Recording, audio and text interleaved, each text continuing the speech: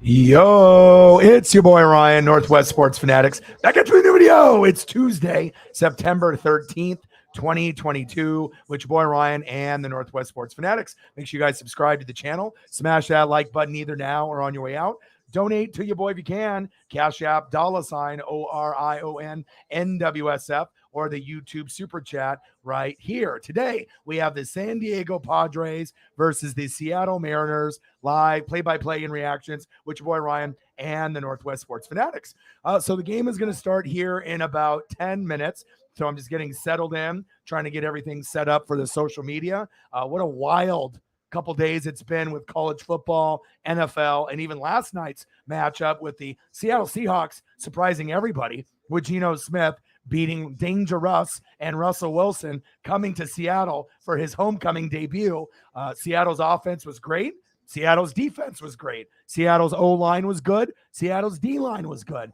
Definitely coaching was a big reason why. I feel time management, clock management, coaching. If Denver would have had those on point, I think that they would have won. And also, going for it on fourth down, we talked about it yesterday. If you go for it on 4th inches or 4th and 1, even if you're on the 1 yard line, okay, you do it in the first quarter, the second quarter, the third quarter, you have about a 5% chance, maybe 5 to 10% chance to convert. And both teams went for it. And I said early on, if you guys go for it and you don't get it and you leave points on the board, you might end up losing by 1, 2, or 3, and that's exactly what happened to the Denver Broncos. So shout out to the Seattle Seahawks. I'm not sure how many wins they're going to get, but even if they lose every single game from here on out, which won't happen, at least they got the dangerous win at home in Seattle, and they can get excited for that for the rest of the year. And then on the flip side with Denver, you got to make sure that you clean things up. There's definitely an issue with the O-line, the defense, the discipline. So I think the offense will be okay, but the O-line, the defense, and the coaching, they definitely need to step up big time if Denver's thinking about making the playoffs this year. I still think Denver has a chance to make the playoffs within the first 3 years. I think they can, necessarily get somewhere between first, second, and third in the AFC West. And I still think they're going to be a good football team. But it definitely showed me Kevin O'Connell is actually, he's right on point for the Vikings. But Nathaniel Hackett, you got a long ways to go. And I'm still going to be talking you up, but you didn't really show me a whole lot yesterday like Kevin O'Connell did. So like I said, the sleeper team of 2022 is going to be the Minnesota Vikings. But I'm excited for today's matchup. We got the Padres. We got the Mariners. This is not going to be an easy matchup. We got a 2-game set. I just hope we can find a way to be competitive. And if we can get this dub, everyone is tied right now pretty much between us, the Blue Jays, and the Tampa Bay Rays. So it's all within like a half game. So it kind of is a little nerve-wracking because Seattle really needs to get the first seed in the wild card. If we go on the road and we're the number 2 or number 3, can we still win? Yes. I don't think anyone really wants to play us, but it'll be a hell of a lot easier if we're in Seattle at T-Mobile, for a few games rather than being on the road, and I'm ready for it. Let's get it. Michaela is in the building. How are you? Megan is in the building. Greetings, fam. Still buzzing about the Hawks win. I would be as well. I appreciate you for doing that. And obviously, as we get more people hopping in, we'll be able to get in there as well. Sarah's in the building. How are you? The best mod in the business. Not only is she doing a great job here as the lead mod, she kicks ass in fantasy as well. I don't know if there's anyone that's on my level knowledge-wise, but if there is, it might be Sarah Small. How are you this evening? I hope you're doing very, very well. Let's have a kick-ass stream. We'll do baseball. We'll talk NFL. And then obviously at the end of the night, we'll cap it off with the last 30 minutes or hour with a nightcap, and we'll do a lot of food photos. Let's get it, baby. Let's go. Let's go. All right, let's take a look at the, obviously the starting lineups, obviously, for the Seattle Mariners. Batting leadoff, Julio Rodriguez, J-Rod in the house, baby. Batting second, Ty France. Batting third, my second favorite player, a guy that always steps up, Eugenio Suarez. Batting cleanup and batting fourth, Carlos Santana. Batting fifth, Adam Frazier. Batting sixth, Cal Raleigh. Batting seventh, Jesse Winker. Batting eighth, Sam Haggerty. And batting ninth, J.P. Crawford. And on the mound today, our best pitcher, not named Luis Castillo, it is Logan Gilbert. Going against Yu Darvish tonight. It's not going to be easy. I got plenty of photos of Logan. Hopefully I get to use them all, and I hope that he kicks ass today. The goal today is going to be 10 Ks. I'm not sure if we're going to be able to get 10 against the Padres. They're a very solid team, but anytime a starting pitcher like Luis or Logan goes out, that's the goal. You're going to try to get a no-hitter or a one-hitter. Obviously, we know that's very, very tough. You're not going to do it very often. But if you can't get a no-hitter and you can't get a perfect game and you can't get a one-hitter, let's try to go for 10 Ks. That's kind of an aggressive goal. But when you got someone as good as Logan, he can get there. And at the very least, let's try to get 7 or 8 Ks. If we end up getting that, that's going to put us in a great position, especially if you get 9. That means that you retired at least 3 innings before he went out in the 6th. So I'm hoping that we have a good start from Logan, and I'm ready for this particular matchup. Let's get it, baby. Let's go. Got the Julio t-shirt on. I got the Julio jersey on. Like I said, I know this is going to be a very, very hard matchup. It's the Padres. They're going to be good. I also have the Diamondbacks and the Dodgers on the computer. So we'll be watching the Dodgers. I'll be commenting on that, giving you live updates, as well as the Seattle Mariners as well. Let's go. Let's go. Megan starts us off on with the dono. $2 holla. Hey, such a good day. Got your Vin Scully. I saw that. I'm a little jelly. Me and my dad would definitely rock the Vin Scully. Sandy Koufax, Don Drysdale, Clayton Kershaw, even a Mookie Betts. I usually don't want to get a jersey for a guy that maybe got brought over in free agency. But if anyone is a Dodger fan rocking a Mookie or a Freddie, you're not going to get mad at that. But obviously, I got to get my dad a present sooner than later. And it's probably going to end up being a Koufax or a Clayton Kershaw jersey, or maybe even a Vin Scully, like the one that Megan got while she is in L.A. 77-64 Padres versus the 79-61 Mariners. Can you believe that we're 18 games above 500? Yu Darvish, 26 starts, 13-7, 3.31 ERA, 168 Ks on how many? 34 walks, as Logan Gilbert obviously is the guy for us. Let's get it, Logan. Let's get it, baby. Megan with the donation. Appreciate you getting up started early. Appreciate the nice, generous dono yesterday as well. And it really all started for Mr. Williams. We were at $11 for quite some time. He decided to drop down the hammer, get $169 dono through the Cash App, got us to $180. And then once we got there, then Megan with 100. Obviously we had Mike drop 20 and a 20, and then we ended up with over 400 in donos last night. Appreciate you guys. I couldn't do it without you. Thank you so, so much. You got to move. Yeah, I noticed that. I'm jealous. You got the jerseys that I would wear. The Mookie. The Mookie, the Freddie, the Cody Bellinger, the Turner, but obviously Mookie would be the one that I would probably be wearing that's non-pitcher. And then obviously if it's a pitcher, it's definitely Koufax from old school days, Don Drysdale, or obviously Clayton Kershaw. So you got the Mookie, you got the Vin, you're good to go. I'm happy that you ended up getting all the cool pieces because a lot of times, when you live in Australia, you can get it ordered to you, but it's just not the same when you can go into a store, or if you can get it while you're in the States and get your hands on it. You can wear it, take pictures of it, bring it back with you, and rock all that awesome merch back when you go back to Australia. So shout out to you. Yeah, no problem. You can send me the Mookie if you like, or the Vin. No problem. I can do that. $2 dono from Megan. Appreciate you. You're going to get an Ichiro? Yeah, I would. Like I said, as long as you have the extra cash and you've saved up, might as well, try to be able to look at the, different designs. And like I said, if you go to the shop by the stadium, right by the stadium, they do have a shop that's just right next to the stadium, and they have a pretty good selection of a little bit of everything. And I'm not sure if that's where you got some of your jerseys there, or if you ended up going to one of the malls in LA, or, some of the other stores. Obviously, there's going to be a lot of places that you can get merch there. So, yeah, let's go. Let's go.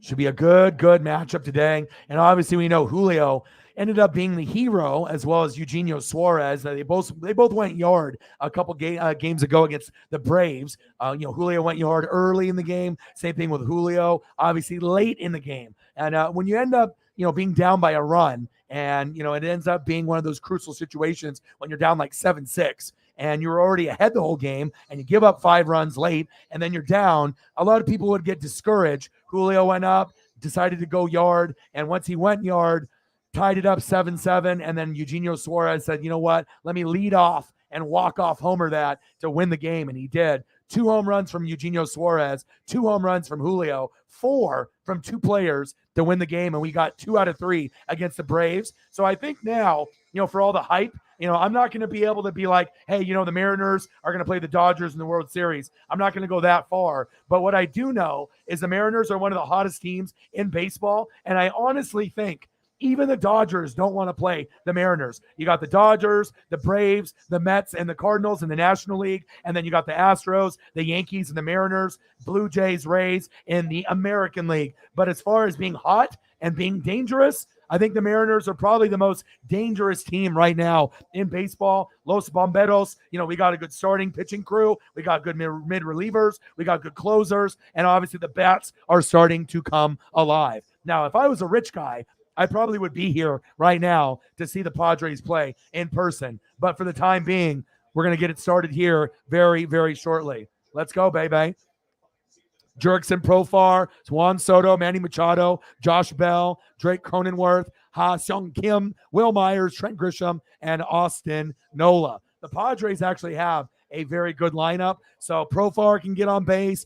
Soto and Machado obviously are great. And you had a little issue there with one of their other superstars on the PEDs, so we won't be seeing him in the lineup, but we'll see what we get from Soto and Machado since Fernando Tatis did the PEDs. How could you do it, brother? A lot of times you have these great players and you just hope that they don't do the PEDs or the drugs, but it happens to a lot of them. And then we have on the other side, we have the Dodgers going against the Diamondbacks. They gave them a goose egg yesterday. Mookie Betts, Trey Turner, Freeman, Smith, Muncy, Turner, Joey Gallo, Taylor, and Cody Bellinger for the Dodgers. All right, let's go, baby.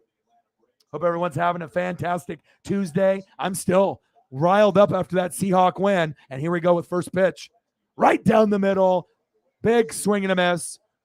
0-1. Let's go, Mariners. Hashtag see us rise, baby. Let's go. I'm ready. It's going to be a good one. How's it going, Brute Saint? What'd it do? 0-2 count. Let's go. Jurickson Profar looking confused out there. Hopefully we can end up getting this dub.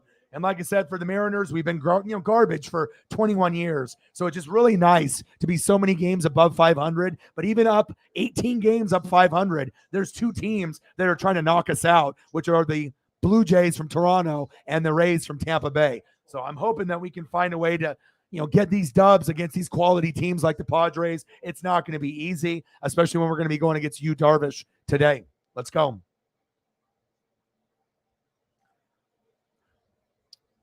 Oh, 2 count. Pitches outside, 1-2. And I've been doing a lot of walking with Paisley, trying to cut back a little bit on the beer. Going to be doing some Snapple and Gatorade, Powerade, just trying to come up with something that might taste good, but it's not going to, put the extra pounds on me for as far as like beer is concerned in the gut. So as long as I got something good to drink, I'll be good to go. Still can do the gummies later, which I intend doing. Let's go. Big swing and a miss.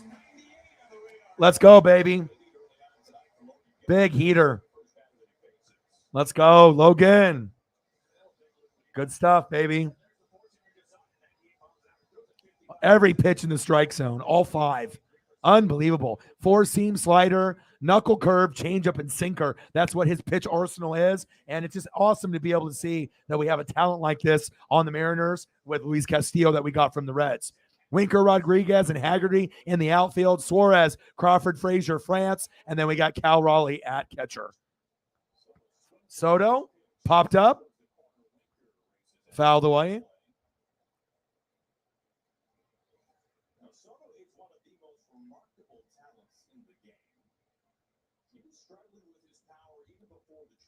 All right. I'll give a little love to the other team. I'm not going to just be all Mariners. I'll give them a little love for their great players.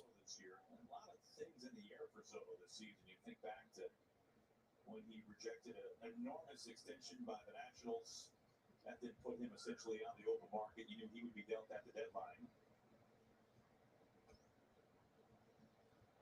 if I can get a good one here of him.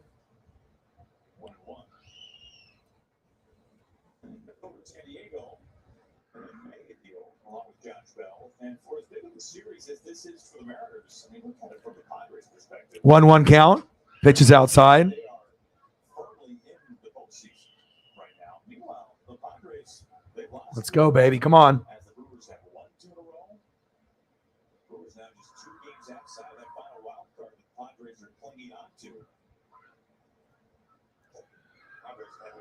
Braves, Phillies, Padres for the wild card, and then the Brewers are just behind the Padres, so they might be able to catch the Phillies or surpass them. I know if they had Fernando Tatis to join Manny Machado and Juan Soto, then they would have their big 3, and they have a lot of other players on the Padre lineup that are very good, so it just depends if their pitching can keep up. Dodgers 0, Diamondback 0.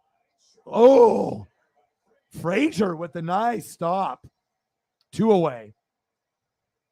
Glad Frazier had his head on a swivel right there. Line drive from Soto. 110.7 miles per hour exit velocity right to Adam Frazier's mitt. Good job. Sit down, Juan. Not today. Not today, baby.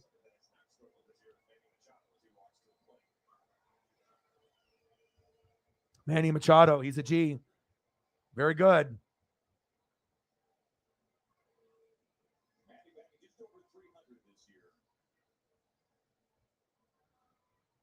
301 average, 28 homers, 90 ribbies for Manny Machado. He is the real deal Holyfield. Machado suffered a really serious leg injury on Father's Day. Never went on the injured list, but did sit for nearly 2 weeks. Has been good. Fouled away. 1-1 count.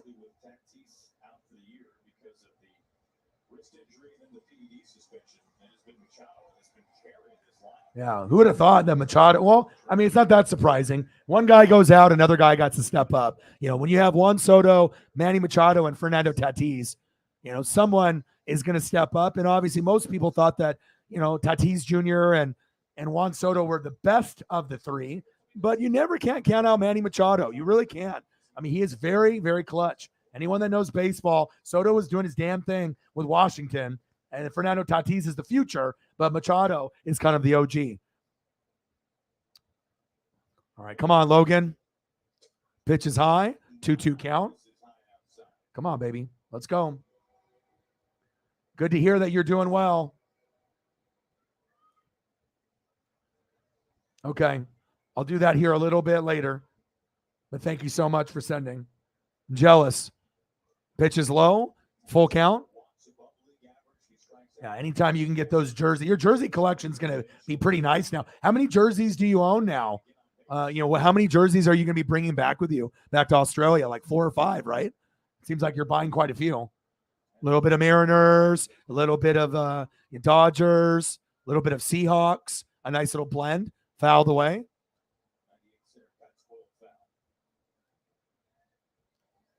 Come on, Logan. Let's go. We need this.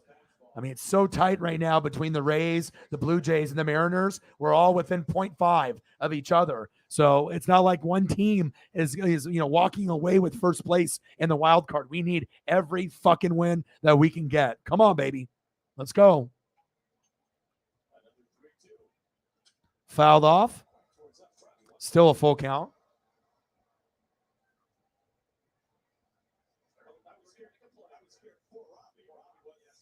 Come on, baby. Let's go, Logan. It's nice to be excited about Mariner baseball again. I mean, the last couple years, we've been close, to 90 games, but obviously you got to get more than that. But this is the first year in 21 years where people can be proud to be like, you know what? Oh, Cal Raleigh got the ball fouled off of him. I hope he's okay. Sorry, Cal. Come on, Cal, get up. It's nice to be able to have players to root for, too. Julio's my number 1. Eugenio Suarez is my number 2. Cal Raleigh, number 3. And it's just nice to be able to, watch a game knowing that we have a chance. against anybody, even the elite teams like the Braves that won the World Series. We won 2 out of 3. So that's saying something for us moving forward. In the next 15 years, we should be pretty fucking competitive, especially with this guy leading the charge. All right, come on, Logan. Top of the first, full count, 19 pitches. Machado is working, trying to get on base after Juan Soto lined out to Adam Frazier. Come on, baby. Let's go. Fouled away again. God, Machado is just grinding right now. This at bat is like 10 pitches. Come on, baby. Let's go. Somebody make a play, JP. Let's go.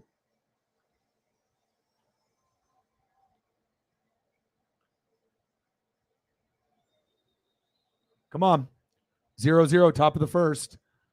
Walked him. Damn. Machado with a walk. So let's keep those to a minimum. I hope that we have only like 3 walks. We got to make sure we keep that on the low. So.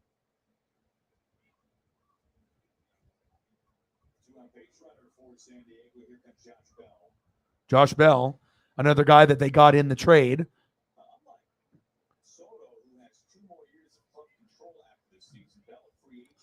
Getting Juan Soto and Josh Bell.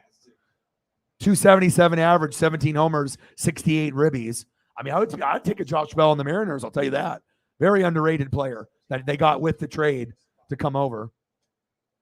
Imagine Josh Bell's excited too. I mean, where would you rather play? You want to play at Washington, kind of a garbage team, or go to a team that is like maybe a wild card team, like the San Diego Padres? Once they get their pitching up, I could see them overachieving and getting to a World Series or a divisional or championship game in the next 5 years. It's going to be tough, but they could definitely do it.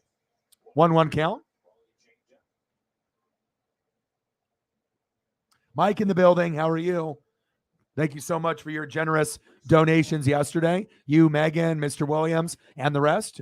You guys are fantastic people, and I love you, and I appreciate you. Logan Gilbert on the mound. 1-1 count. Popped up. Josh Bell. Get that. Get that. Get that. 1, 2, 3 inning. Let's go. Great job. Great job, Winker.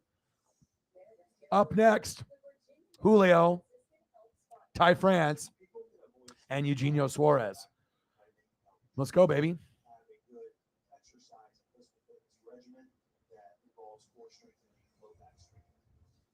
Most important thing they can do is avoid those lifestyle behaviors that lead to spinal degeneration. And that includes you need to get a lot of base hits. Come on, Julio.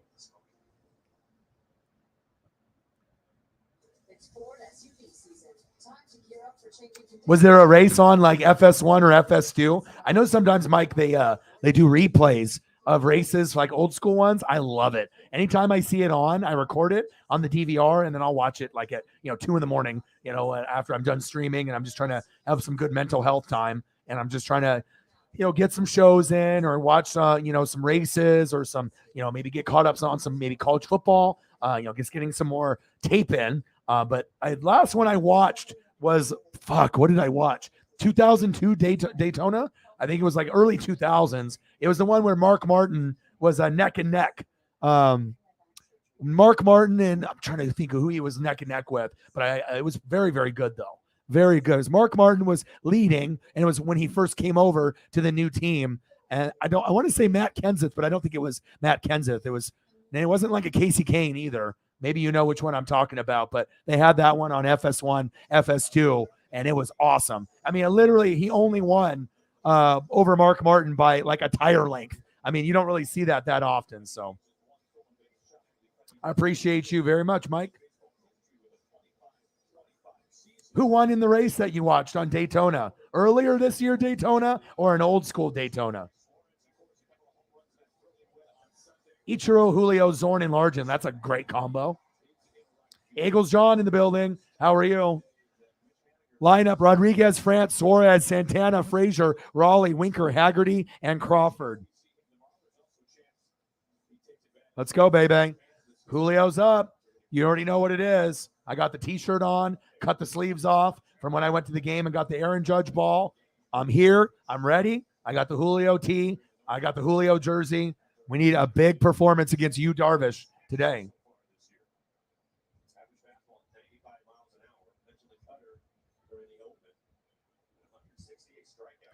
I'm kind of surprised Elliott's not here yet because you, Darvish, is his favorite player. He's a guy that hated baseball, right? And then we had one friend out of like 6. Big strike one for you, Darvish, on Julio. And then he went to a Cardinals game against the Padres. And then now he's doing like fantasy baseball. It's something that I don't even do. And it's nice to see when you get something where, maybe you're not really into it, but then you go to a game with your friends and then you like fall in love with it. And that sometimes is how it happens. Going to the ballpark in person or going to a football game in person and then falling in love with the sport. Julio fouled away. 0-2 count. Come on, baby. We need base hits. Let's go. I want you today. Maybe we can go yard off you, Darvish. The real deal Holyfield, the man that's going to be on the face of baseball in the next 5 years, could be as soon as 3. Yeah, we're going to have Aaron Judge. Yeah, we're going to have Mike Trout. Yeah, we're going to have Shohei Ohtani. But that 4th guy for the 4th horseman, it's going to be Julio Rodriguez. Believe that. Pitches outside, 1-2 count. I mean, he's going to, I hope at some point, get his own shoe. Because if they do the Air Julio, I'll buy it. I know a lot of other kids would, and a lot of adults will. I need the Julio bobble. I need the Julio McFarlane. I need the Julio everything. If it's Julio, I need it. I need that in my life. 0-0, Dodgers and Diamondbacks, runner on first. Clayton Kershaw on the mound. So I'm watching that. Julio, dribbler. 1 away. All right, Julio, I'm counting on you today. Hopefully before the 8th inning. All right. Next up, Ty France.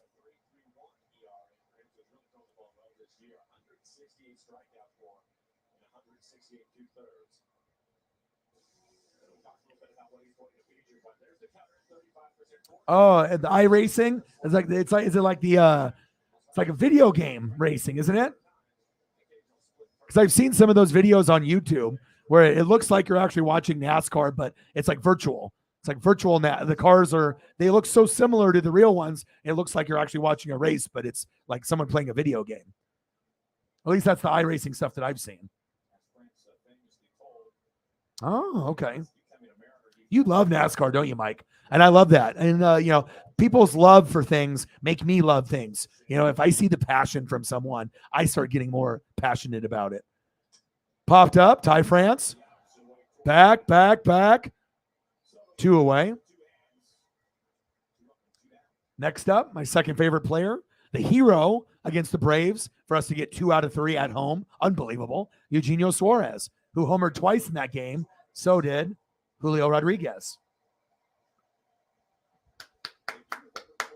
Nice little standing O that he gets. 30 home runs from Eugenio Suarez, even more than Julio. But Julio didn't even homer in April, though, because if he did, I think he would be right there with Eugenio Suarez. But it's very rare that we have 2 guys that are this prominent in our lineup. It's been a while. I'm a big Ken Griffey Jr. guy, Randy Johnson, okay? Ichiro, Edgar Martinez, and now I have Julio. And Suarez, you are a G. This homestead, 350 average, 5 homers, 6 ribbies. 0-1 count, 2 outs, 0-0, bottom of the first. Crowd looks very lively out there. Good matchup, too. Oh, it's real racing. Oh, okay. Suarez. Almost the wall. Bounced off the wall. Go for 2, but good defense there by the Padres. Good job. I was like, oh, that might be gone.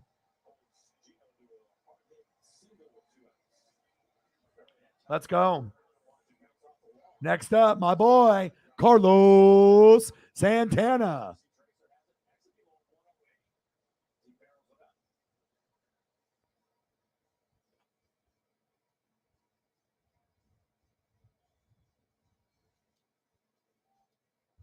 Yeah, I'll get some photos up for you once we go to a commercial break. No, it's not. You know what I mean? Like, everyone's got their favorites. I don't get sick of it at all. Holly loves, Tommy Townsend. You like Zorn and Largent. Sarah's, got her favorites, Goldie and Pujols and Molina. And and Jonathan Taylor and Shaq Leonard. Everyone's, with mine, Devin White and Derek Brooks and Julio and Griffey. I mean, everyone's got their favorites. Me and Chase Elliott, everyone's going to have their favorites. And obviously that's what makes us happy, right? So when we can see photos or video of our favorites, we get excited. That's how it goes. So I don't get sick of it at all. It just shows your fandom. There's different levels of fandom, and we're not average here. We are the Northwest Sports Fanatics, the most fanatical fans on planet Earth. I mean, that's what it is. We're not average. We're not bandwagon, right? Carlos Santana in the box. 1-1 count.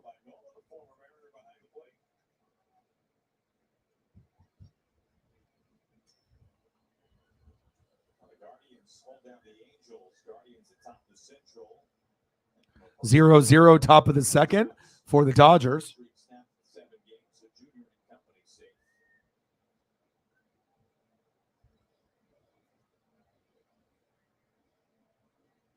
Yeah, that's when you felt. What year was that? When you really started to remember, because you represent Delaware to the death. And it's like, I've never been out there, to Delaware, New Hampshire, Maine. And there's people that are like haters towards that part because they think there's nothing out there. But I mean, as far as like the views, the scenery, the seafood, I mean, I really want to go out there just to go eat. Like, no joke. Like, just to go to Maine to eat, like, lobster and crab and seafood. I think that would be awesome. I know that's kind of weird for some people to think I would go all the way across the country to not necessarily see a sporting event, but just to go eat food. But I'm a big seafood guy. And I mean, I got it out here on the West Coast. All right, one sec here. Hello? It really slows your momentum down, I think. I mean, maybe like gimpy hamstring or something heals up a little bit, but I mean, when you go in, it's kind of next to the pool. And there's like a little garbage area and a pool area right there, and it's building G. So if you look on the front of the building, they put brand new signage up recently. it's impressive. And okay, yeah, and it's on the bottom floor. Take away from yeah, right. All right, thank you.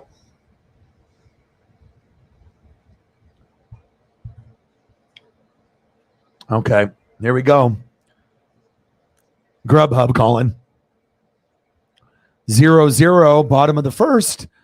Runner on first, 2 outs, 2-2 count. Big swing and a miss, big strikeout for Carlos Santana. You, Darvish? Okay, I see you. Hope everyone's having a fantastic day. Logan is doing quite well to get his day started off. And it's always nice to be able to, find things like that, for memories, either being there or watching it when you were younger. And like I said, for me, I started watching a lot of stuff in the 80s. And I have a lot of fond memories from 5 to 12 years old. Some of my best memories of my life are actually from 5 to 12 with the cartoons like Transformers, G.I. Joe, Ninja Turtles, 84, and 1987, as well as the, card collection booming, in the 80s and the early 90s, even though they mass produced a lot of the cards in the late 80s, early 90s, still was a blast in that time period if you grew up in that era. That's facts. Chef in the building. How are you? I'm good. Sorry I left at that 6-hour mark. I know, as soon as you typed in, I saw it. That's why I messaged you. Like I said, if I started the stream a little bit later, I would have gone a little bit later for you. But 6 hours is kind of a long time. So glad that you made an appearance in here earlier. How are you? How's your day? I hope everything is going good. All right, I got to go grab food real quick. Give me 1 sec, and I'll be right back. That's what I did. And they were fast. Made the whole experience simple. From customer to customized, they locally live simply with Consolidated Community Credit Union. For the best coverage in the game, we'll check out tonight's T-Mobile coverage cam.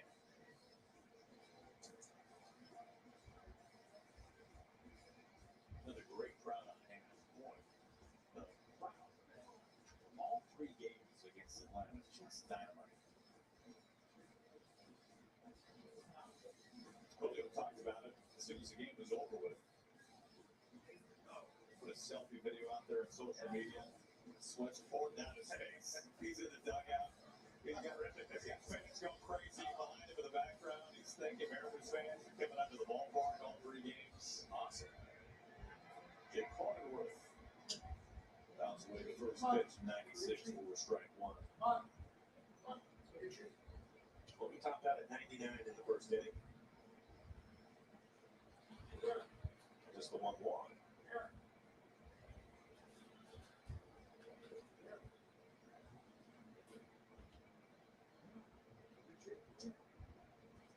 Drops in a curveball. Strike 2.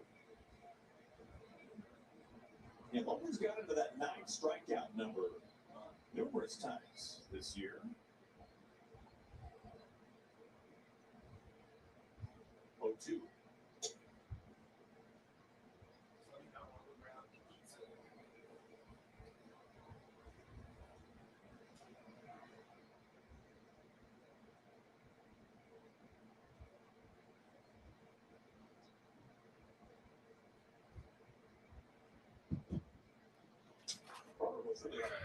All right, I'm back. Start to his big league career. He debuted back in the 2020 season, finished runner-up for the National League Rookie of the Year. It's been Top of the second. the last 2 seasons. He was on the older side when he debuted. He was in his age 26 season. Still 0-0. Get some photos for Megan here. Little dribbler. Get him. There we go. 1 away. Good job. Today's SAP broadcast is brought to you by the Laborers Union, 47,000 strong in the Northwest.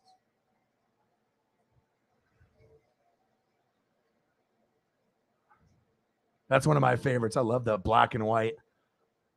So it's poetic and just it stands out. You know, a lot of times the color photos are great, but sometimes certain black and white ones really do the picture justice. Especially old photos, you know, to make you have that nostalgia feeling.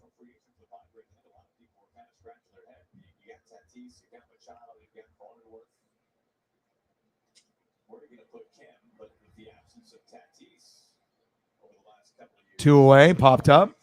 There we go. Shout out to your Seahawks, even if you guys only win a few games this year. To get that win against Russell Wilson was big. And it wasn't Russell Wilson's fault. It was really the coaching and the discipline, you know, from the O-line and the defense. You know, it was very interesting to see, you know, Nathaniel Hackett coaching that particular way. I thought he would be much better, you know, in the first game of the season. They will rebound, but you do got to give credit to the Seahawks because their offense, their defense, special teams, quarterback play, I mean, they dominated on every level of the game, and that's facts. Top of the second, 0-0, 2 outs, 0-1 count. Let's get one more photo up here for her. Fouled away.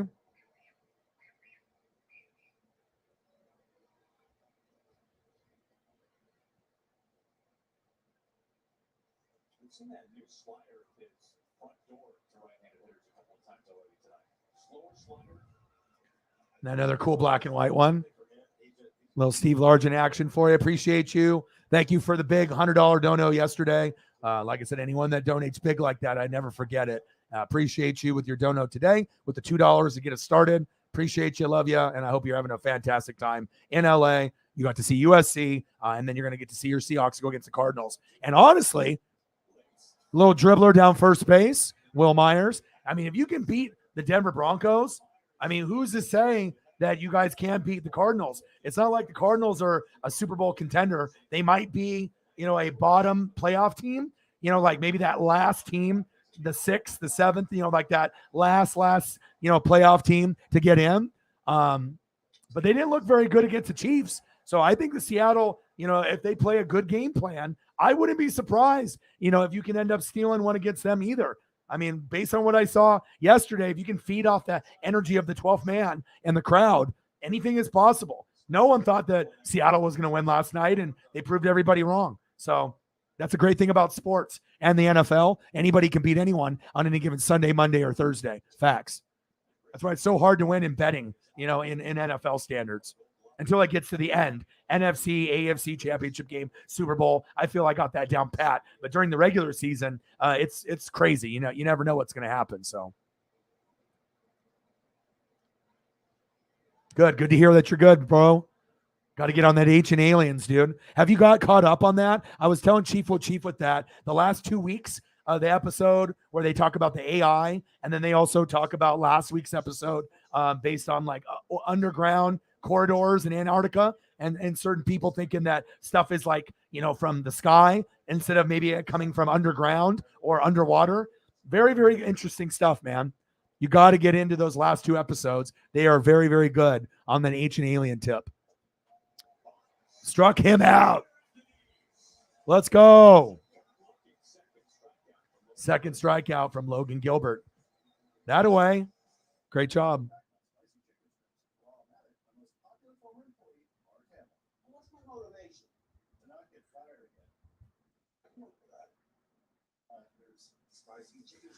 again. 2-0 Dodgers.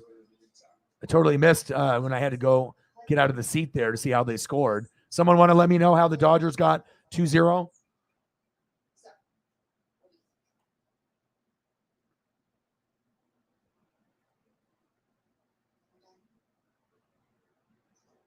Your employees work hard for you. Give them a health plan that works harder for them. From Primera Blue Cross, with more options to fit your business needs Yeah. and budget. Because your employees depend on it. Find your Are you surprised a little bit with that? I mean, last year he was hurt, and you know, two kicks out of bounds and a chance to win the game. Sometimes that happens, especially when, you know, a guy from Georgia, very good, prominent player. But look at Rodrigo. Now, though, it's like just like Aguayo, you know, that I had from Florida State when we drafted him high, and he was very good in college. And then mentally you psych yourself out. And then a lot of times they're not even in the league now. But I hope Rodrigo finds a spot. But I think that he's skilled. I think the injuries, though, have caught up, and his accuracy isn't there. And obviously when you tie with the Texans, when you should be winning the division, like pretty easily, based on the rest of the teams that are there, they decide that enough was enough. Kind of sad about it. But I hope that I hope Rodrigo finds a home, and I hope he gets back on track. I saw that.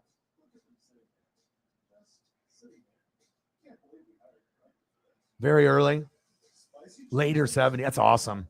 That's awesome. I always love talking to people that are slightly older than me. I mean, I'm 40, but I love talking to people that are 45, 50, 60, 70, 80. I mean, a lot of people have so many good stories based on how things used to be. And obviously I was born in 82, but I go back and watch a lot of stuff from the 50s, 60s, 70s, 80s, and even like reading and researching even baseball stuff from like the 20s and the 30s. So I really like that nostalgia and that old school history and paying homage to the ones that came before us. That's big facts.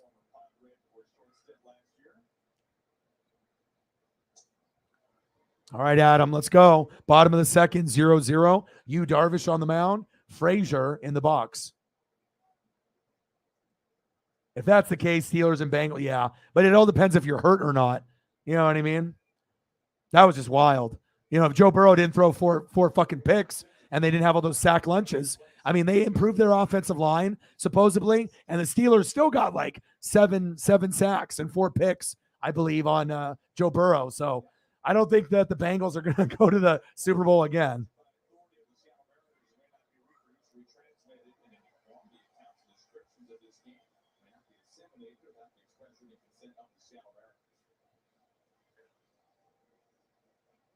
Yeah, exactly. You know, that I thought Nathaniel Hackett was not an idiot. You know what I mean? Like if you're going to go that long of a field goal, right? Cal Raleigh is up now. You give it to Russ. If it's 4th and 5, you really don't think this Hall of Fame guy can't get you 5 yards. And if he fucks up, oh, well, you know, I mean, at least you tried. If he gets sacked or throws a pick or it's incomplete, at least you have a better chance to throw it to Cortland Sutton, you know, Jerry Jeudy or KJ Hamler, rather than going for a 64-yarder from McManus. I know if it was like 59, still that's a long ways, but anything 60 and up, I would have never done that. And obviously going for it on 4th down, thinking you're Chip Kelly or, you know, someone of that nature.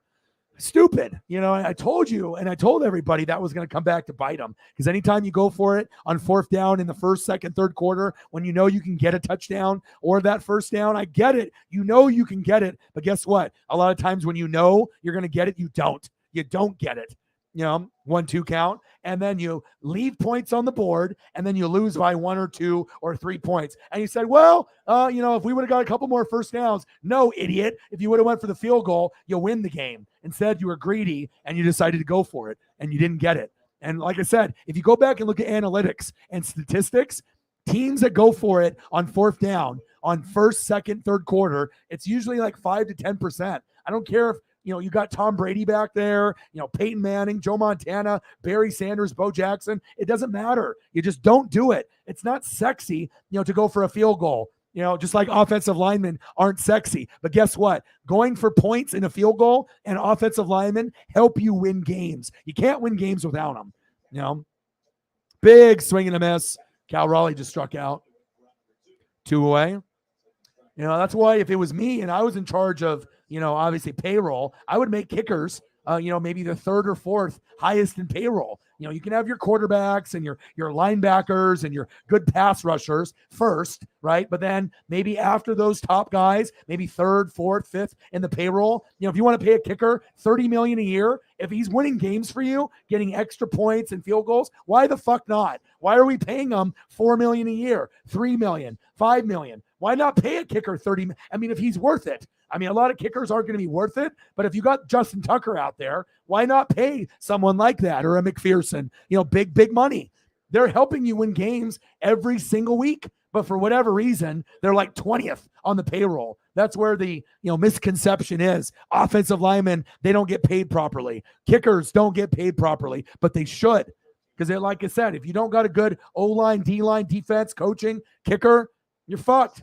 I mean, but I guess I might be the only one on planet Earth that recognizes that. I guess, compared to some of these execs and these people that they have, the analytics guys and their stat guys and their payroll guys. It's just sad when you have a team that could have won, and most games end, right, 7 points or less. You get blowouts, and there are teams that win by 10 or more, but look at the NFL scores and how many teams lost by 7 or less. There's quite a few every single week. And they could be like, oh, the ball bounced in our favor, we would have won. No, idiot. If you would have went for it on a field goal instead of going for it on 4th and 1 or 4th and inches, you decided to take a risk and you failed miserably. I swear, I could be a better analytics, money ball, stat guy or coach than a lot of these guys out there. I mean, you don't have to be a rocket scientist to be able to come up with the obvious. But apparently, a lot of these people are fucking dumb.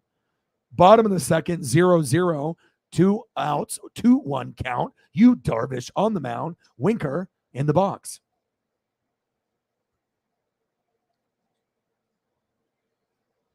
Need this dub tonight. Padres with the shift on. Their third baseman Manny Machado, the only player on the left side starting next year. Has to be even. 2 guys on each side of second base.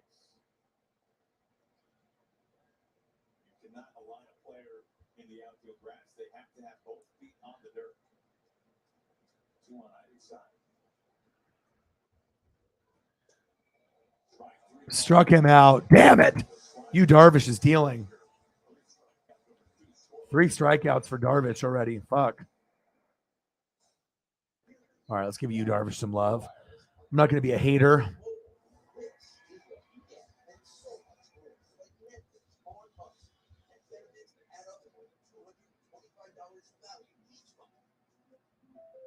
Being a Mariners fan, sometimes you're born into it.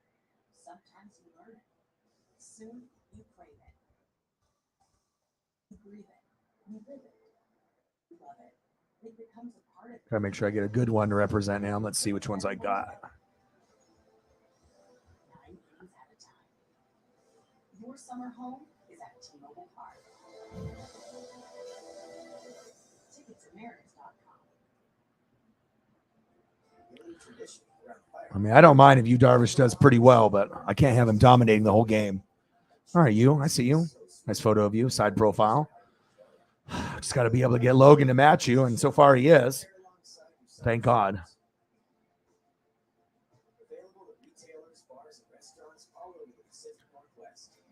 Yeah, and like I said, I was very high in Nathaniel Hackett and Kevin O'Connell, but apparently Kevin O'Connell, he's locked and loaded because obviously him and Sean McVay and Kyle Shanahan are on another level, and obviously this is the first time that Hackett has been a head coach, but you would think that he would know better than that, and obviously there's issues with the O-line, the defense, and the discipline, and obviously with his brain, and like I said, if he doesn't turn this shit around, I'm not going to be on him as much as I was before. I need to see that you know what you're doing out there. And obviously, I know the offense will work out, but a lot of those lack of discipline plays and obviously, preseason, if you didn't have guys play, it shows in the first month. And that's for sure.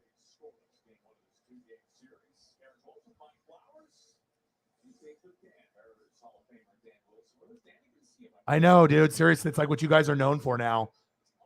Fucking rough.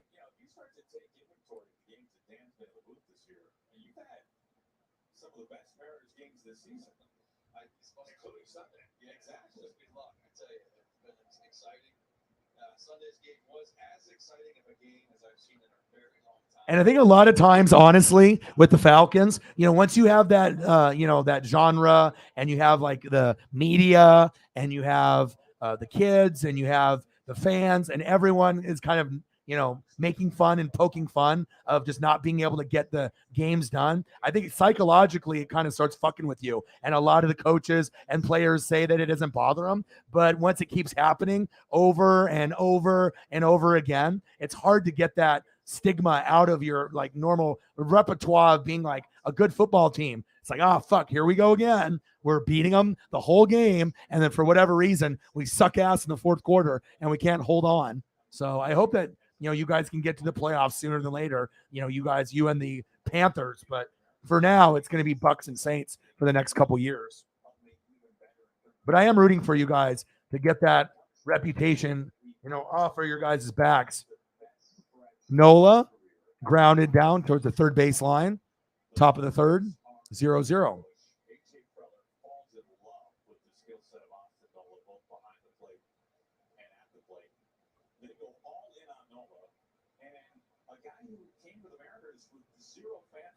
Right. And and I don't think any Falcon fan has nothing to say. It's like you're not shocked anymore. You're like, well, I kind of expected it, You're a young buck, bro.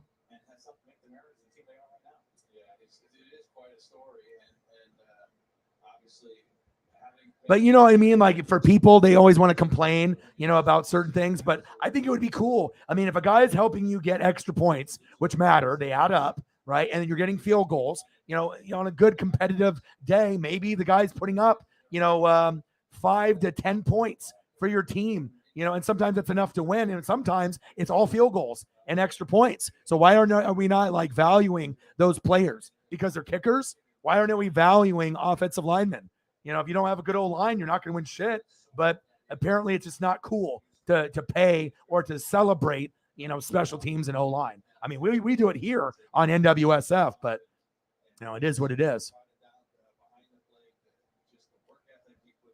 Well, Rodrigo got injured and he started missing kicks and extra points, and he started kicking, obviously kickoffs out of bounds. And when you do that and they get the ball like at the 40, instead of the 20, that ended up getting a tie with the Texans, which is unexcusable. So when you miss field goals and you kick shit out of bounds, it doesn't matter if you played at Georgia or not. And, if you start fucking up, you're going to get cut. And that's what happened. So, yeah, pretty crazy. It took 2 home runs from Julio and 2 from Eugenio Suarez. But, for any Braves fans that were talking shit, and thinking that the Mariners are garbage, obviously, I think people are realizing that Julio is the next superstar in Major League Baseball, and our pitching staff, Los Bomberos, from the starters all the way, to the mid relievers and the closers, we're pretty good. This is a legit team this year the Mariners got. So, yeah, thank you, man. And like I said, to beat you guys, you guys might be the biggest threat to the Dodgers. Honestly, Mets are up there too, and the Cardinals, but I think the Braves are legitimately the biggest threat, to the Dodgers going to the World Series, and for us to take 2 out of 3 from you guys, pretty unbelievable. I was hoping for at least 1, but 2 out of 3 in dramatic fashion, I'll take it. So, I think Sarah mentioned it before, obviously with that, once they go and, they go to clear waivers and they go up there, and then if no one claims them, then, they'll just be available, and then someone might pick them up. But I'm not sure if anyone's, going to be running towards, the free agent market and running towards Rodrigo. I mean, if the Colts cut him, they cut him for a reason. He's injured, he's not healthy, and he can't make kicks, and he can't kick properly. So I don't know if anyone's really going to be running to sign him soon. Top of the third, 0-0. Let's go, baby. Big swing and a miss. Big punch out there. Let's go. 3 Ks for Logan Gilbert.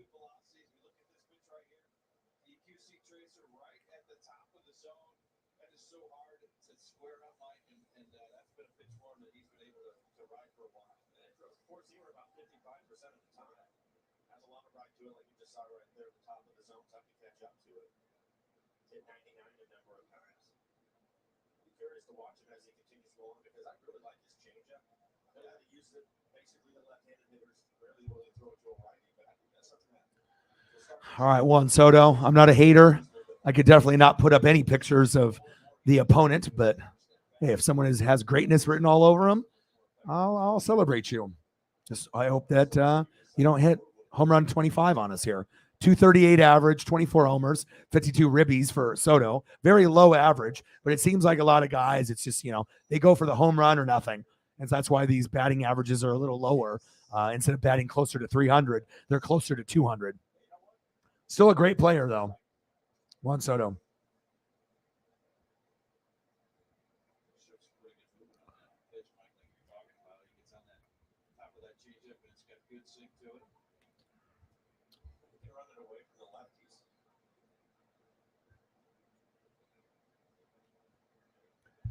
Two 2-1 count, top of the third. 3-1 count. That's questionable. 3 balls and a strike. This time he takes his slider by the seams and off the plate.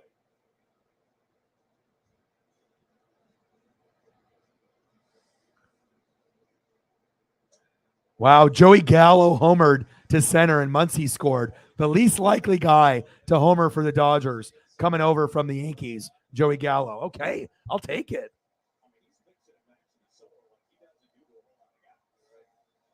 Yeah, the Colts dropped the kicker with the glasses. I mean, he was great at Georgia, and he was great for them up to last year until he got hurt. Just kind of surprising.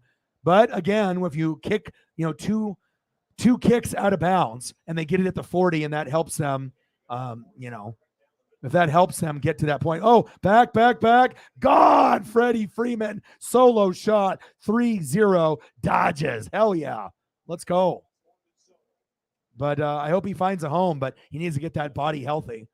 Because ultimately, if he didn't kick those 2 kicks out of bounds and didn't miss that one in OT, they would have beat the Texans. And I think that's kind of unexcusable at that point. If you're a kicker, you don't kick out of bounds, let alone once, but twice. So upcoming schedule, we got the Padres today, Padres tomorrow, Friday, Saturday, Sunday, Monday, Angels, Tuesday, Wednesday, Thursday, the A's, and then Friday, Saturday, the Royals. So this is the last tough matchup. But when we play divisional opponents, you can't take them for granted. So we could go on a little 10-game win streak here, possibly. It's going to be tough, but we got to start it off here. All right, Manny Machado is up, top of the third. Don't have any bright ideas here, Manny. All right, I'll show your photo, but no home runs. Easy outs. 3-0 Dodgers. Let's go. Tomorrow's starters, Mike Clevenger and Luis Castillo. I'm definitely doing that tomorrow, as well as AEW Dynamite. Come on, Logan. Let's go, baby.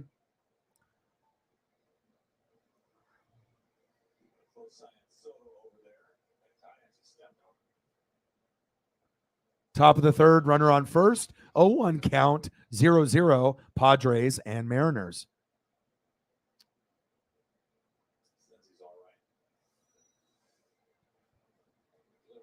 I did. Riggs actually messaged me that Kyle went to RCR. So he's going to drive Reddick's car, and then they're going to get Reddick a different one before Reddick joins Bubba. and obviously Jordan Brand over there. As Riggs was kind of giving me the breakdown. I did see that. So what do you think about that, Mike? You like that move or no? Because I was getting the info from Riggs this morning when he messaged me about the info, because I like learning stuff every day. You know, I'm always learning something new every single day. It doesn't matter if it's baseball, NFL, wrestling, NASCAR. I'm always looking to improve the knowledge. Come on, Logan. Top of the third, 2 outs. Popped up. Machado popped up to Winker. And a runner stranded going to the bottom of the third. Let's go, Mariners. Good stuff.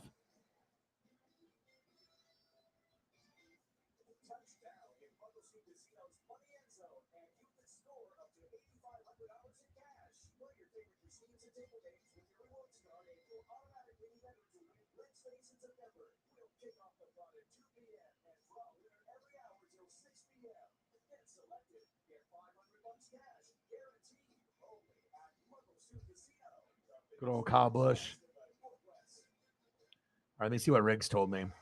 So we had a little conversation earlier.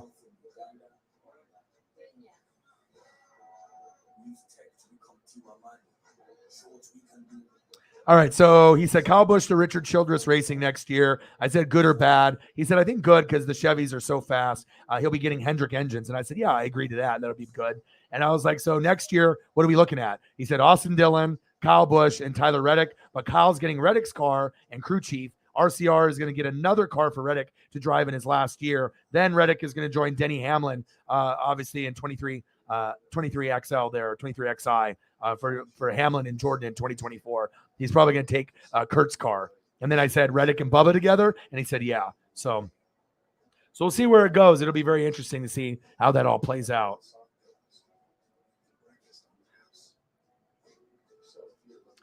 And again, if anyone has Twitter, if you want to be able to do me a solid and like and retweet, I'm live right now on Twitter as well as YouTube. So that'll help us get some more views and maybe possibly a couple subs and some more people to check us out. So looks like we had 4 people like it and retweet it. Thank you guys. So we had Jameson, Eagles, John, Megan, and Sarah. Appreciate you guys very much for doing that for me. All right, you Darvish. See what we get here in this inning. Top of the third, 3-0 Dodgers. Runner on first. Justin Turner in the box. I mean, obviously beating the Diamondbacks should be pretty easy here. Next up, we have Sam Haggerty. Ham Swaggerty. Let's go. Let's go, Sam. We need to get some runs here before the 5th inning.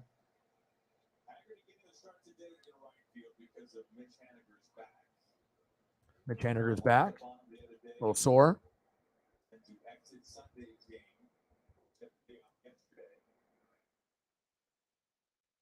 Bottom of the third.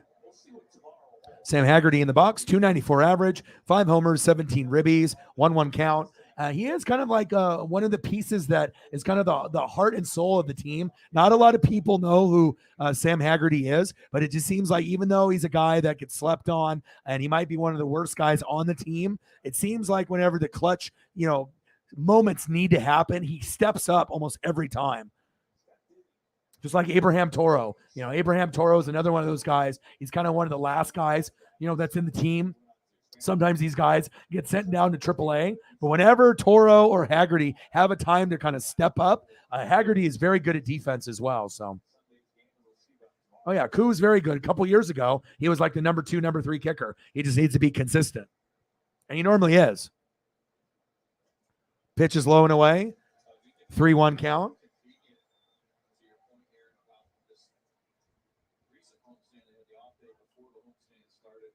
3-0 Dodgers. Joey Gallo up. 1-for-1, 2-run homer in the second.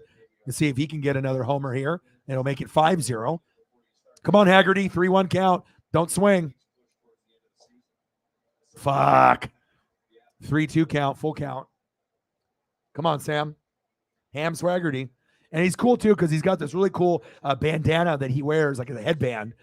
It's very stylish. It looks good. And it's not even trying to be like gangsta. It's just a cool look to keep the sweat out of his eyes. And He's definitely got some swag. Popped away, fouled away, still full count.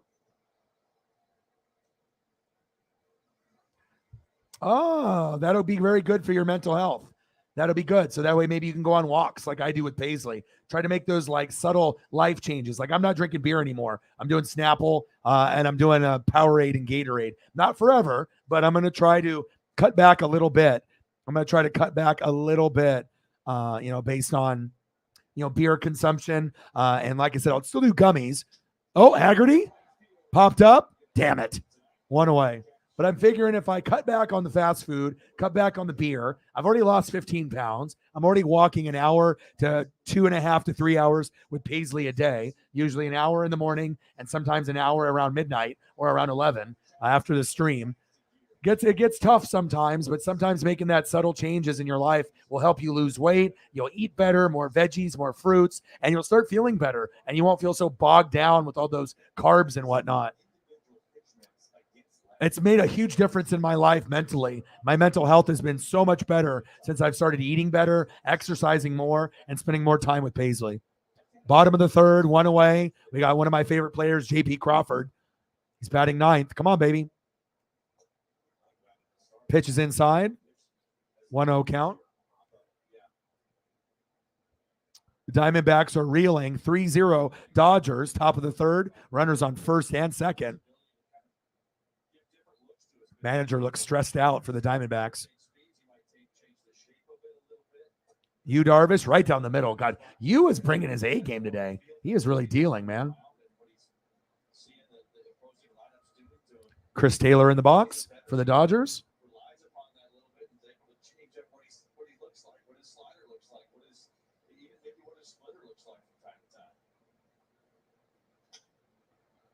Fouled away. 1-2 count.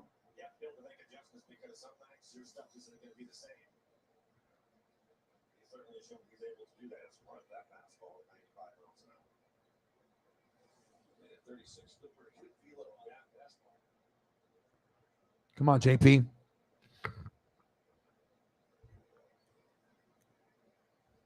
One, two count. Come on, baby.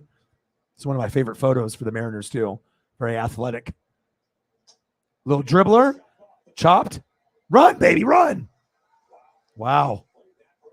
Played that perfectly. Kim. Padres got a couple Asian players. Kim, as well as Yu Darvish. All right, Julio. It's your turn. Come on, baby. The face of the Major League Baseball, the most likable, the easiest to root for. Aaron Judge is great. Mike Trout's great. Shohei Ohtani is great.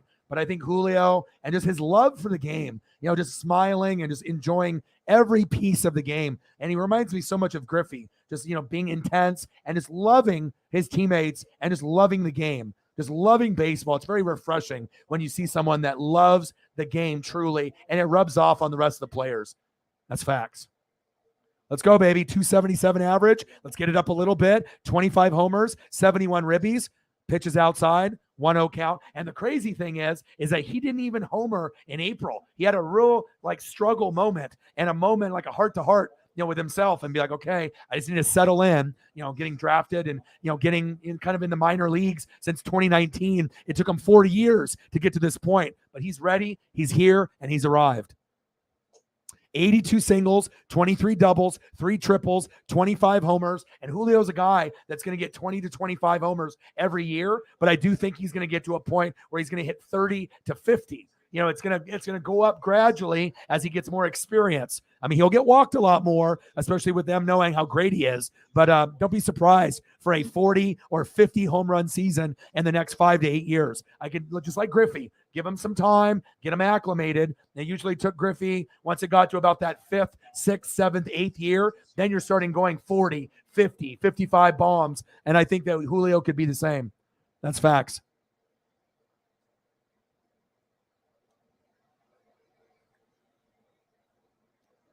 Let's go, baby. Come on, Julio. Let's go yard. Let's get on base, baby. Let's go. I got the cutoff shirt and the jersey on. Let's go. Do I need to go get the Julio baseball? I hope not. 2-2 count. And it's just nice for us, Mariner fans too, to have someone that we can like get excited like Griffey for. He's like really changed the Pacific Northwest. I mean, we have Damian Lillard here for the Blazers, and he's a big local community guy. Oakland, Ogden, Oregon. That's why he wears the letter O, 0, right? But big swing and a miss. Struck him out. Julio 0 for 2. Damn it. But it's just nice that we have a superstar, not only for basketball, but we got one for baseball here as well. That's facts. Next time, Julio 0 for 2. Let's make it at least, 1 for 3 or 1 for 4. We want to make sure we're getting on base. We need you today, okay? We need you. I trust these guys more than anything. You Darvish doing the damn thing. Just sit back and watch them doing the show. Steps throws, one-out play. J.P. Crawford. It's in the bag. I hope the boss hits me in those situations. Yeah, and I think it'll be good for me. I'm already losing weight, and I thought, shit, how the hell am I going to not be eating fast food as often? And I just, once you start doing something for like 21 days, it becomes a habit, right? And once you start doing those good habits, whether people are doing drinking or if they had problems with like pills or drugs or fast food, whatever it is. But once you find a point where you can stop hanging around the bad people and you start taking care of yourself and holding yourself accountable, and you started to eat better. And once you start eating better, vegetables and fruits, and you're exercising, you don't crave certain things as much anymore. I'm going to still do gummies, and that'll give me my feeling, it'll make me want to probably get munchies late at night. But if I, don't do the hard alcohol or beer, right, and I'm exercising more, and obviously when you drink beer and stuff, it goes straight to your gut, and I'm trying to lose that area. I could really give it 2 shits about my face, my arms, my butt, my legs, just like that midsection and, obviously the pecs. You want the pecs to look like pecs, not like moobs. You don't want no moobies. You want to make sure you're like somewhat fit. So that's facts.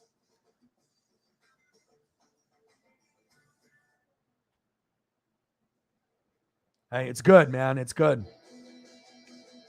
And I've never really been a big drinker, but I was just thinking, okay, when Daddy Dennis was in there and other people, I was thinking, okay, like I'm drinking the mango Modelo's and the pineapple Modelo's because they taste good, and I'm not going to get hammered off of them, just something to sip on. Well, if I'm going that route, I might as well just drink like Snapple or Gatorade or Powerade, and that's going to be better for me. So more juice and more like, just better and healthier for me. So yes, it's going to be very competitive.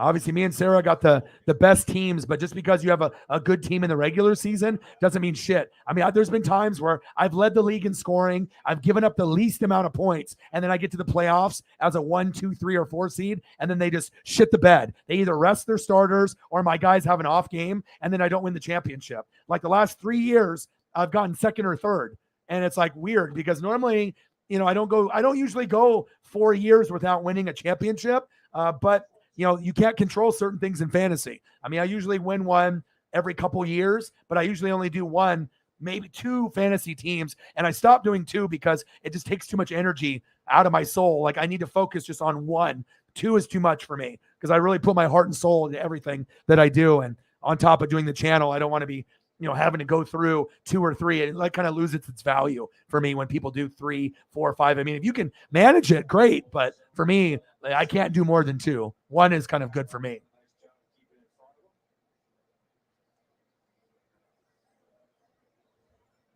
Yeah. Carl Edwards and Matt Kenseth. Yeah.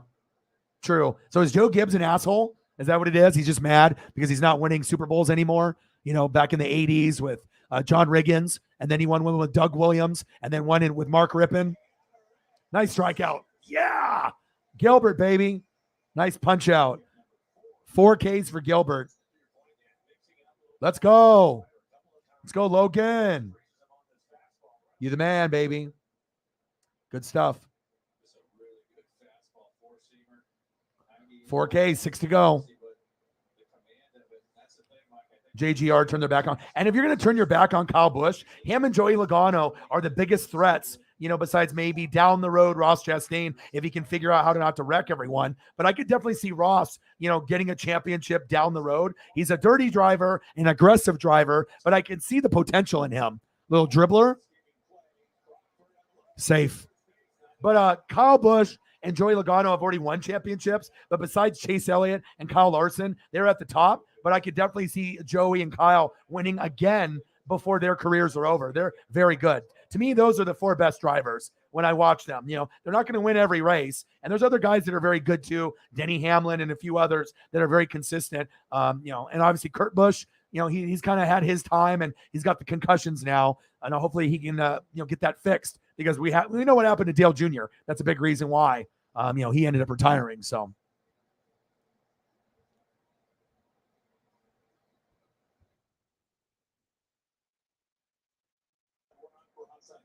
Hassan Kim in the box, top of the 4th, 0-0.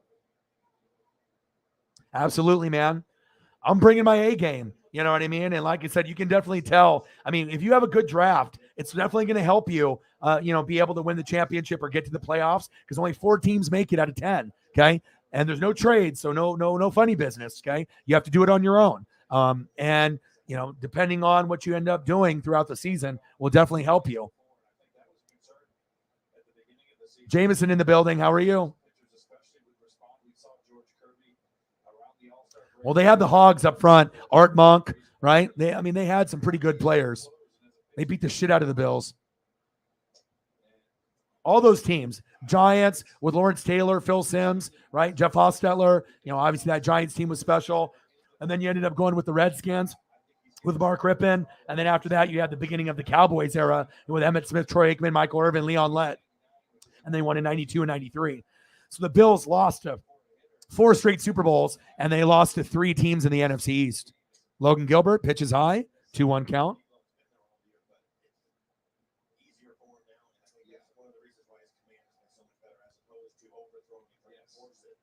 Top of the 4th inning, 0-0, 2-1 count.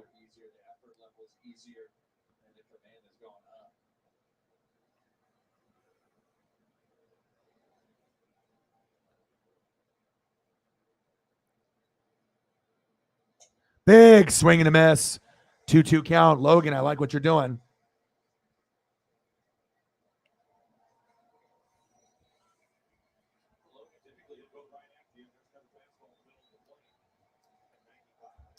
Let's go.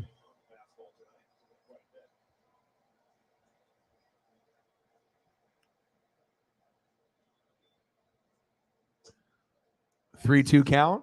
Full count. Come on, Logan. Wow, you guys have been struggling a lot lately. Pirates. Man, that's tough.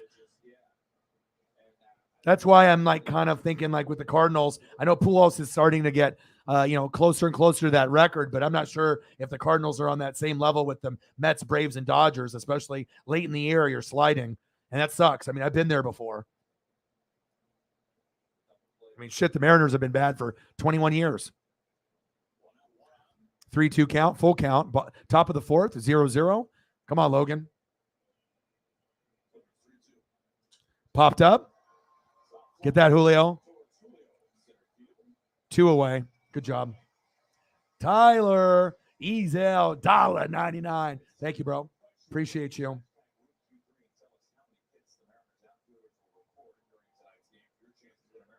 Bang, bang. Tyler in the building. How are you doing, bro? Appreciate you. I'll get you some photos here in a second once we end the inning.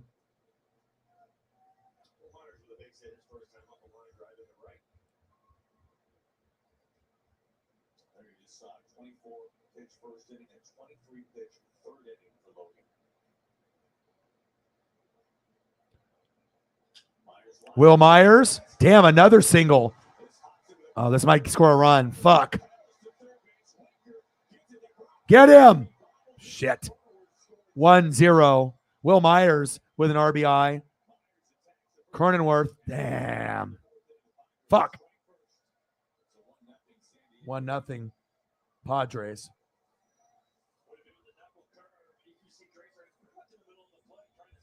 He had one nice hit down the third baseline, and then he had another hit down the first baseline. This one was right down third. Perfect position. Runner from first scores. And now we're down 1-0. Damn it.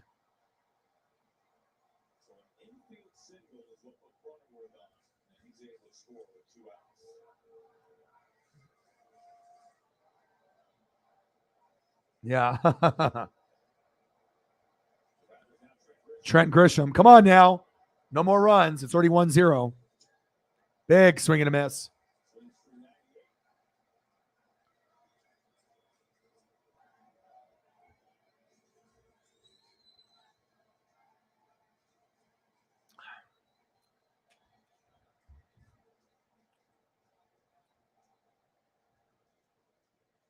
One zero. Padres, top of the fourth. 0-2 count. That one in the middle of the plate, the one before it, on that inside corner, really tied up. Grisham can go a lot of different directions now. He can continue to climb that ladder up with his over. Try to go something soft down in the dirt. Come on, baby. Let's go. 3.57 ERA for the starters for the Mariners this season. 0-2 count. Pitch is low. 1-2 count. Come on, Logan. Get you some Jefferson love. Appreciate you, Tyler. I told you. That's the reason why I picked him number 2 overall. I told you that he was going to break records, and he already broke his career high the first game of the year. So he's going to be open all year, and everyone is going to be complaining how they can't guard him. I mean, you already can't guard him anyways, but now with Kevin O'Connell calling plays, the league is fucked. I mean, he is going to ball out, and I wouldn't be shocked if he gets first place with yards, touchdowns, and receptions this season. Cooper Kupp will be right there with him, Jamar Chase, Devontae Adams, but they don't got one thing that Jefferson got, and he's got Kevin O'Connell. That's the X factor. 3-0 Dodgers. Mookie struck out, top of the fourth. 1-0 Padres, top of the fourth, 1-2 count. 2 outs, runner on second. Pitch is high, 2-2 count. I'm telling you, this is the team that they're going to win the division. They're going to win the North. They are going to win the North. Yeah, I mean, and I'm not addicted though. I've never really, sometimes you can have like an addictive personality, but like I said, I'm not addicted to alcohol or beer. I just did it because it tasted good. You know what I mean? Like I could drink, 6 beers, 8 beers, 12 beers, but if I put my mind to something, like not eating fast food and not drinking beer, I can do it. I mean, like I said, I didn't know if I could do 4-hour streams every day, 5-hour streams, 6 hours, 7 hours, 8 hours, 10 hours. And I've proven to not only myself, but you guys, I can do it. So, as long as you're motivated and you can hold yourself accountable, which is probably the hardest thing to do in life, you can make things happen, but you just have to have discipline. You have to have a discipline. Okay. If you have a discipline, as my mom would say, you can do anything. 1-0 Padres. 3-2 count. Logan, get that. Yes. Good defense. There we go. Runner stranded, and now it's 1-0. Logan's not happy about that. Next up, France, Suarez, Santana.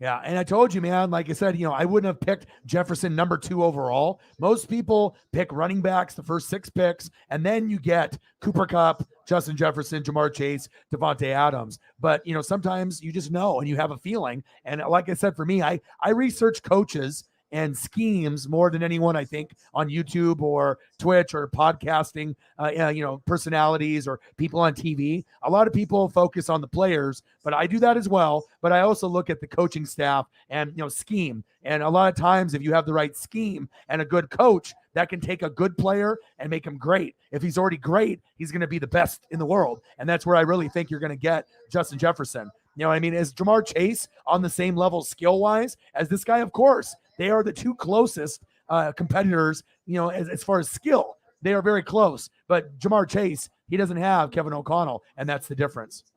That's facts. I'm so excited for Jay Jetta, man. And like I said, the Vikings fans have gone through hell, the last 20 years. They haven't had a Super Bowl win. They've tried with Fran Tarkenton, multiple times, 3-4 times, couldn't get it done. You had the Randall Cunningham, you had the Randy Moss, you had the Brett Favre, just couldn't get it done. A lot of disappointment, right? Beat the Saints a couple times, Minneapolis Miracle, and then the one with Kyle Rudolph, but just not good enough to make it to the NFC Championship game or the Super Bowl. But now, you still got to keep working at it, but I wouldn't be shocked in the next 5 years if the Vikings make an NFC Championship game, honestly. You need to build up the O-line, build up the defense. Decide if Kirk Cousins is the guy, as well as Dalvin Cook. And then Thielen's getting older, so you're going to have to be able to replace him at some point. He's already in his 30s, but you got the best receiver in the league, not named Jamar Chase, Cooper Kupp, Devontae Adams, or Tyreek Hill. And Jay Jett is so fun to watch. He's going to be open all year. And, Jair Alexander was complaining. He's like, well, I'll go one-on-one. And then when he did, he got burnt by like 10 yards. So one-on-one moves, I don't know if anyone can keep up with Justin Jefferson, Jamar Chase, or Cooper Kupp. I mean, their route running is on another level. Same thing with Devontae Adams. And Tyreek has just got that speed. But he's got Tua throwing, so not a very good thing compared to Patrick Mahomes. He'll still be great, but he just won't be as good as Devontae, Cooper Kupp, Jamar Chase, and Jay Jetta. So very happy, especially for all the people that were talking shit. Packer fans, you got Bears fans, Lions fans. I mean, even Bears and Lions fans really weren't talking too much shit because their teams were ass. But Packer fans definitely were talking a lot of shit the last 20 years, and now they're about to get slapped in the mouth and realize that Aaron Rodgers or not, you're not the same team anymore. And your best shot to go to the Super Bowl was last year or the NFC Championship game. So Aaron Rodgers is going to end his career with one Super Bowl, period. And I'm excited to see where the Vikings go. I always like teams that, start off low, but then they just keep with it. And then once you get the right coach, everything changes. Facts. Suarez is up, bottom of the fourth. Let's go, baby. Time for runs.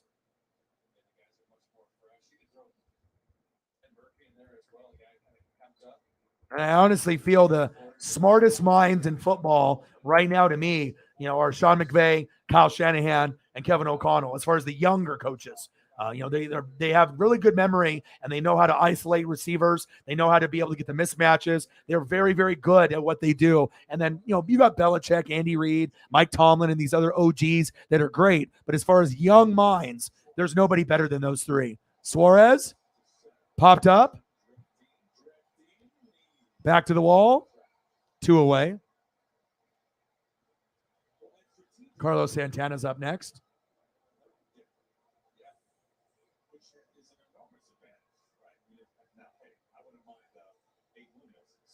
Yeah, you know what I mean? But it happens. But now with this team that the Saints have, even though I've been a Bucs fan since, 95, I'm not like a traditional Saint-Buck fan relationship where it's kind of like, fuck you, you suck, I hate you. I mean, like, I'm a part of one group on, I think it's Twitter, like a Twitter fan group, and I might leave it because some of these people on there are just annoying as hell, and I don't like to hear the shit talking and being biased. I don't like it, It's just talking shit just to talk shit. It gets old. Yeah, there's a double header. The Bills are playing the Titans, but I will be doing Eagles-Vikings on Monday night. I'm going to do that one instead. Better matchup. Bills are mollywop the Titans, but Vikings and Eagles, it could go either way. So I want to do that matchup, and I love a lot of the players on both of those teams. Popped up. And the end of the inning. Mariners are struggling a little bit. Hopefully we can find a way.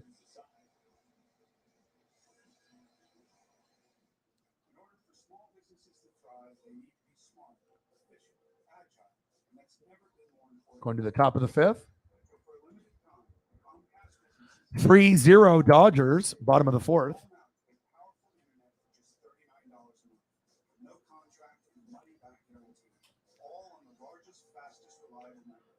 Yeah, he does put it in, and he was very talented. He's naturally gifted, but he puts in a lot of work. And like I said, his yak yards, like Jamar Chase, are very special. You don't really see a whole lot of guys that put up stats like these two. And like I said, the best comparison I could have is really like Randy Moss and Megatron. If they were both playing around the same time, like, who do you go with? There's no wrong answer. They're both great, but I do give an edge to Jefferson because of Kevin O'Connell's play calling. I mean, if Jamar Chase had Kevin O'Connell, then I would go Jamar Chase. It's just that, when you can get a play caller that can make Cooper Kupp the best receiver in the league, it shows that he knows what he's doing. He knows the mismatches. And a lot of times these corners, it doesn't matter if it's going to be, Xavier Howard. It doesn't matter if it's going to be Jair Alexander. It doesn't matter if it's going to be Jalen Ramsey. Nobody, even the top 5 corners in the league, are going to be able to keep up with the top 5 receivers in the league. Period. They're not good enough. There's not a Deion Sanders in the league right now that would be able to hang with Jay Jetta and Jamar Chase, Devontae Adams, and Cooper Kupp. There's just not. There's good corners, but not Deion. And that's what you would need, period. These guys are on a whole nother level. That's facts. For our community. Today, we're still the only healthcare system in Washington. We'll show Jamar some love. Here with the top-rated medical school. Now, I got fire photos of Jay Jetta, but we got it for Jamar too. And they both went to LSU. Crazy. With Burrow and Clyde Edwards-Helaire. Nuts. No wonder they had the best team in college football history. You know what I mean? Like, we've never seen a team like that. Joe Burrow, Clyde Edwards-Helaire, Jefferson, and Jamar Chase, the two best receivers in the league, not named Cooper Kupp and Devontae Adams and Tyreek, a top, maybe 15 running back with Clyde Edwards-Helaire, and then Burrow, a top 6 quarterback. Unbelievable. Unbelievable. All right, come on, Logan. Let's go. 1-0, top of the 5th. JT in the building. How are you? More than fun. It's going to be incredible.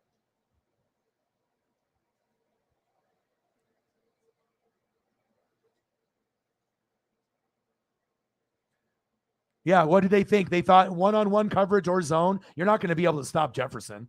That's just bad coaching. They don't have their offensive linemen. They don't have any wide receivers. Rodgers is dating a witch. I mean, what the fuck do you expect? You know what I mean? If you got someone that's all about himself, you're not going to be able to win the championship. You have to be a team player, period. And that's why he's going to end with 1. Might be the most overrated quarterback in NFL history, honestly. For a guy that wins MVPs, you know what I mean? A guy that wins so many games in the regular season that can't do shit at home. I've never seen a player that elite during the regular season throwing 40 or 50 touchdowns and like 4 interceptions and then goes to the playoffs, has a home game at Lambeau, and your career record is like 8-8. That's unbelievable. Like, who does that? Choke job. And they want to say, oh, it's the special teams. Yeah, I agree. Oh, it's the defense. We can't stop the run against the Niners and the Bucks. I agree. But Aaron Rodgers has no excuse for throwing up like 1 tutty. If you're MVP, you got to be throwing up at least a minimum of 2, probably 3 or more if you're that good, And you can say, oh, the Niners defense was great. I know. But if you're Aaron Rodgers, you're supposed to be better than that. And obviously you're not. So I'm glad he's not my QB. I'll tell you that right now. I wouldn't be buying that jersey. I'd be definitely repping Brett over him.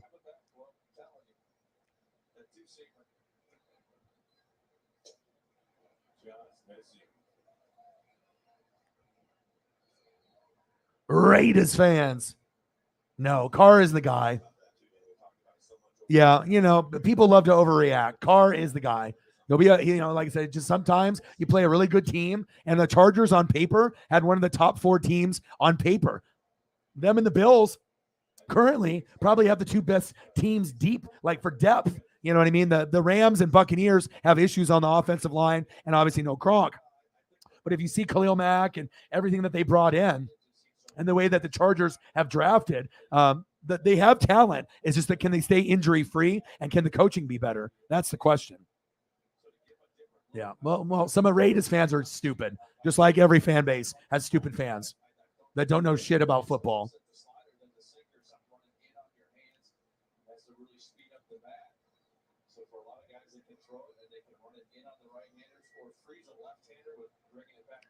Yeah.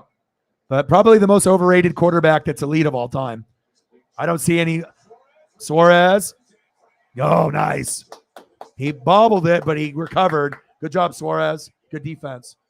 And I'm not necessarily an anti-Aaron Rodgers guy, but it's just like one of those things where, I've just never seen someone that's so elite.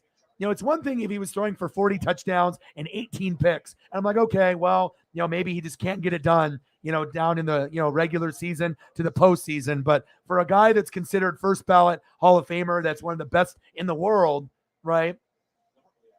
I mean, just can't get it done. And a lot of those guys, like I said, if he didn't have, Charles Woodson, right? There's no Super Bowl. Facts. Just like Brett Favre. Didn't have Reggie White, you're probably not winning it. Big swing and a miss. 0-1 count.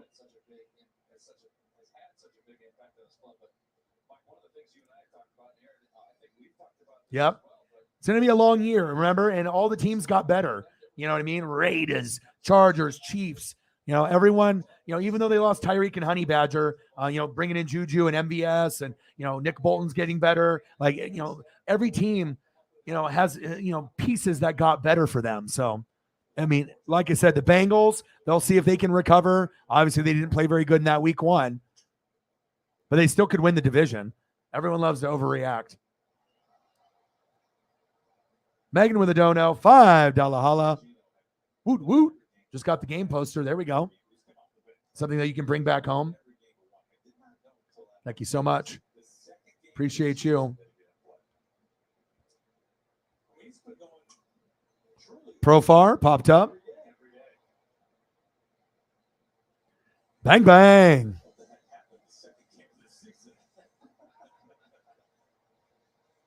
$9. 91 to go.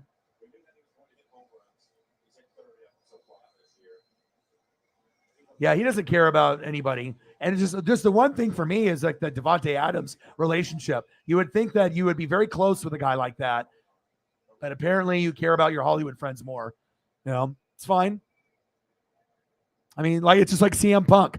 Sometimes when you're kind of known as being kind of very firm and kind of an asshole, and then you try to like have this different image of yourself in the media and you want to point the blame at everyone else besides yourself. And then when stories come out and then you start to realize, well, maybe Aaron Rodgers and CM Punk are kind of assholes. Maybe they're not as likable as we originally thought. And then you compare them to other QBs or other wrestlers. And then you kind of figure, maybe there was a little bit of truth to that. So Profar fouled off. This is a team offensively that has some characteristics that the Mariners have. The Padres control the strike zone very well. This is a team that Jameis is going to be one of those guys. You don't got anybody better. Taysom Hill is not a starting, right? He's tight end, but he can't be a starter for you guys. Throws too many picks and fumbles too much. He's a gadget guy. He can't be the guy for you guys. There we go. Struck him at 5 Ks. 5 to go.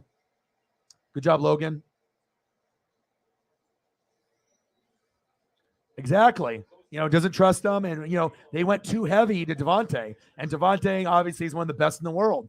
You know what I mean? So Devontae made Rodgers rather than Rodgers making Devontae. Because now Rodgers, he can't make other receivers better. He just relied on that one Pro Bowl, top of the line guy.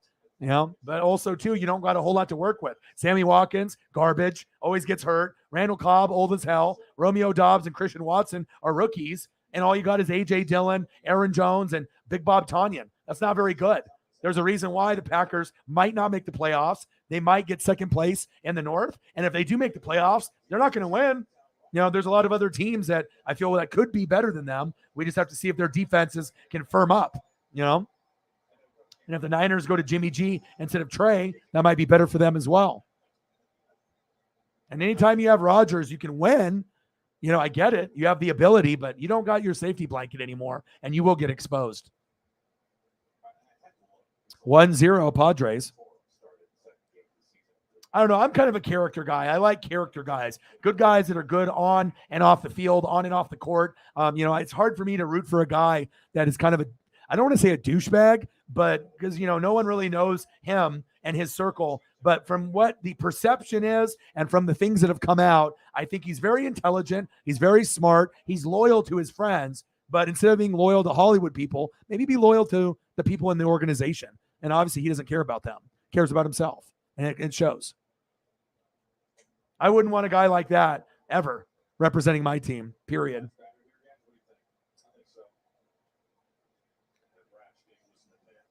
Yeah.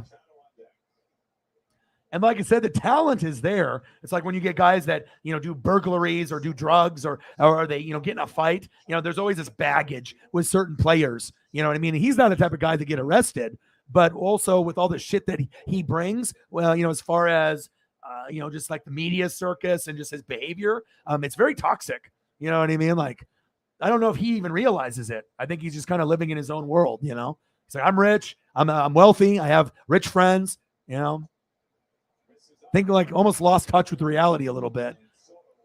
Soto got walked.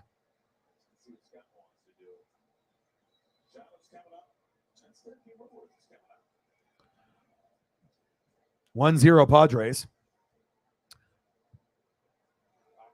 5 Ks.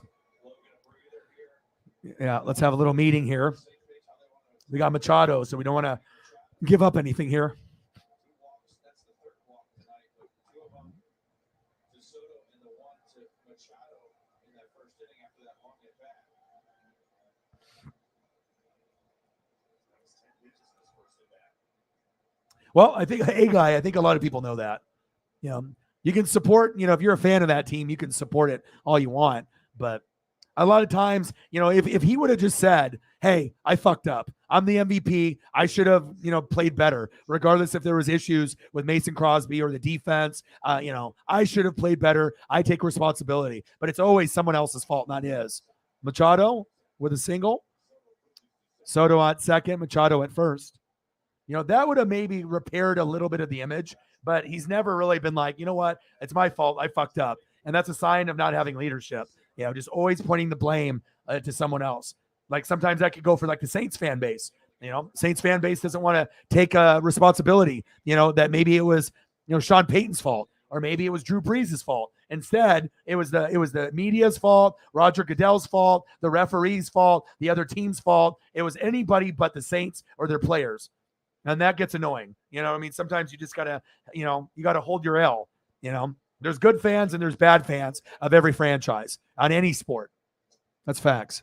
And there's some fans that are delusional as fuck. That's true.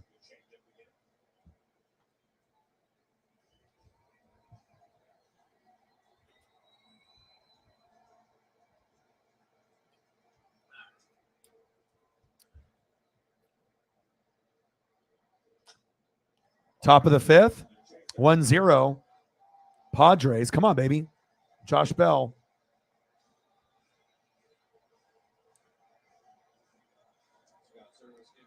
Yeah, and that's good too because it'll help you exercise. Because if you don't have the motivation to exercise yourself, just do it in short spurts. You know what I mean? And then you'll get to a point where it's easier and easier the longer you walk, just like in the neighborhood. That's what I do. I just do swinging bunt. There we go. We left two stranded. There we go. And like I said, you'll be able to build it going from 10-minute walks to 20 to 30 and to an hour. And dogs need to be walked. So, if you don't want to do it yourself, having the dog will be like that excuse to get out there because the dog needs it. Puppies need it. Dogs need it. So, and then like I said, just making some lifestyle changes can go a long way. Like I'm going to try to cut back on beer and liquor altogether. So I'm going to be doing Snapple and Powerade and Gatorade. I'll still do gummies, but that's not going to, make my gut big. So, of course, he's on a Pat McAfee show. He's always going to be blaming someone else. But there is a lack of talent at wide receiver. But again, maybe if you were real and genuine, maybe Devontae would stay. And but obviously you weren't. And he decided to go with his college, teammate and real friend, in Derek Carr. So.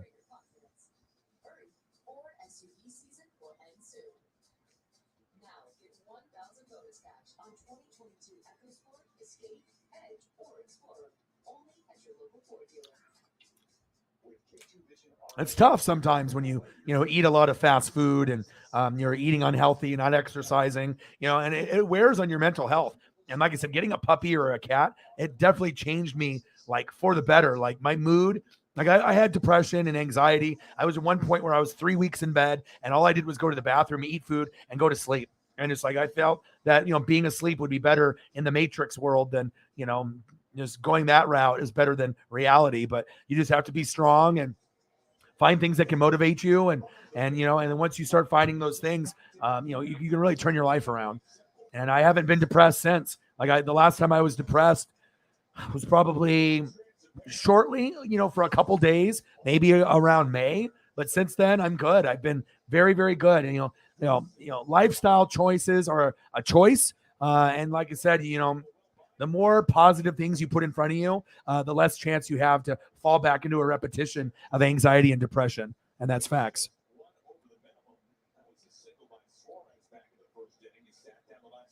Darvish on the mound.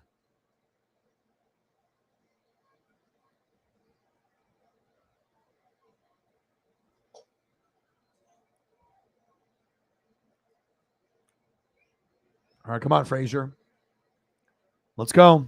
1-0. We need runs. It's the bottom of the fifth.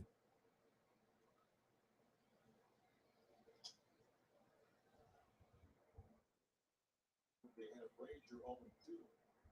For Darvish, in his last 16 starts, he's posted a 2.91 earned run average, and opposing hitters are barely batting 200 against him. Maybe there's an opportunity to get him. Yeah, exactly. When you guys were losing bad early on, I figured you would come back. Jameis is resilient. I mean, like I said, a lot of people, he rubbed the wrong way with Tampa just because he was blind and couldn't see, and he was immature. Getting in trouble off the field and whatnot with his antics. But he looks like he's starting to be a little bit more mature and grow. He definitely is a personality, but I am rooting for him to succeed with you guys, even though it didn't work out with my team. And it seems like, if you stick with him, he could be the future for you guys. He's not going to play great every game, but he's better than what you got now compared to Taysom Hill or anybody else on the bench. Mike Clevenger versus Luis Castillo tomorrow. Let's go.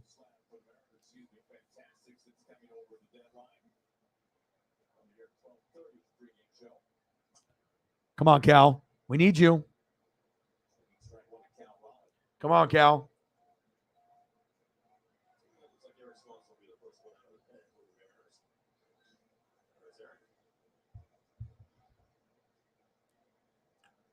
Hey, I believe it, man. Like I said, it's all about getting repetition, and it was great seeing Michael Thomas out there. You know what I mean? When you can get guys, even though that other fan bases want to talk shit, I don't got bias. I just love greatness, and obviously he's not going to probably be able to get the same kind of results as he did with Breeze with that groundbreaking year. With so many yards and so many touchdowns, but he can start building that rapport with Jameis as well as Olave and Landry. And I like where you guys are going, and I wouldn't be surprised if you guys win the division this year. And even if you get second, you guys will probably only be a game or two off.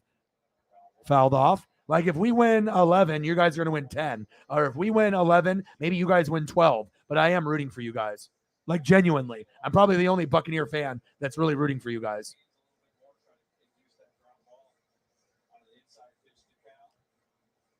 And you got good balance. Offense, defense, O-line, kicking. You got coaching. There's not really a whole lot of weaknesses on the team, period. Linebackers maybe could be a little bit better overall as a unit, but, you guys got really good depth everywhere.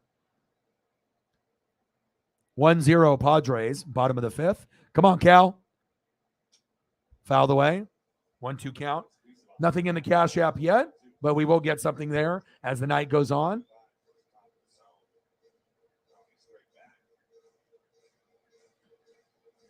Hey, guess what? Go somewhere else. See you later, Dave. I don't know you. I don't need you. Go somewhere else. Padres 1, Mariners 0. The fuck out of here. If you want fucking straight play-by-play and nothing else, turn on fucking Root Sports and watch the fucking game there. All right? All right? This is the Fanatic family. We talk about everything. We're going to talk about mental health. We'll talk baseball, wrestling, football. You don't like it? Get the fuck out of here. And now I just booted your ass. So you can go watch it on TV, bud. Stupid ass people. See you later, bud.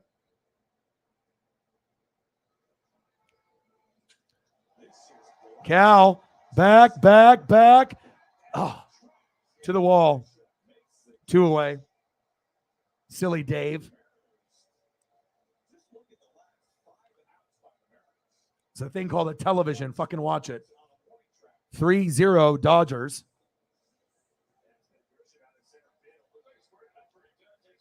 I love it when you get these newbies that come in here, and start complaining and shit. Get the fuck out of here then, instead of complaining. You know what I mean? Like, even when you have someone that does baseball, you talk about other things. Baseball isn't like football where it's going to be fast paced throughout the time. That's usually why they have 2 or 3 fucking people in the booth, because they have to have filler time. Silly Dave. Fuck out of here.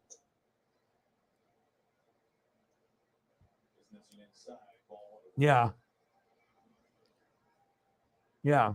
Seriously.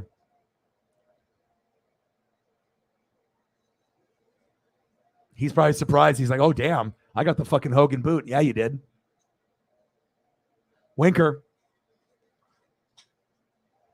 Little dribbler. And he's out. End of the 5th inning. 1-0 Padres.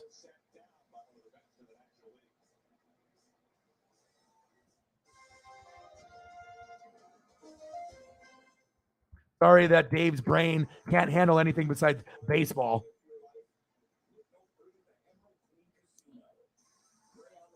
Yeah, Dave thought he was in the production meeting because we were talking about NFL and mental health, and he complained because he wanted me to go over every single thing baseball-wise, like I'm calling games for MLB Network.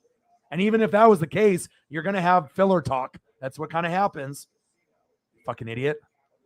Walltown, bang, bang, bang. I'm good luck, dude. I haven't beat you guys at home since 2018, 2019. I'm not a moron. So I know that more than likely we're going to lose to you guys, but I hope that it is a good game. And I will be doing the Buccaneers Saints in the morning. I will be doing that game as well as Sunday Night Football. So I will be doubling up. I will be doing 2 or 3 games on Sunday, and I'll do BYU and Oregon on Saturday, possibly another college game as well. So appreciate you. Who do you want to see for a photo, Walltown? I'll get you any Saints player or a couple of them. You know, if you want Jameis, AK-41, you want Lattimore, you want Cameron Jordan, you know, you want Demario Davis, a.k.a. the glue, whatever you want, I got you, bro.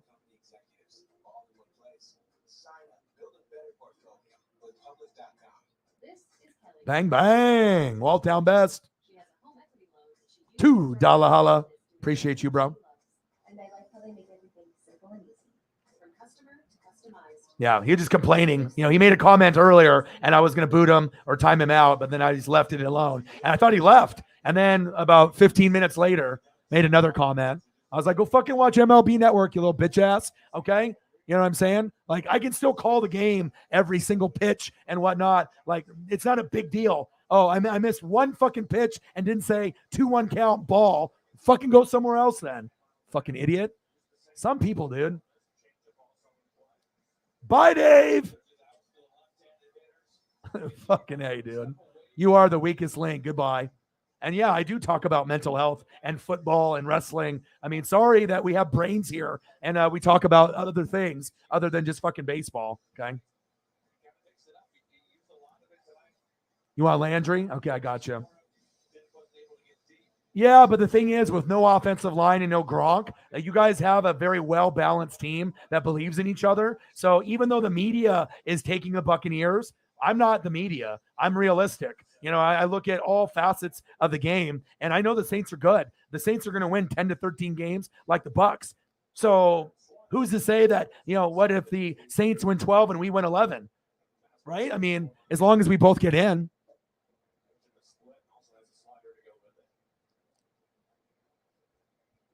All right, let's get some Landry up here.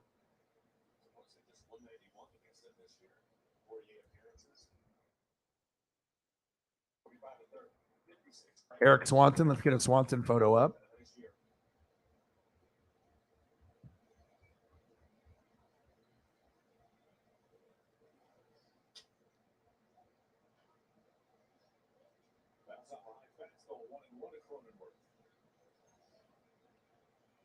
Plus, if you end up doing a show where all you do is talk the whole time, that's boring as hell. You know what I mean? Like where you're not showing any photos and you're not talking about anything else. Okay, I mean, there's a network for that. It's called MLB Network. Go to it. Big swing and a miss. I mean, how many times have you watched a baseball game where you have the announcers talking about random shit? I mean, it happens all the time. You have to fill it. You have to have filler talk.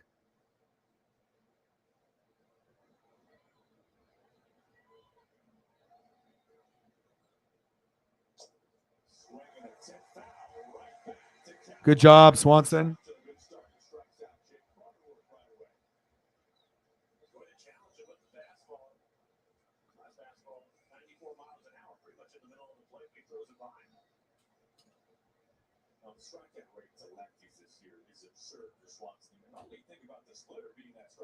Let's go, Swanson.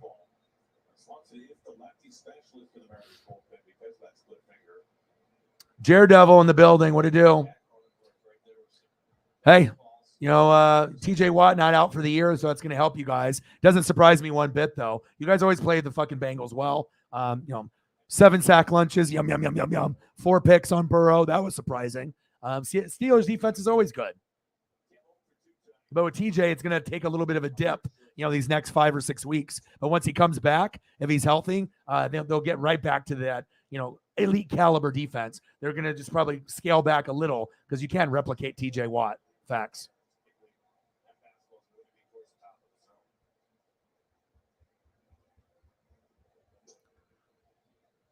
Top of the 6th, 1-0 Padres, 2-1 count. Ha-Seong Kim in the box, Swanson on the mound.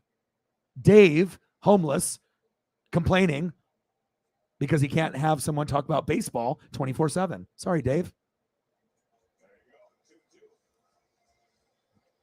All right, let me see here. Where are we? Jarvis.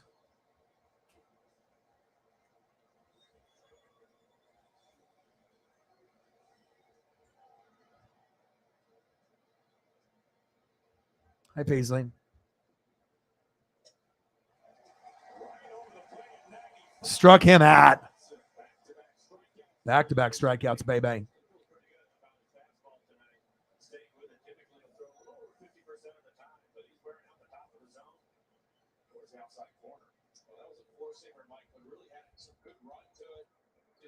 One 0 Padres, top of the 6th, 2 outs. Come on now.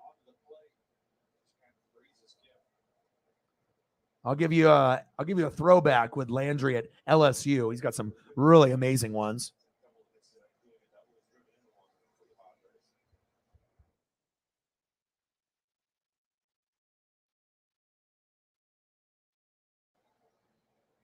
Oh, 1 count. Padres 1-0, top of the 6th, 2 outs. Swanson is dealing too. Not the most perfect game necessarily for Logan Gilbert, but giving up only a run. That's solid. Will Myers is 2 for 2. Strike this fucker out. Come on now.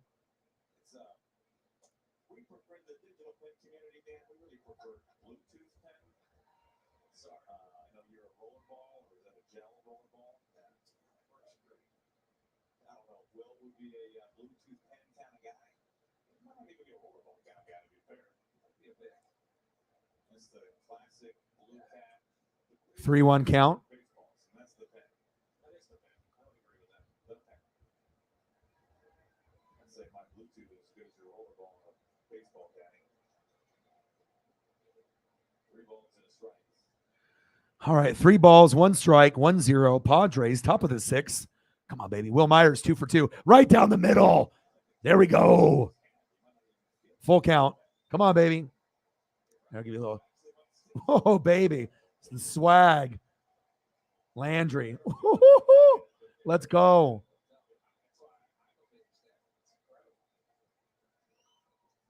And struck him out. Yeah. Sit down, Will. Fuck yeah. Next up, Haggerty, Crawford, and Julio. Good job, Eric.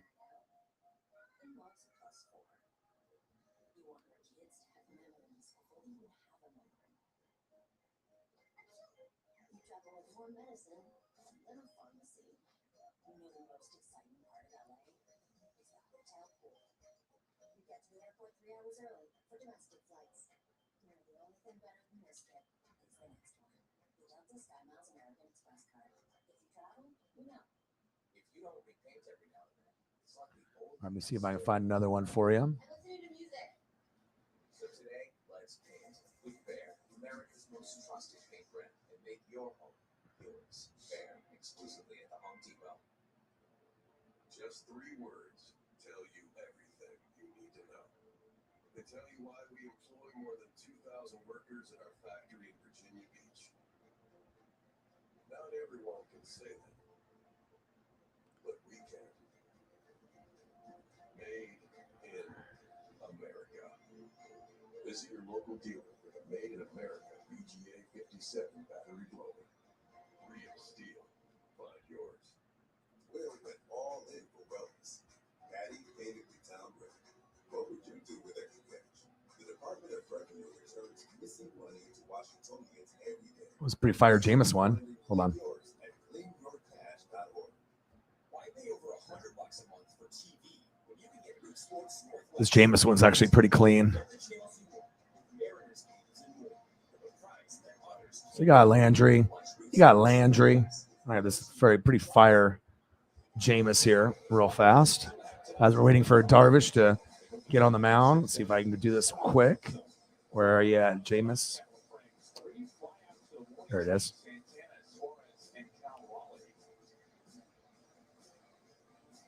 That's a clean photo.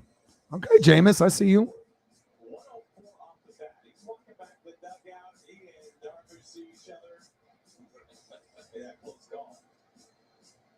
I know you're a big expected batting average guy. 500, the XBA on the Geno flyout.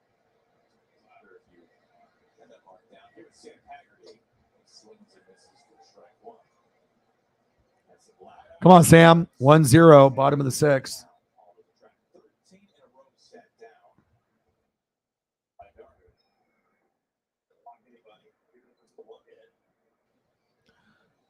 Come on, Haggerty. 0-1 count. Big swing and a miss. 0-2 count. Darvish has just been money today.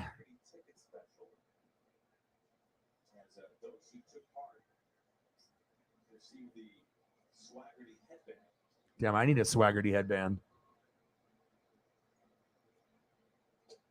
Struck him out. Fuck, he didn't even swing. You is just money tonight. How many is that? 5 Ks for you, Darvish? 4 or 5. God damn. All right, come on, JP. Dodgers 3, Diamondback 0, bottom of the 6th. Kershaw still on the mound.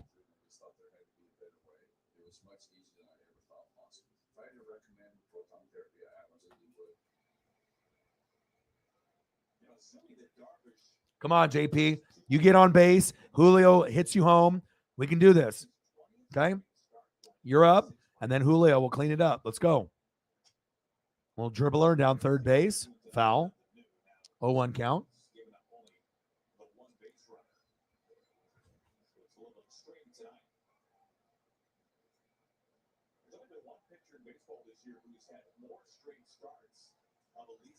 Yeah, I started watching True Blood again, and it's so good. Started it from season 1, episode 1. Love it. Puts me in a good mood every time. Popped up, 1 away. Sometimes you got to do those things, And usually I'll watch like old school cartoons from the 80s. I'll do Transformers from 84, G.I. Joe, the Real American Hero from 85, and then I'll do Teenage Mutant Ninja Turtles from 87. And I usually try to watch at least 30 minutes every day at night, just to kind of lighten my mood. And it definitely helps, for sure. Whatever makes you happy. All right, come on, Julio. Time to go 1 for 3. Let's go, baby.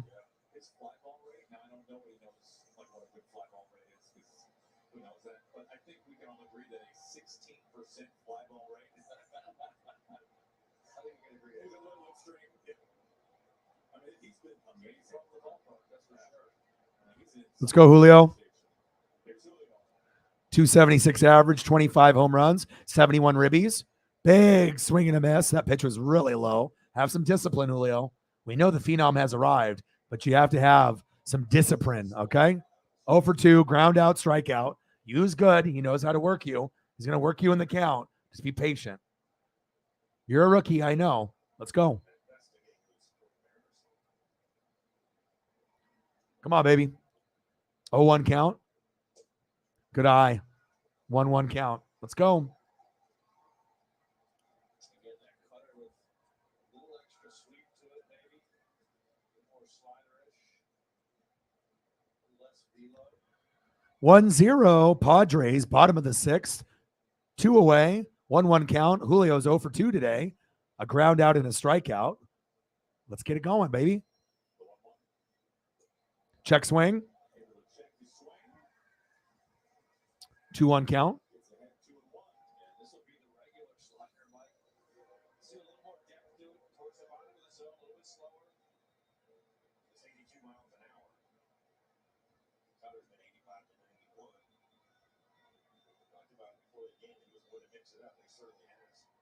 Come on, baby.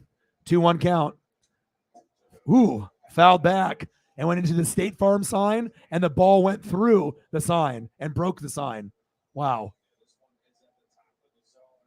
Foul back, poof, right through the M in State Farm. The ball went inside the sign. Grab that foul ball. That's a souvenir. Then you have the ball boy go in there and reach his hand into the sign to grab the ball. Sign ruined. Come on, Julio. Let's go, baby. Come on. We need you. 2-2 count. Popped up. Fuck. Fouled back.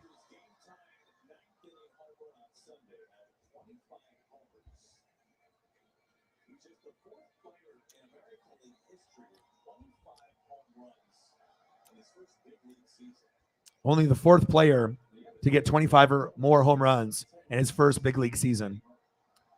It's like Ted Williams, Eddie Murray, another player in Julio. He's in good company. It's Ken Griffey Jr. 2.0, except he's just a right-handed batter and a right-handed defensive player. Closest thing to Griffey that you're gonna see, as far as like Mariners and new age players. You could obviously say Trout is kind of like a Griffey. Trout's kind of like a Mickey Mantle though, like a Willie Mays. He's definitely a very, very special player, but he's gonna have to pass the torch to Julio sooner than later. 2-2 count. Darvish pitches low, full count. Come on, baby. Let's go.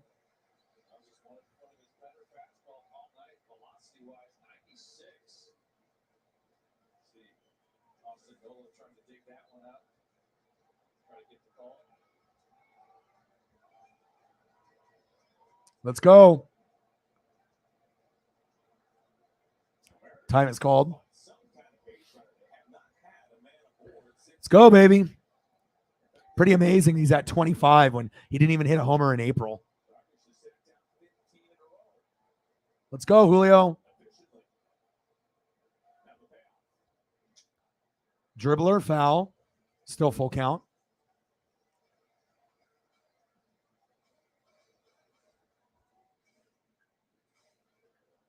Let's go, J-Rod. I got my cutoff J-Rod shirt on. I got the Julio jersey on. Still a hard jersey to come by. Even when I went to go see the Yankees in Seattle a couple weeks back when I got my Aaron Judge ball, I only saw one other person in the whole stadium with a Julio jersey, a girl that might have been like 17. That was it. They sell out fast. Julio. Let's go. Come on, J-Rod. Fuck. Right to fucking Machado. Fuck. End of the inning. 0 for 3 for Julio so far. Shit. Well, he might be able to go at least 1 for 4.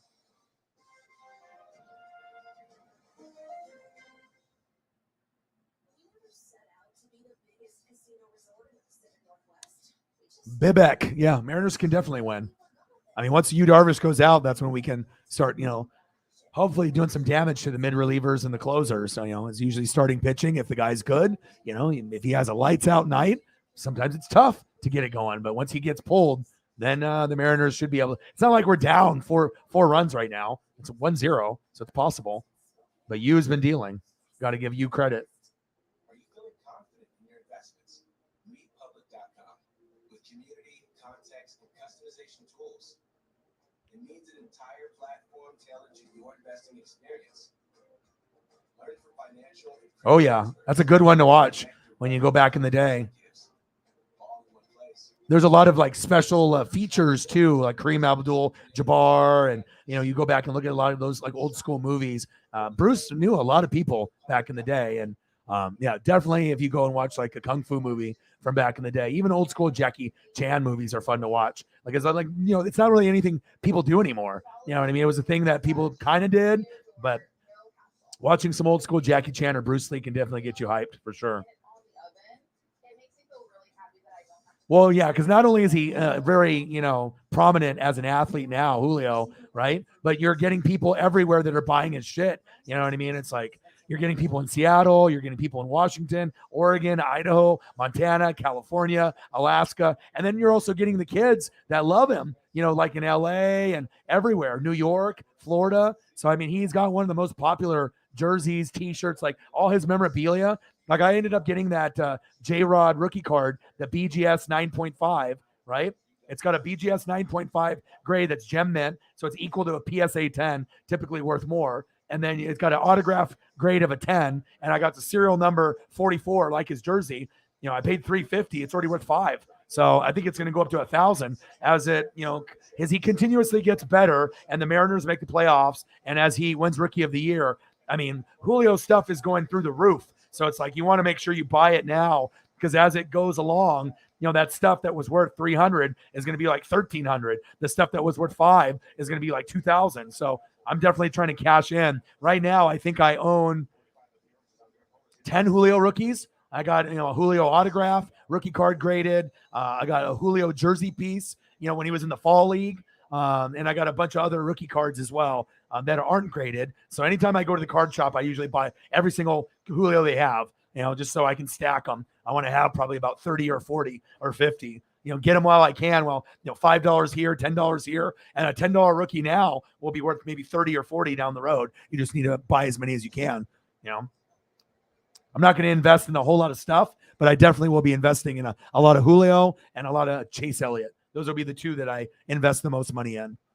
Top of the 7th, 1-0 Padres, 3-0 Dodgers on the Diamondbacks, top of the 7th as well. Muncy in the box. Now we got Festa up. Let's get a photo of him. Swanson, you did a good job, bro. Not bad, not bad. All right, let's get a photo of Festa.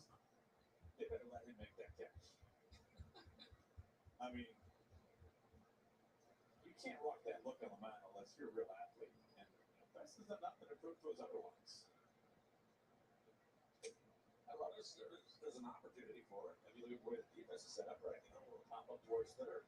Like a sliding catch over there. Might get there so fast, it might camp out underneath it. There it is. Oh, Muncy just went yard. Popped up, fouled off by Grisham. 4-0 Dodgers.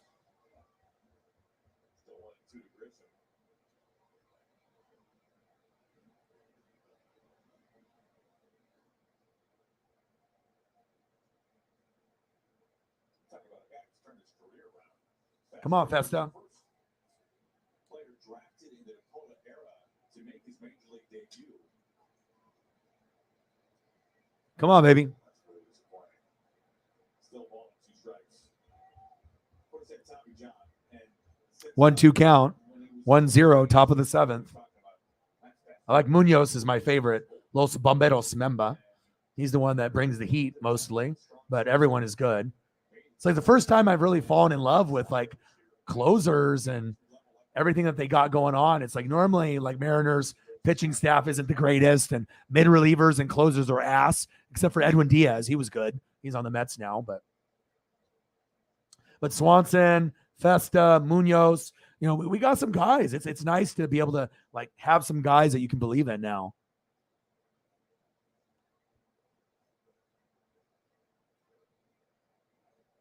Let him know, Shep. Grisham, nice little single bloop. 1-0 Padres, top of the 7th. Runner on first. Judge did. Nice. Yeah, I've had a great year this year. I mean, like I said, I got a Julio Rodriguez ball in April, foul ball in the 9th, and I got an Aaron Judge ball. So I've gone to like 7 games, and I've already gotten 3 baseballs. So, some people might say that's luck, but you have to be a honey badger. You have to be very aware, of your surroundings. And if you are, sometimes you can end up with some memorabilia at the end of the night. Come on, Festa.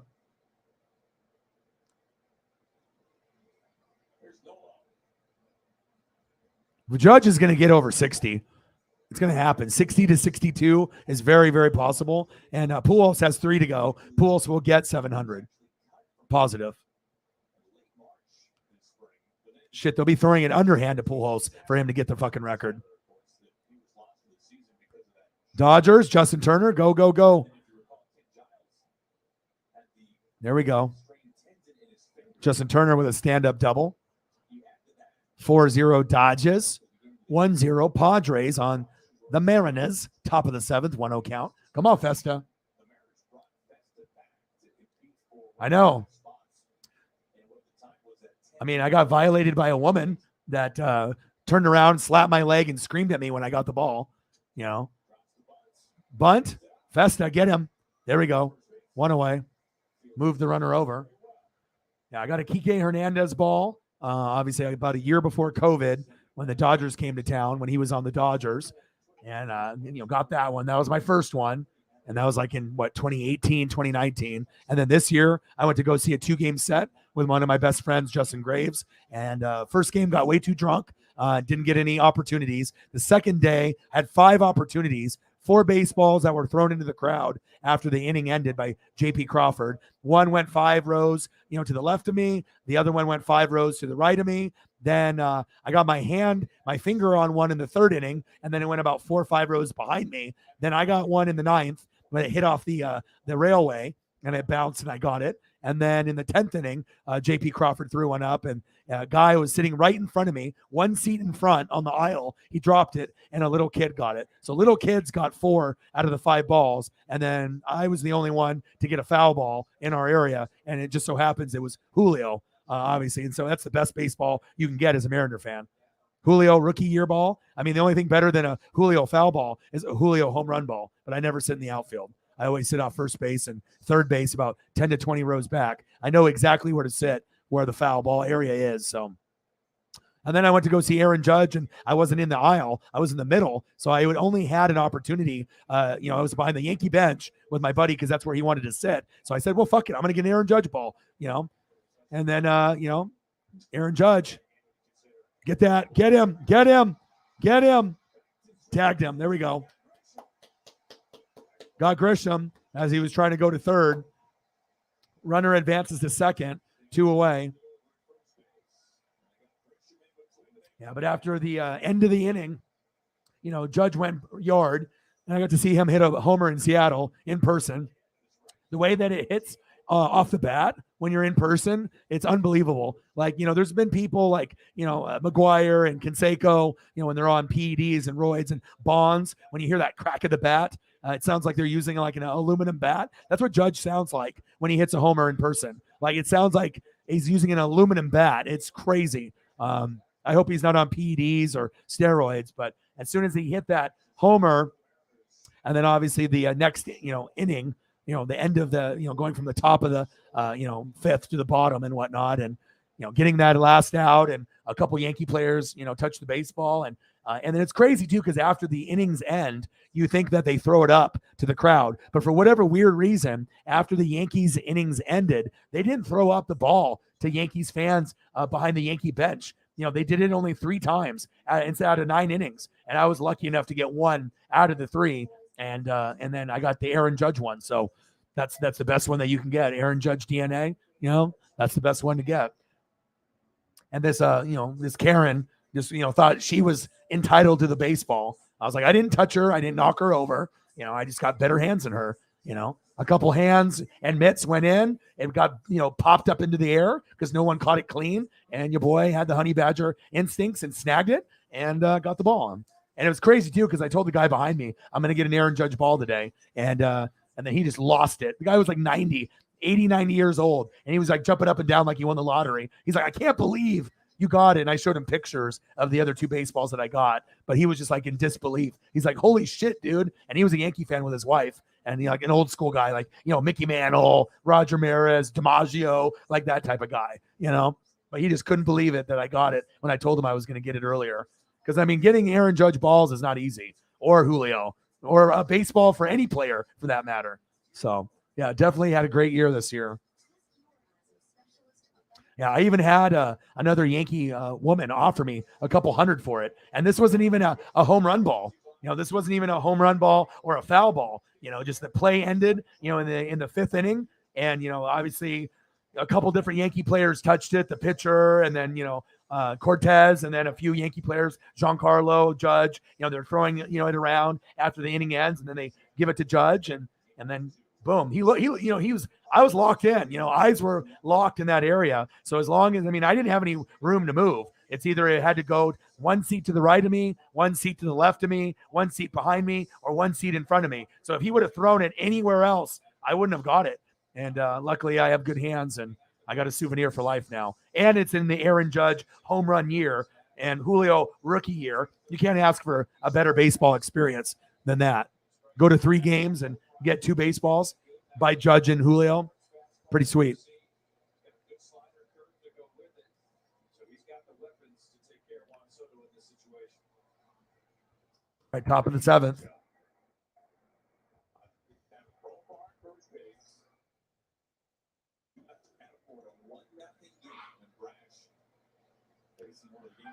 Top of the 7th. Come on, Brash.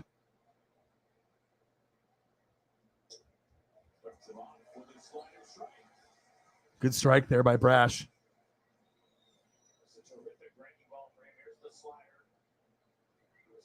1-0 Padres. Yu Darvish has been dealing all day. Hard for the Mariners to get momentum here. I still believe we can win. Top of the 7th. Runner on first, 2 outs. And they have Juan Soto up. I know you, Juan. I know you're good. Time called. That was late. What was that? That was a strike, too. Boo. What the fuck was that, ump? He was already in his windup. That's bullshit. You're Juan Soto. You get whatever you want, huh? Bullshit. So we saw Swanson. Then we saw Festa. Then we saw Brash. And then we'll probably end up going with, oh boy, at the end, Munoz. 0-1 count. Dribbler. Yes. Get that. Get that.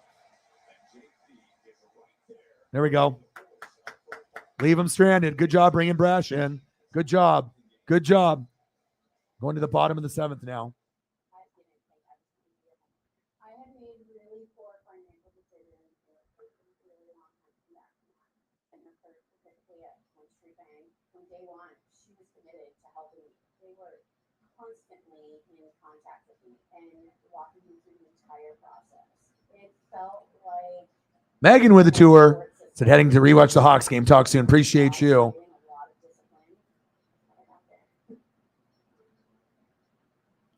Bang, bang. $2 holla. Thank you so much. Appreciate you. And then I realized there's plenty of savings in the city. Amazon has daily deals, so every day is a chance to meet the deal that catches your eye, that shakes your Let him know, Shep. changes your. Let him know.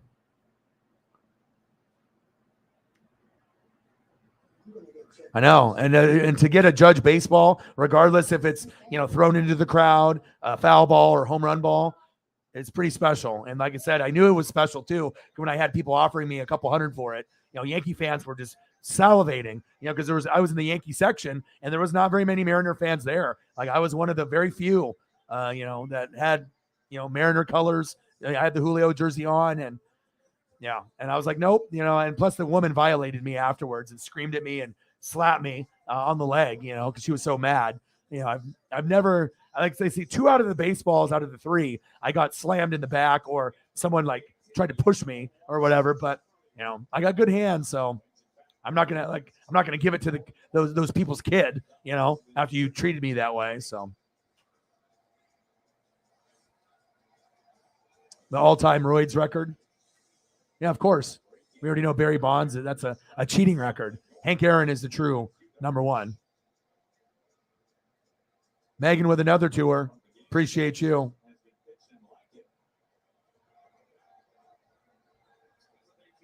Bang, bang. Thank you so much. Yu Darvish is still in the game in the bottom of the 7th. I don't blame him, though.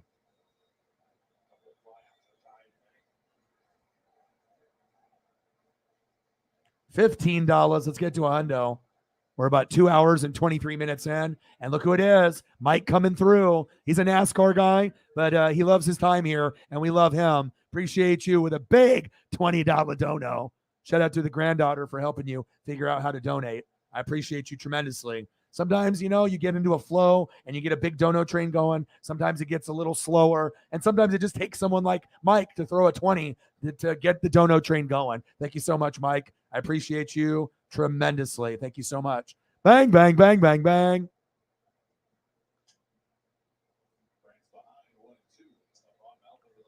Let me know what you want to see for pictures, Mike, as well as Megan, if she's still in here. I know she went to go watch the Seahawks replay. But if you want any type of wrestler, Dusty Rhodes, you end up wanting, some Bill Elliott, let me know. And I'll be able to put those into the I'll be able to put those into the stream.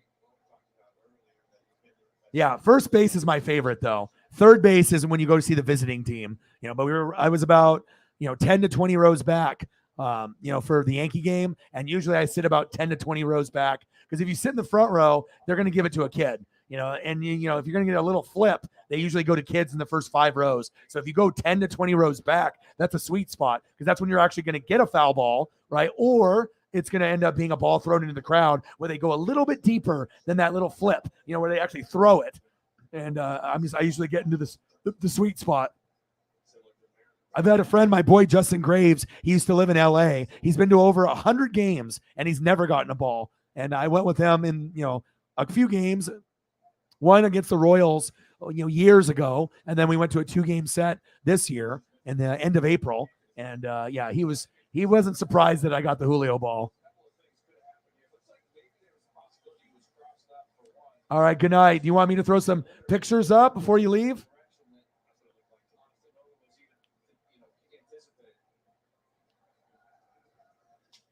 Oh, for sure she thought she was entitled. Nice single by France. There we go.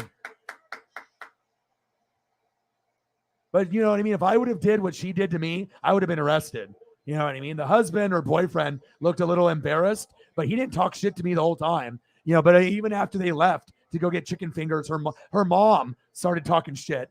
I was like, dude, control your fucking daughter. The girl was a pretty girl, pretty blonde. She might have been 25, 30 years old. She wasn't old. You know what I mean? But she definitely thought she was entitled. Like she thought that no one was in the stadium and Aaron Judge locked eyes with her and Aaron Judge threw it to her specifically. You know what I mean? And I never bring a mitt when I get a ball either. My boy Preston always does, but I don't need a mitt. My hands are good. I can catch barehanded. I used to do it all the time when I was a kid with my dad. Suarez is up. And I think having a mitt is kind of cheating. People watching Zach Hampel and all those videos. Fuck that. If you can't get a ball without a mitt, you don't deserve to get one. I mean, go and get it. You know what I mean? And, obviously a mitt can come in handy, if you know how to catch. But I think a lot of people that bring mitts, they don't know how to play baseball. They don't have good hands to begin with. So even if you bring a mitt, you're probably not going to get a ball. You're not going to be able to snap your mitt close enough. And a lot of people that bring mitts never played baseball growing up. So at least from what I've seen. They think it's like automatic I'm getting a ball if I have a mitt, and it's far from the case. All 3 baseballs I got, and Major League Baseballs, no mitt. And I even got 2 Portland Beaver AAA balls when I was 10, and I got game-used batting gloves as well. So I kind of knew I was destined. I've gotten 5 baseballs in my life, 2 AAA balls in '92, and that was the affiliate of the Minnesota Twins, Portland Beavers. Those games were awesome back in the day. 2 baseballs, autographed, and I got the game used, batting gloves after a guy hit like a grand slam. I snuck down to the front row, yelled at him, and he took out his batting gloves and threw them up to me. And I still have them to this day. They've been in a Ziploc bag since 1992. Like, no joke. Big swing and a miss. Struck out Suarez.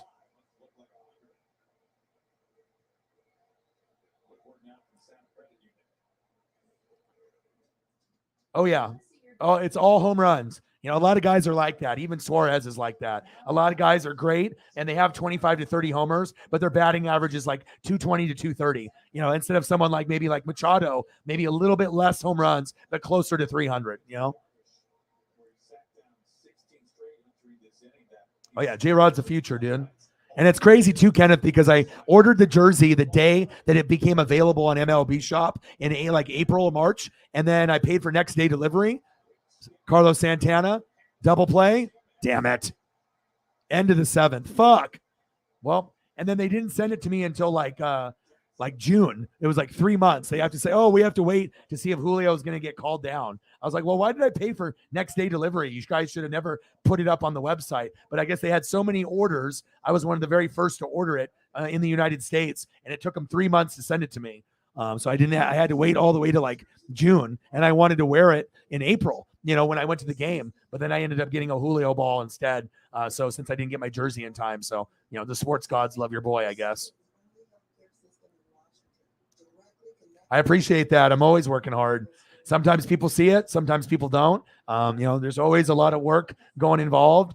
Sometimes, once a dono train starts, and like I said, I think like on NASCAR, I'm not sure if NASCAR fans really donate. You know what I mean? It's not the same as like football streams or like wrestling or, you know what I mean? Like, I don't know what it is about NASCAR. I know sometimes people love watching people, but if you love watching people and they're working hard, you know, sometimes these great people that are doing things on YouTube or Twitch doing NASCAR, they deserve donos, just like people deserve donos when they're doing baseball or basketball or football. I mean, honestly, it's more work doing a NASCAR stream than any other stream, you know, if you're putting in the work with the pictures like I do. But I appreciate you tremendously, Mike. I'm always putting in that hard work every day. And I don't know anyone else that's doing 4, 5, 6, 7, 8 hour live streams every day.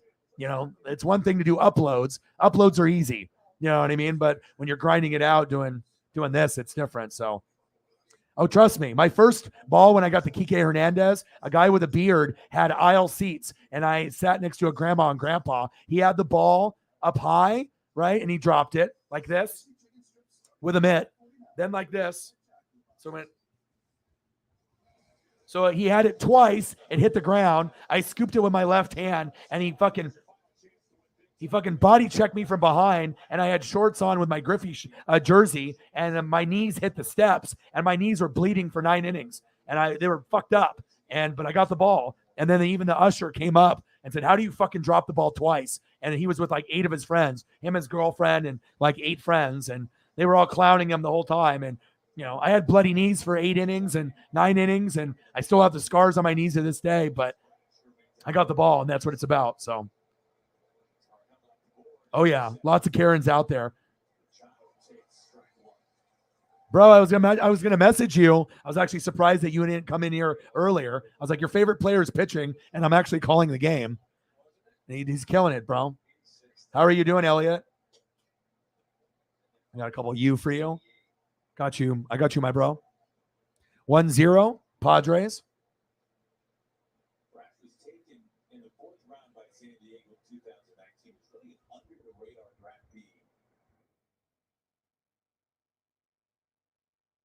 Top of the 8th, 1-0 Padres. We need to get runs, and that's the problem with the Mariners. If we play a good team with really good pitching, this is the type of shit that might happen.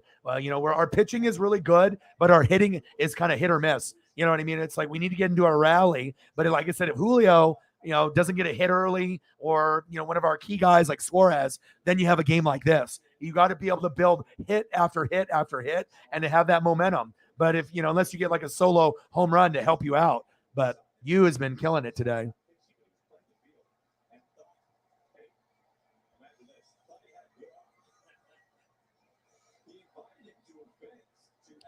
Machado, 1 for 2. See, I still show love, even if it's the other team. A little Soto love, a little Manny Machado love.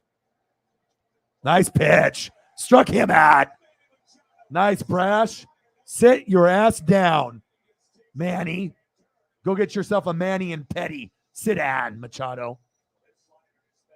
Slider by fucking Brash was nasty. Let's go. We just need some fucking runs, damn it.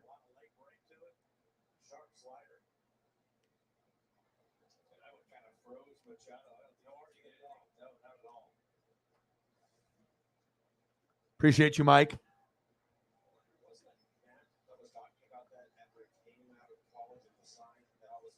Josh Bell, 275 average, 17 homers, 68 ribbies. This was a steal to get a player like this with Soto to come over with the trade.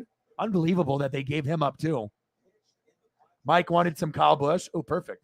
All right, let me wait until we get a little bit further on. I got a couple here, but I'll get you some Kyle Busch. You want to see Kyle Busch as like a driver, or do you want to see the car? I mean, I got photos of everything. Bell, single bloop down the third baseline. Get it, Winker. Get it, Winker. Sliding into second, safe. I can do a little bit of both.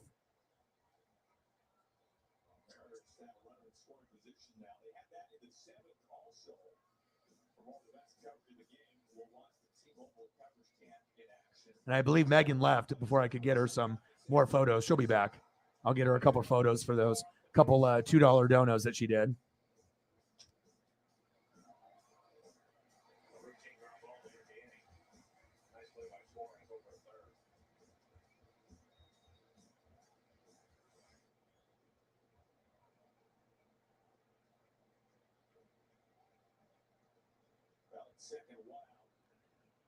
Top of the eighth, 1-0 Padres. I was hoping for some more fucking production and runs today, but I knew Yu Darvish was going to bring the heat, so I'm not really that surprised, but I was hoping for at least 3 runs today. I didn't think it would be an 8-run game against Yu Darvish. 4-0 Dodgers, bottom of the eighth. Dribbler. Get him, get him. He fucking bobbled it. Fuck. Fucking brash. God damn it.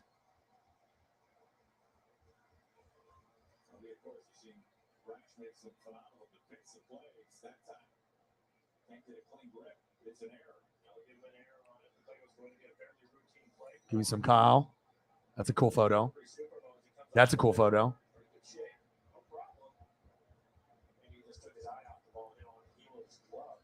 Sometimes too, Mike, when the ball hits that dirt first and then the grass, there's just a lot of spin on it, right? And that grass can take it a different direction.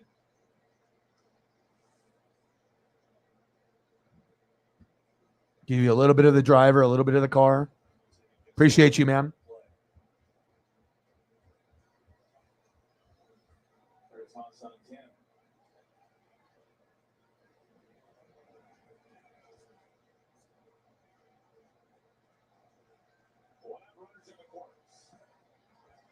Cars look so sweet. NASCAR photos just look sweet on the stream. No doubt. No doubt. No doubt. No doubt.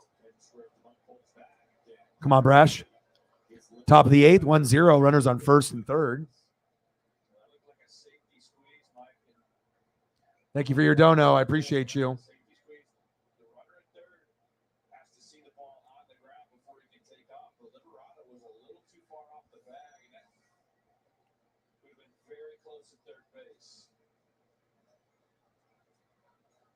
He ran over 2 dudes and a little kid.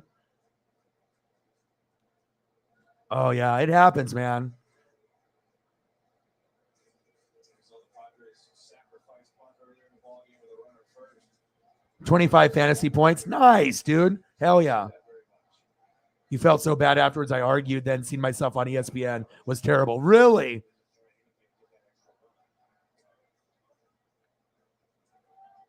Yeah, sounds like you made things right though. For me, I never run over any kids. You know what I mean? Like I'm in the right place at the right time. And if anything, usually someone, tries to hurt me, for the ball. But my hands are strong. And once I have my hand on the ball, I'm not giving it up. So even if someone fucking body checks me like a AEW or WWE wrestler, I'm still hanging on. So,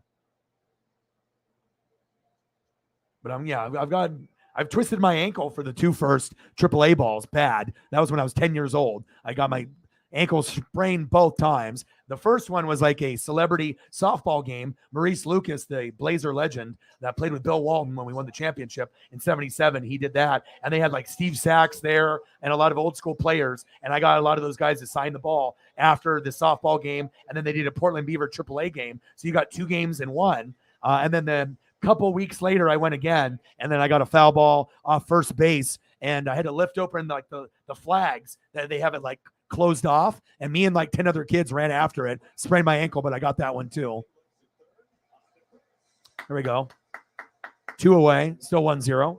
Runner stranded at third, and another runner advancing to second. So I, had already had good opportunities of my killer instinct and, to be able to get balls. So for me to get 3 in 7 games is unheard of, but and it's crazy too, because I got one with all my like best friends. I got one with my dad, the first one, got one with my other best friend, Justin Graves. That was the Julio ball. And then I got one with my boy Preston, my other best friend, and I got one on the Yankees side. So each one of my baseballs with a different person. So pretty cool.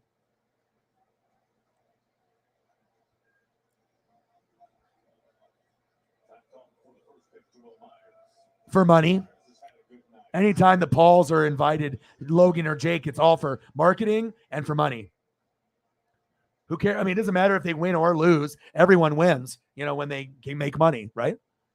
Top of the eighth, 2 outs, 1-0. Will Myers has killed us today. He's 2 for 3 today. 2 key hits and the big RBI that got the one in. Double, single, and an RBI. Fucking A, dude. And everyone thought it would be Soto or Machado. Tatis is suspended with obviously the PEDs. I appreciate you tremendously. Yes. What number is he going to be driving with? Big swing and a miss. 1-1 count.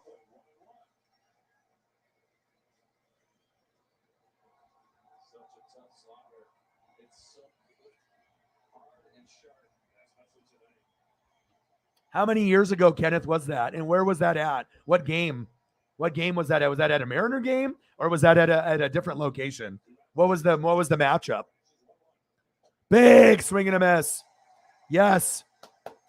We got to have faith that we can still win this game. Top of the 8th, 1-2 count. We need this because the Rays and the Blue Jays are right there with us. And after this series, this is just a short series, 2 games, then it gets a little easier, but it doesn't because when you play the Angels and the A's in the division, they can beat us. And they've proven that we play down to the competition, unfortunately.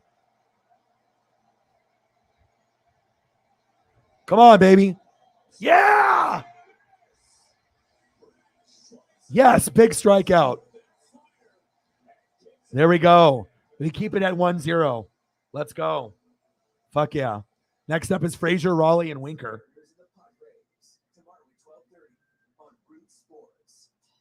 I mean, we're running out of time here, but at least it's only 1 run, not like 3 or 4.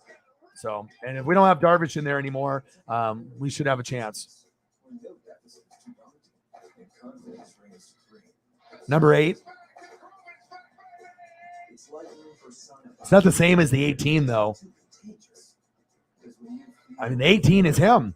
You know what I mean? It's just when you see certain people, you just know. Like 24 is Jeff Gordon.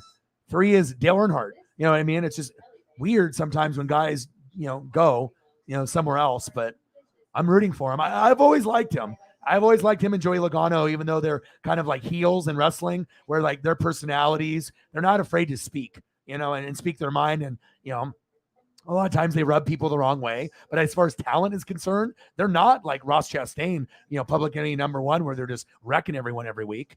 And like I said, I think that Joey Logano and Kyle Busch are the closest thing, to Kyle Larson, Chase Elliott. I mean, we know those are the best as far as the younger guys, but for guys that have been there a little bit longer than them, Kyle and Joey are it to me. I mean, based off talent, that's what I see. This is Kelly. Kelly Banks with CCCU.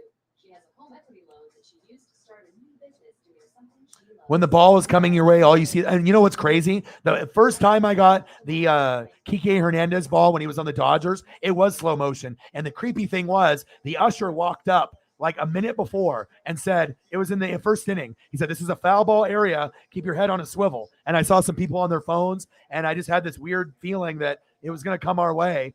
And I did see it in slow motion. It was crazy. And it was me, the guy that dropped it twice, and a guy that was on the other side of the railing that had a LeBron jersey on because the Dodgers came into town. A lot of Dodger fans. And I had the least likely chance to get it. I was 3rd seat in. I had to slide past a grandma and grandpa to get the ball, but I got it. And then when I got the Julio, I was in the aisle, and it hit the railing. And I went to go take a piss, and then the lines were backed up. So that was in the 9th. And then I walked back down, and then about a minute later, I got the ball. And then I also did the same thing when I had to go take a piss. And then I ended up I took a piss in like the 4th inning, came back, and then I got the Aaron Judge ball in the 5th. So, because I asked my buddy, I was like, should I get my Julio shirt now, or should I wait till the 9th? He said, just go now. So I went now. I went early, and I went in the 4th inning. It was 0-0. It was Robbie Ray and Cortez in a pitching duel. Each guy had like 6, 7, 8 Ks each. So I was like, fuck it. I might as well just go now. And then literally when I went back to my seat, I got the ball like maybe 5 minutes later from Aaron Judge. So pretty cool. Frazier popped up. 1 away. Damn it.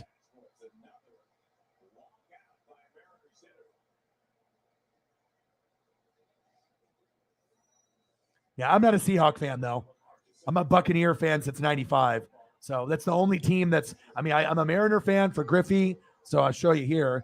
So I met Griffey when I was 7 years old. So that's why I am a Northwest sports fanatic. I met Ken Griffey Jr., Ken Griffey Sr., anyone you can meet, you'd rather meet Griffey rather than Drexler back then. And then I met Sandy Koufax when I was 10. My dad used to live in LA. And so the best left-handed hitter, pure hitter, the best left-handed pitcher ever. And me and my dad still go to games to this day. So definitely, I'm not like everybody else. Oh!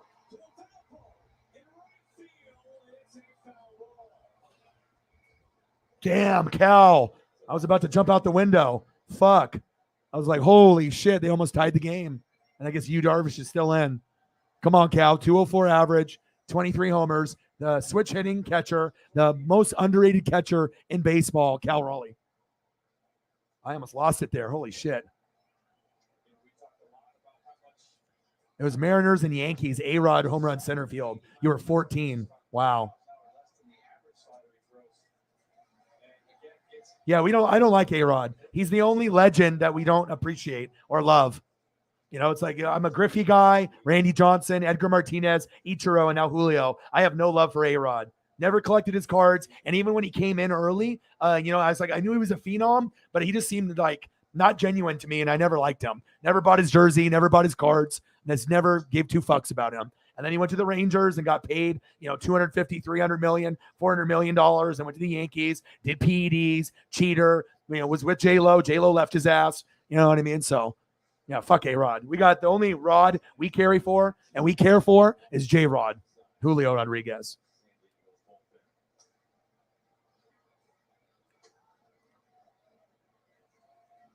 Yeah, Chase all the day. And then I have to get some Chase memorabilia since my card got shipped to the fucking wrong location. Check swing. Fuck, he got him. Shit. Struck him out. Fuck. But I have seen some national treasures that are graded and non-graded where you can get a piece of like the car, like the sheet metal. You can get a piece of his racing suit. That's cool. Like big pieces too. I mean, so you're going to have to pay like $300, $400, $500. But if I can get a piece of like actual racing suit that says Napa, or NASCAR, some of that stuff goes for a big money, or it says Chase or Elliott, that stuff goes for big, big dollars. But some of that stuff is really cool, especially the sheet metal from the car. That's it's like an oversized card that like flaps open. And then the top is got a picture of him and his autograph. And then the bottom is like the sheet metal or like a piece of his racing suit. And if you're lucky, you can find one that says Napa, or NASCAR or Chase, like CHA. And then the other one is SE. So you try to find, or Elliott, ELL. And then the second half is OTT. Pretty cool. So even though I didn't get my first piece of memorabilia, I am going to try to get that. So yeah, most people that live in Oregon and Washington never met Griffey. And that's why I've always been kind of special. I've always had kind of special things happen to me in my life, sport related, But yeah, met Griffey and met Koufax. Couldn't ask for, even if I had a chance to meet Drexler, I would have wanted to meet Griffey. I mean, Griffey transcended not only Major League Baseball, but sports in general. He was the first guy to have a shoe in baseball back then, and no one had a shoe back then. The Griffeys were awesome, and he will always be my favorite, no matter what. Griffey, Randy, Ichiro, Edgar Martinez, now Julio. So now I have 5. Pretty special. And then I root for the Dodgers for my dad, and I do Dodger games for him. So he's still alive. He's got diabetes. He's getting a little older. But, I always have that connection with him because he's not a big basketball guy, and he's not really a football guy either. But he watches every Dodger game, and that shows commitment. All 162 and playoffs, so.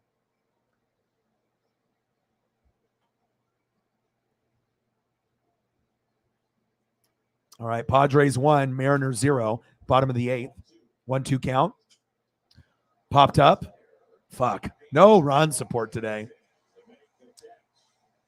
End of the 8th.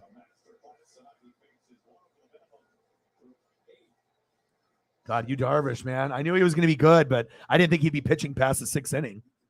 And that's going to be with the downfall of the Mariners when if we play the Blue Jays and we get first place in the wild card, we can beat them, the Rays or the Guardians or anybody like that. But then the next series, if you play the Yankees, it's like, I know we can keep up with them, but if they have a good pitcher going, this might happen. And that's what our weakness is just getting the timely hitting, game in and game out. We play down to the competition, and typically we play up to the competition, but we still need runs and hits. We need run support. And it's not like we're losing 8-0 right now, but I mean, these ones hurt bad when you lose 1-0, when all you needed is just a little bit,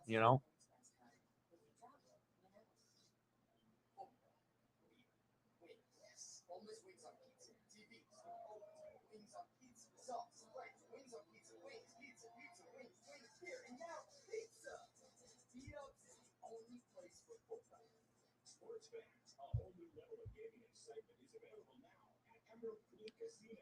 The BetMGM. Yeah, I mean, I got all the cards now. The Upper Deck was like the prime one. So, and the funny thing is, when I was 7 years old, I knew what pimp was. Like, okay, I'm gonna get this Don Russ rated rookie signed because he looks like a pimp compared to the other one. And look at his autograph. I mean, he took the time for me at 7 years old in first grade to spell Ken Griffey, and you can see the junior. I mean, most athletes don't do that. They just scribble. You know, like LeBron James first came in, it was just like LJ23. You know, and that's kind of annoying. You know, but he really took the time to show love, and you know, and having a beautiful autograph to me, it means a lot. You know what I mean, for the aesthetic purposes. And I had the Fleer rookie card too, but I was like, he didn't look like a pimp, and I always liked the Don Russ, and then I got the Upper Deck 89, 90 later, and I have a huge Griffey collection, but I still have this card to this day. Yeah, pretty amazing, man. Meeting Koufax and Griffey. I mean, two of the best to ever play. You know, hitter and pitcher. Pretty phenomenal. And that's really what made me Northwest Sports Fanatics. I mean, that's really what started it, is meeting Griffey and Koufax. So by the time I was 10, I mean, it was already game over. I mean, it was already fucking game over when I was in first grade, because I was already hustling at that age, you know, trading cards, making money, and, you know, hustling, and, you know, the rest is history.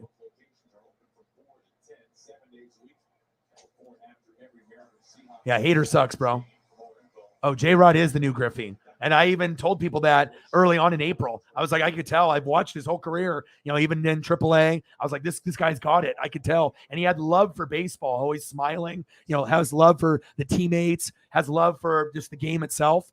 He's special. He's Griffey 2.0 for sure.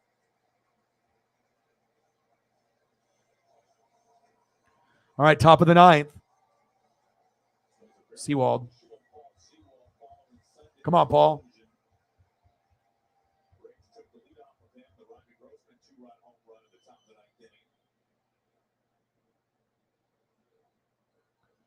Popped up. Grisham. Get it, Julio.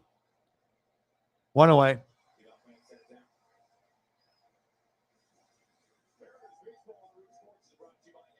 And like I said, I was born in 82. So, I mean, I've been watching sports since 85. So I've seen a lot of talent on, you know, all levels: baseball, basketball, football, hockey, tennis, golf, wrestling. And, you know, the 80s and 90s will never, ever be touched. But every once in a while, an athlete comes around, like an Aaron Judge, an Ohtani, a Mike Trout, and now we have Julio.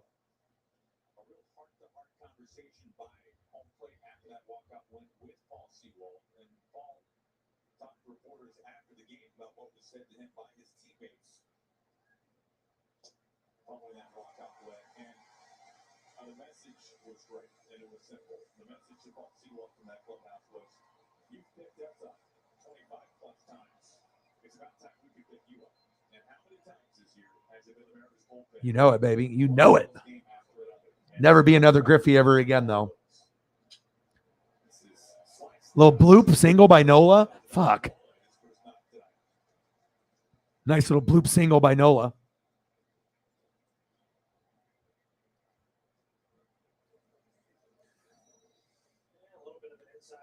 Oh, yeah. Well, if they would have went for the field goal earlier when it was 4th and 1 or 4th and inches, when they were on the 1 yard line, they would have won the game, even if they fucked up everything else after that. And that makes me just sick to my stomach. Offensive line needs work. Defense needs work. Undisciplined. And then to go with the kicker for 64 without having Russ go for it. I mean, that shows that Nathaniel Hackett's kind of a moron. I really liked him a lot, you know, going in, but he has a lot of work to go. He's not Kevin O'Connell. Kevin O'Connell is on a whole nother level. And obviously you need more discipline and more work, because they have a lot of problems on that offensive line, the defense, the discipline, and the coaching. And the coaching decisions were horrible. You never go for it on 4th and 1 or 4th and inches in the first, second, and third quarter. Take the field goal. Always, always, always. And I said it even when it happened. If you don't kick the field goal, you will lose this game more than likely. It'll come down to 1 point, 2 point, 3 point loss. And it did. You know, sometimes people are fucking idiots. They're so confident that they can get that touchdown or that first down. You know what I mean? But when you have less room to maneuver and you're backed up and, you know, all the players are right there within 5 yards, right in the end zone, you're not going to be able to punch it up the middle most times.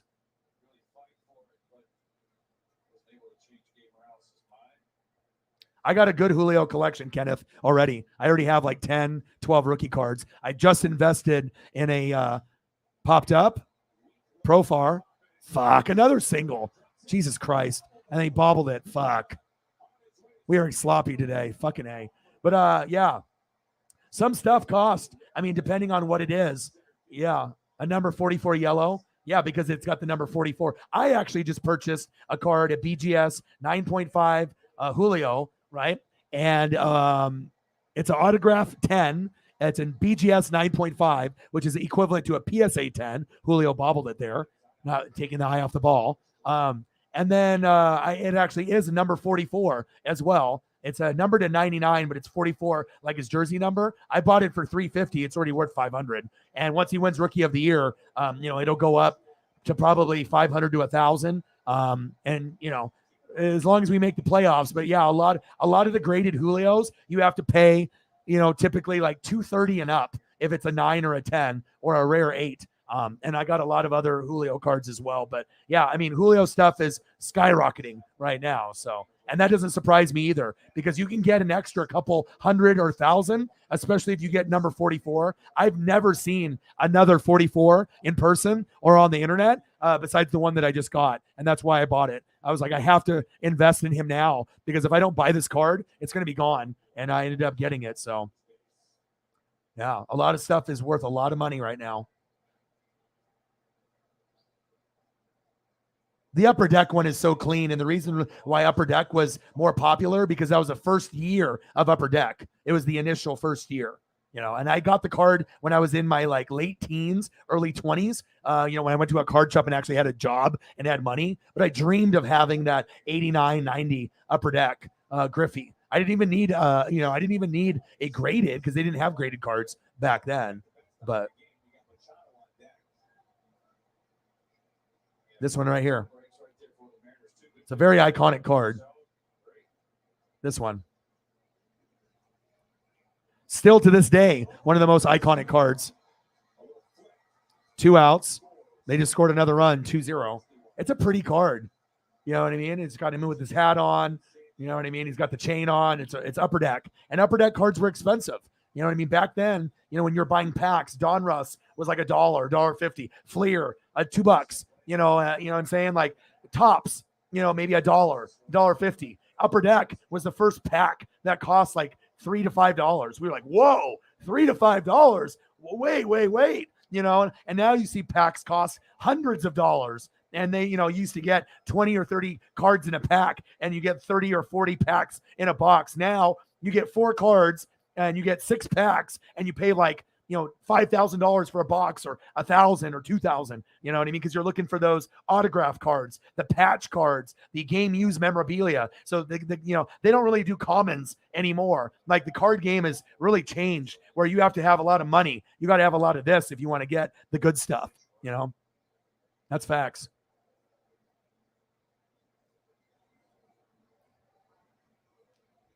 Profar's your second favorite? Yeah, I thought the Don Russ, I mean, I love those rated rookie Don Russes, even though they were cheap. They just look cool. I love the purple and the pinks. It reminded you of like the late 80s, early 90s with like the crazy colors that girls used to wear with like the armbands and the hair ties and the crazy shirts and shorts. That was just kind of what the style was back in the day, and I love that card. What if Judge gets 61 and then all his rookie cards are going up? I don't own any Aaron Judge rookie cards, but I need to go get one.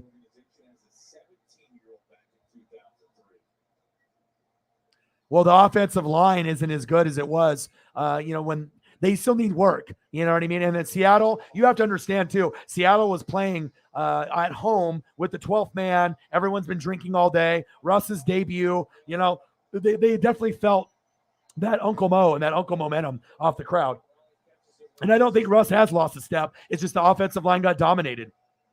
And it's not like the Seattle defense was good.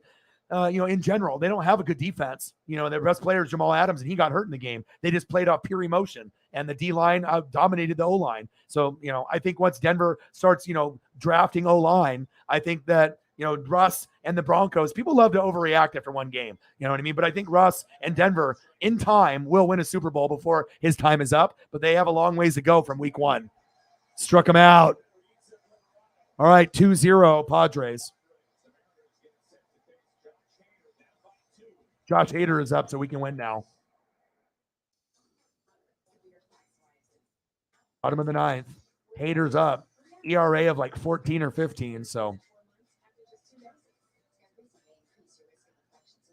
Yeah, but I really don't think he lost a step. I mean, if you have a good offensive line, and also, too, Wilson isn't going to run as much because that's not in the game plan. Trust me, if Russell Wilson wanted to run more like he did in Seattle, he can run, and you will see him run this year. But, I mean, he's more of a pocket QB, only runs when he really needs to, but he would prefer to actually throw the ball rather than run the ball. More like Dak wants to run, Jalen Hurts wants to run, Lamar wants to run. You have certain guys that would rather run first rather than throw. But Russell is more of a pocket QB that has the ability to run. So you'll see.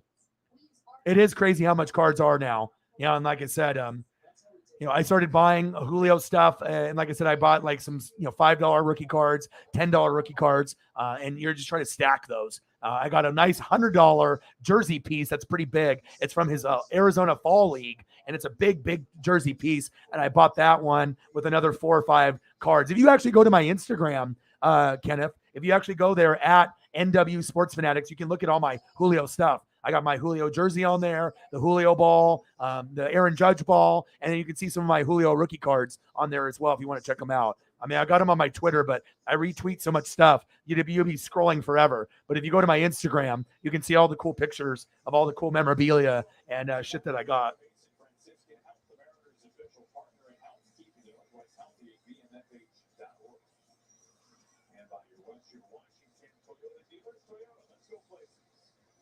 Yeah, but my rising stock Julio, it's 2019.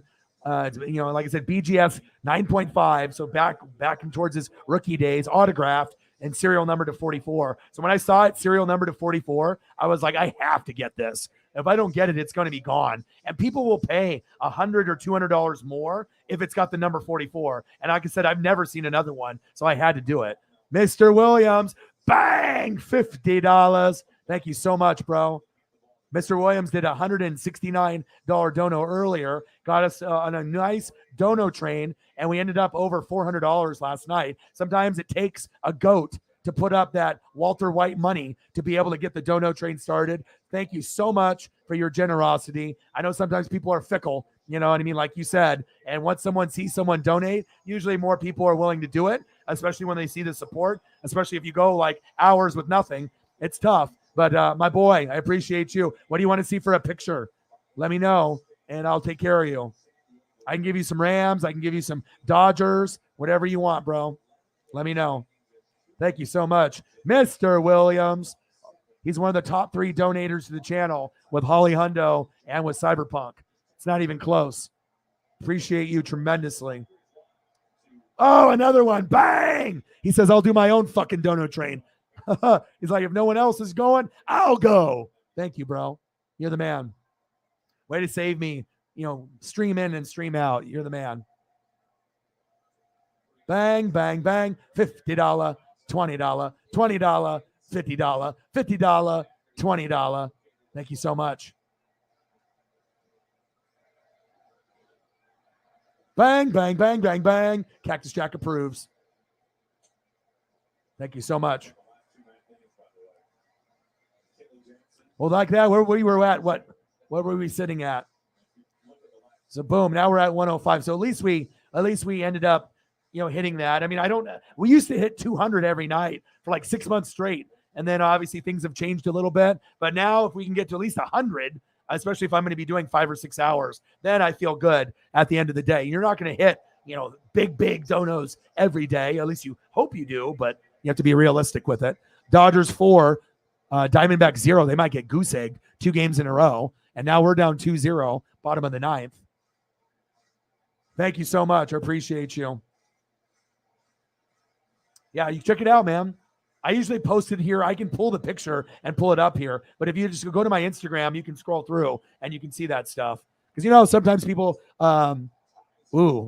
big strike up towards the face, 2-2 count. Because, sometimes you get people that will be like, kind of being like braggy, like, oh, I got this, I got that, but then they have no proof of it. And believe it or not, Kenneth, I actually sacrificed a PSA 9 Michael Jordan rookie card for this channel, for the iMac, the speakers, the microphones that you have on. It's worth $30,000 right now. And I sacrificed it back in like 2017 when it was worth like $6,000 because I had to take my channel to the next level. And big swing and a miss. Struck him out. And there's pictures of that on the Instagram as well. And I mean, I still have the Drexler that's in the photo, but that's only worth like 100. You know, the Jordan's worth like 25 to 30,000. Kind of a big difference, but always good to see you too. Wrench Gang in the building.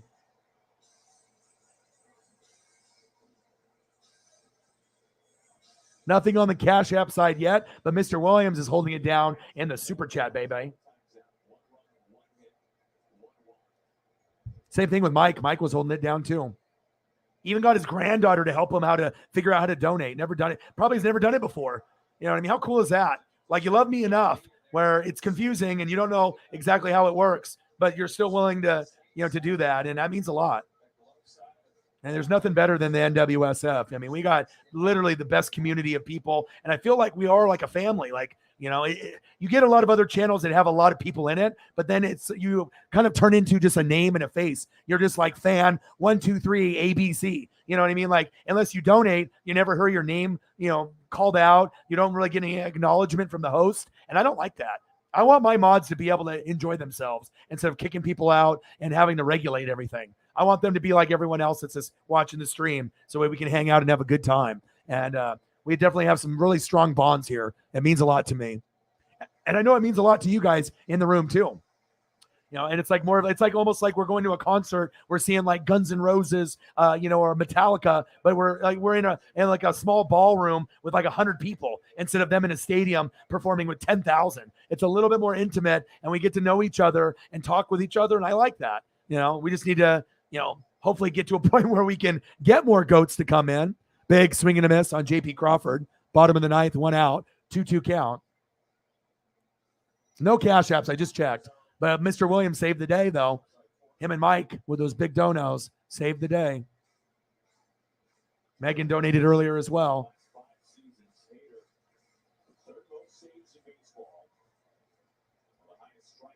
Oh, we will. And I honestly mean that. I will get together with some of the fans for sure.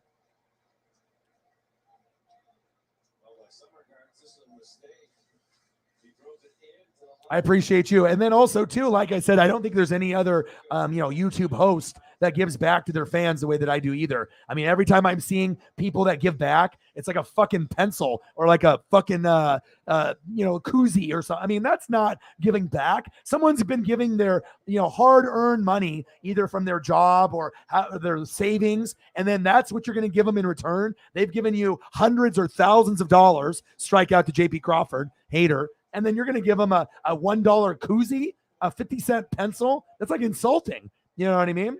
At least it is to me, you know? So for people that donate heavy to me, you're going to get $150 worth of shit or more. A jersey, you know, 5 wrestling shirts, you know, a fucking starter jacket. That's the fucking standard. And, you know, if you're going to be donating hundreds of dollars or thousands, I'm going to make sure that you get that gratitude and appreciation back. It's like almost crazy to me how selfish some of these Twitch and YouTube, you know, hosts are, you know, but that's the difference between me and you guys and the rest of the people that are out there. All right, Julio's up. We only have 2 hits. This is the only chance we have left.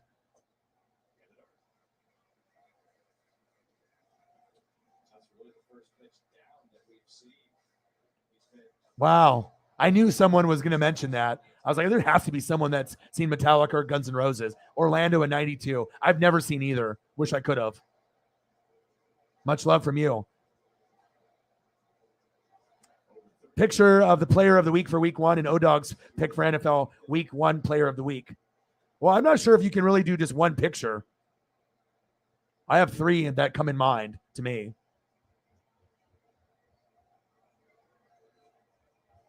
Come on, Julio.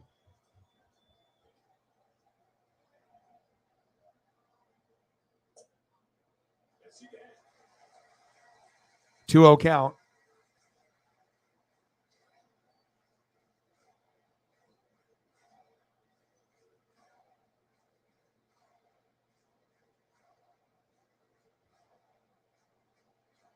Julio. God, they love him in Seattle. They love him everywhere. It's just such a awesome feeling to have someone as big as a Griffey like on our team.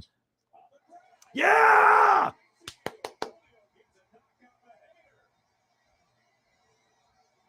There we go. There's a single. Let's go. He said, let's go. Let's tie it up now. Let's go. Ty France is up. Too bad Eugenio Suarez isn't up. Good single with 2 outs. Game on the line. And Julio comes up clutch with a big single right up the middle.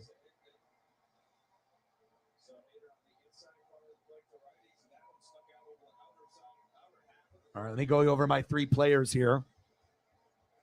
3 players and a coach.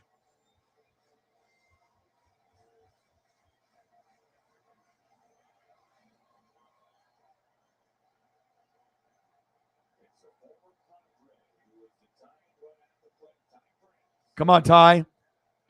Let's go yard. Come on, baby. Right down the middle, strike 1.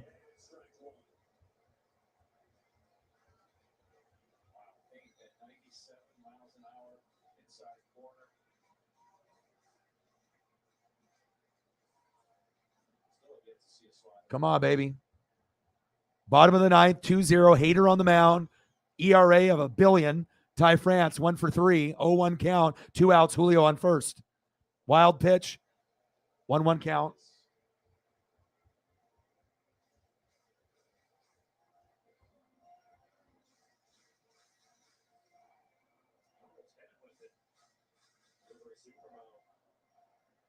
Let's go, Mariners.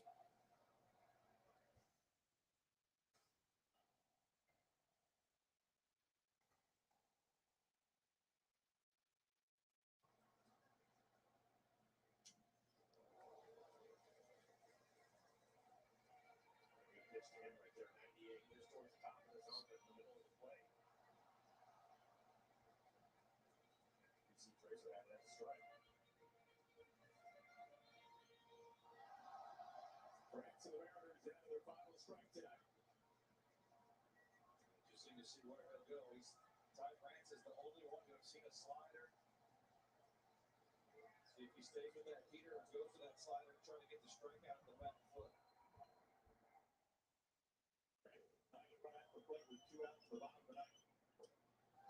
Slider inside, 2-2 count. Come on, baby. Come on. Hader will always fuck up. Come on.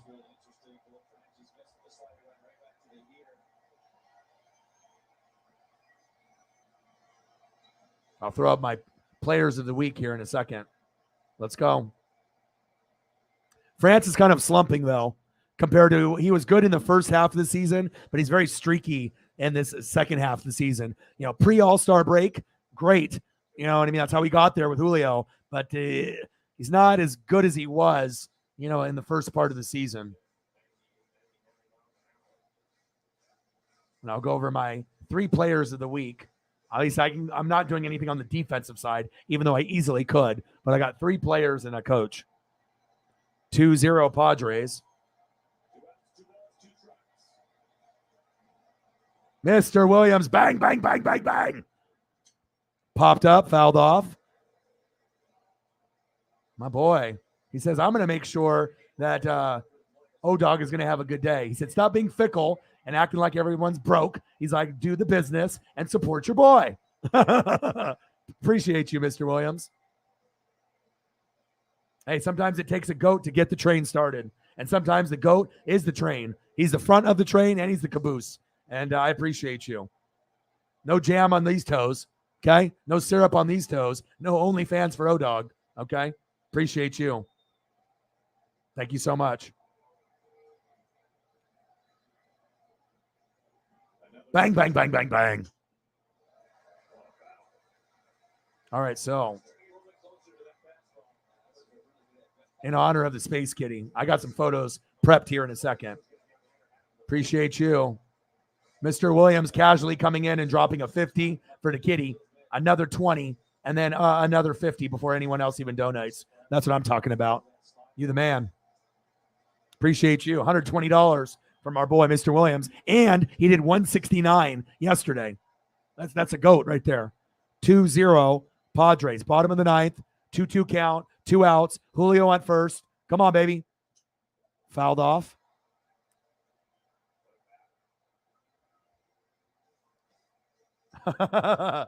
No OnlyFans for this, bro. Let's go.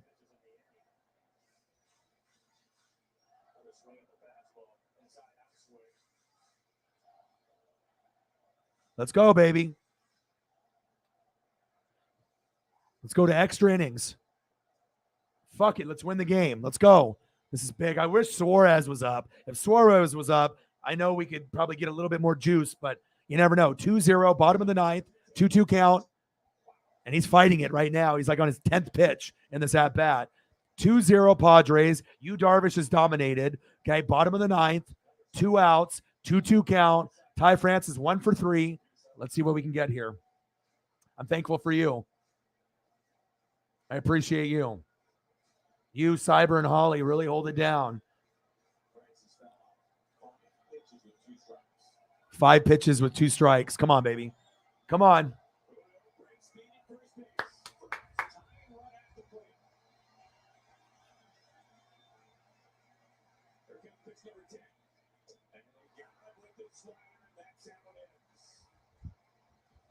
Struck him out. Ha, fucking hater. Good win for the Padres. I can't complain. We got to get more hits than what we got. And that's what's going to probably derail the Mariners' chances of getting to an ALDS, an ALCS, or World Series. We have, too many games that end 2-0 and 1-0. We're a good team, but I'm not really afraid of the Yankees or the Blue Jays or the Rays or the Guardians. They're really the only team that I think that is a little bit better than us is the Astros. And I think most people on planet Earth would think the same. But we're coming. Give us some time. This is our first year with Julio. So.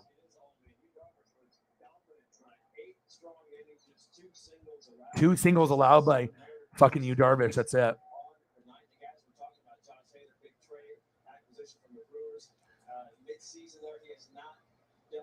Okay, man, that sounds good. I appreciate you. All right, let's go through some of the players of the week. Obviously, from just seeing what we had. Obviously, Josh Allen. He's not human. Okay, so when you know about Josh Allen not being human, I mean, we already knew that this is the team that everyone is fucking talking about, moving forward. So this team is very, very deep. He fucking is part robot. I already knew that, and he's going to dominate all season long. And I would be shocked if they don't get to the Super Bowl or the AFC Championship game at the very least. Hell of a game against the Rams. You did it on the road, and you are one of the best quarterbacks in the league now. Russell Wilson, Aaron Rodgers, you take a step back. Patrick Mahomes, Josh Allen, Herbert, some of these others, they move up. Speaking of Patrick Mahomes, he had also another fantastic day himself as well. So, 5 touchdown passes on the road against a playoff team in the Cardinals. More than likely, they may be the last playoff team, the team that will lose in the wild card. But still, Pat, he found a way to get in there with no Tyreek, and you're the man. Okay, we already know Travis Kelce is the best tight end, but let's not forget that Patrick Mahomes, he might still be the best quarterback in the league. A lot of people are hopping on this fucking bandwagon, but let's not ever forget where it all came from, and it's right here. Patrick, the clone Mahomes. And then, obviously, we got to give Jay Jetta, we got to give him some love. Obviously, we know with Jay Jetta, he already broke his career high with obviously yards, and I think he's going to end up getting more catches, more yards, 9 catches, like 184 yards. He'll get over 200 multiple times this year, and it won't surprise me if he scores 2, 3, 4 in a game. He already had 2 in the first game. He might end up having a 3 touchdown game or even a 4 touchdown game this season. And my coach of the week, obviously, it's a no-brainer. Who is it? It's Kevin O'Connell. Okay, when you have Kevin O'Connell, you already know things are going to be very, very big. And shout out to him. I already told you guys, I thought that Justin Jefferson was going to be the man, and I picked him number 2 overall in fantasy, and it worked out. So congratulations to the Padres. Sometimes it's just not your day, and then hopefully we can get revenge tomorrow. Soto, Machado, I see you, and a lot of Yu Darvish today. Congrats.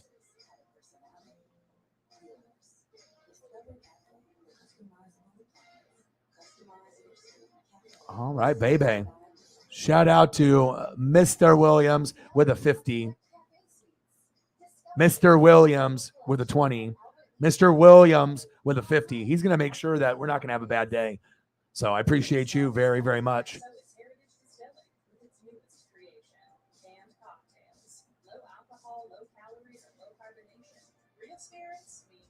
All right, let's go to another location. We're going to go to a tropical location here. So it's whatever I feel. Do I feel this vibe? That vibe is pretty nice. This vibe is a good vibe. I like that one. This vibe is always my favorite. So we'll go here and we can start going over some food. Well, honestly, Jair Alexander, right? Xavier Howard, Jalen Ramsey, it doesn't matter who it is. The wide receivers are better than the corners. And it's proven. Jalen Ramsey got fucking toasted by Diggs. And honestly, Jair can't hang with Justin Jefferson. No one can. I don't care who the fucking corner is. If it ends up being zone or man, it doesn't matter. No one is going to be able to guard Jamar Chase or Justin Jefferson or Cooper Kupp or Devontae Adams one-on-one. They are unguardable, period. I don't care who it's Jair, Xavier Howard, Ramsey, AJ Terrell. It doesn't matter. He's going to get fucking smoked. That's facts. I got you.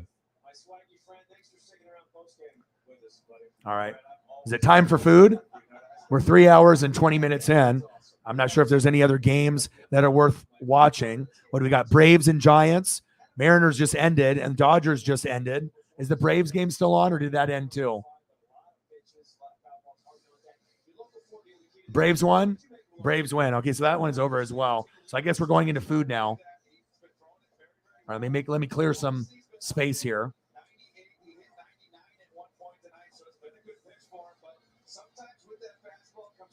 I got to throw up some photos for Mr. Williams, too. Get some Dodger love on there as well.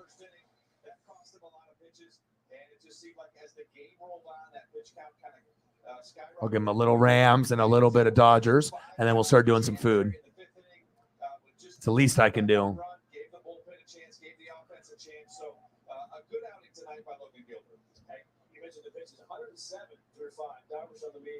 the other side, just 59 through 5. We'll talk about them maybe later, but more on the pen. So they have to come in and cover 4. They give up one unearned run, but you talk about Swanson. All right, let's start it off. Yeah, no doubt about it. Eric Swanson continuing a great stretch for him. Strikes out the side, and obviously great fastball. He uses that slider effect. The best defender in the game, one of the best defenders of all time, Aaron Donald.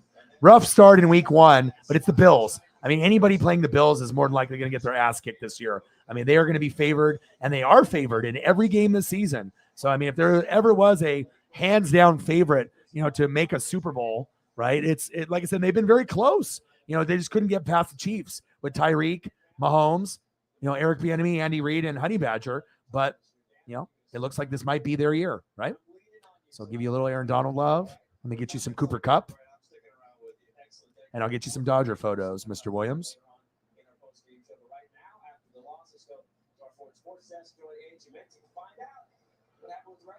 Yeah, but you're going to see the biggest impact out of any player, and team results is going to be Kevin O'Connell. And I said that months ago, coaching is everything.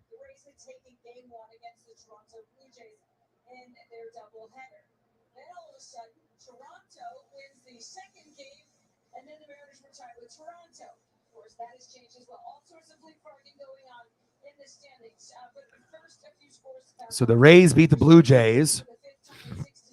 Then the Blue Jays beat the Rays. Orioles beat the Nationals and the White Sox. Damn, that sucks. Everybody's winning but us. So crispy, Cooper Kupp. I mean, shit. For a Caucasian white receiver to be number 1 in the NFL, a position that's dominated by the brothers, hands down, and to be number 1, I mean, Cooper Kupp is talented, but Kevin O'Connell got him open, and he was wide open the whole season. He was number 1 in yards, number 1 in receptions, number 1 in touchdowns, the Triple Crown, and even Jerry Rice never accomplished that in his career, and he had Bill Walsh and Seifert. Pretty amazing. That shows you how great Kevin O'Connell was. And on the flip side, you had Devontae Adams and Tyreek, being pretty awesome throughout the year, but Justin Jefferson was like number 2, with Zimmer. So He's going to get to a point, if any receiver can get 2,000 yards receiving, it's going to be Justin Jefferson with that system. Anyone that can get 15 to 20 touchdowns, it's Justin Jefferson.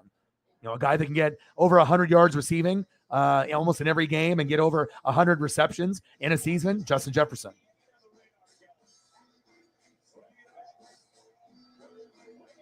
His memorabilia is going to go up a lot, too. I probably should get a Justin Jefferson rookie card sooner than later.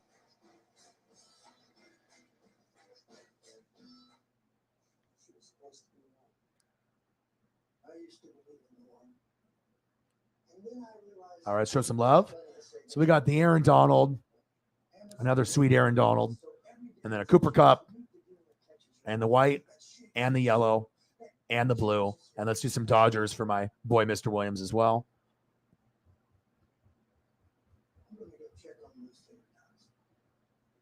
Learn all the ways to save with Amazon. And then we'll get into some food.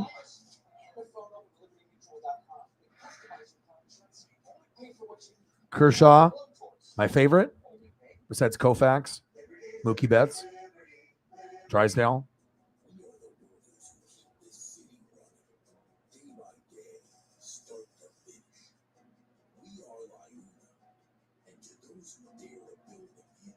K's all day in LA, baby, and Kershaw.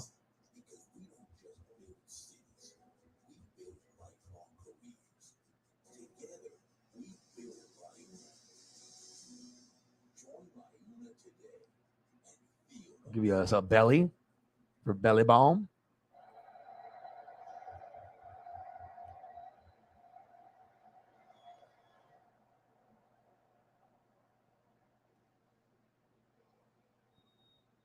So crispy.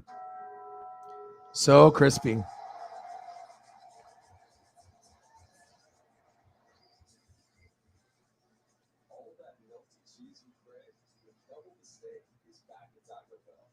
Hit you with a Freddy. Can't forget about Freddy. Got to hit you with a Justin Turner.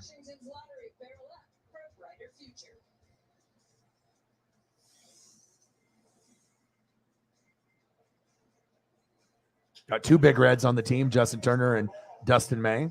Woo-hoo!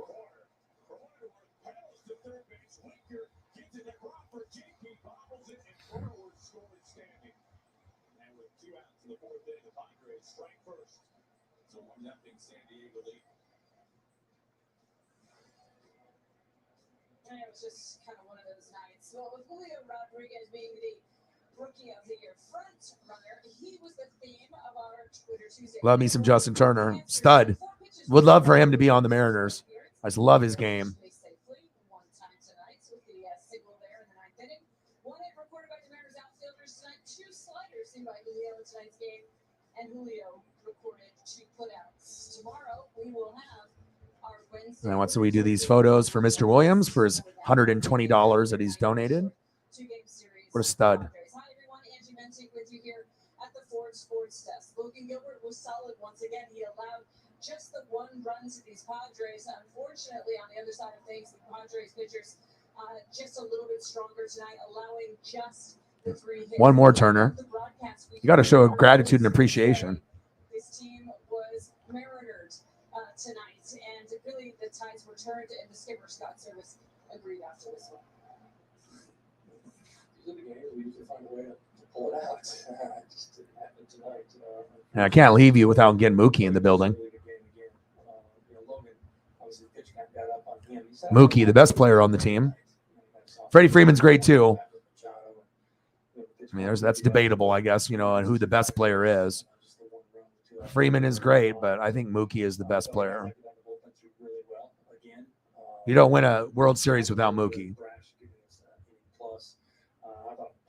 Top 10 player in the league. Sometimes plays like a top 5 player. No doubt. He's been in the league a long time. He did a nice job tonight keeping us off balance. I thought we hit some balls hard that were caught. But 3 hits. Yeah, we couldn't get in that fucking rhythm. 3 hits? How the fuck are we supposed to win the game with 3 hits?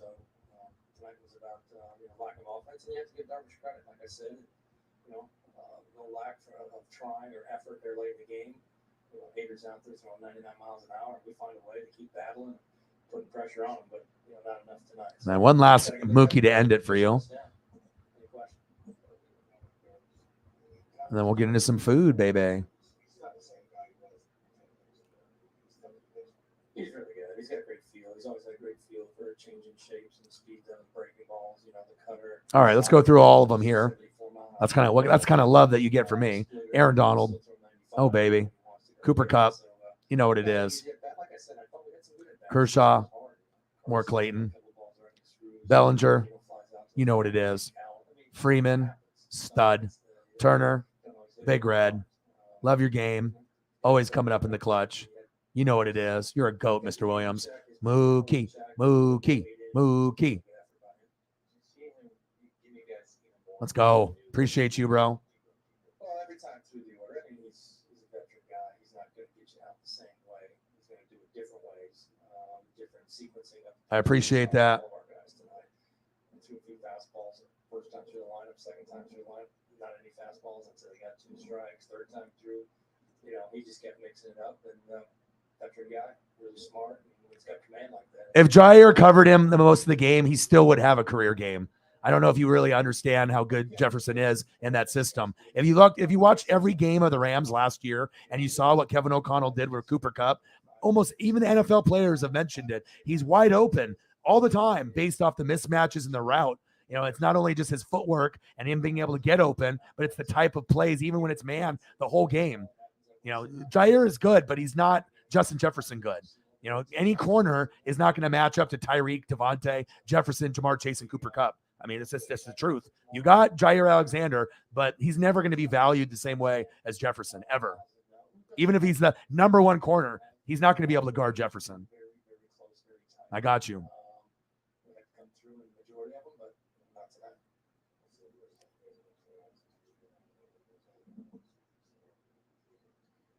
Oh, yeah. Of course he is.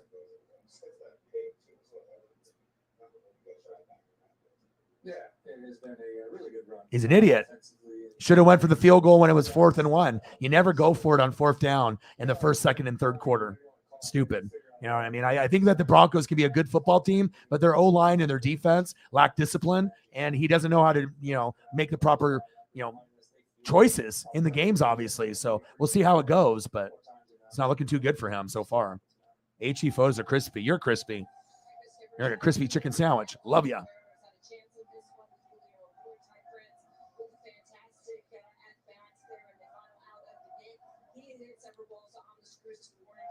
I got you. Zabala's like, don't forget Muncie. All right. Let's not forget about Mad Max. I mean, I wasn't really doing the whole starting lineup. I just was just doing ones that, I could go, normally if I have all the Dodger pictures up, I can go through the whole starting lineup. I was just trying to show love, but he's like, do more. Okay. Put Muncie up. Don't leave him hanging.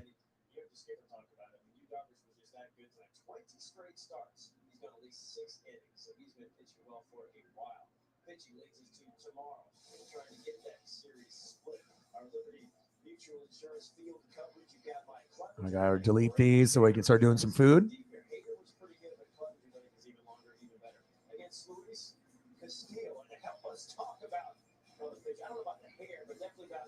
Let's get back up to the booth and bring in Mr. Dan Wilson. Oh, yeah, Castillo, his last turn against Chicago down here in his homestand started off record-setting fashion, right? Strikes out the first 7 batters he faces, then kind of runs into some trouble, some errors, ends up giving up 3 earned runs. I'm not sure what you make of that one, but I think this is going to be a good bounce back for him. Yeah, no doubt about it. I expect big stuff from him tomorrow, and a couple of reasons why. He had a chance tonight to sit there and watch these hitters, these Padres hitters, kind of go over the game plan in his head, put it together so that tomorrow he's ready to roll. The other thing is, Brad, he comes from Cincinnati earlier in the year. He's had a chance to play San Diego a lot over the course of the years, and he knows these guys pretty well in and out, and I think that will work to his advantage tomorrow as well. I just expect coming off that. I got you, man. Damn right he does. A chance to win or to split this. No way in hell. Not happening. Not this year. Bengals and Rams. I mean, the Rams might be able to get to the NFC Championship game. That offensive line needs some work. They're going to be good, but history tells us that if you go to a Super Bowl, you're not going the next year. Offensive line will get injuries and they won't make it. Yes, sir.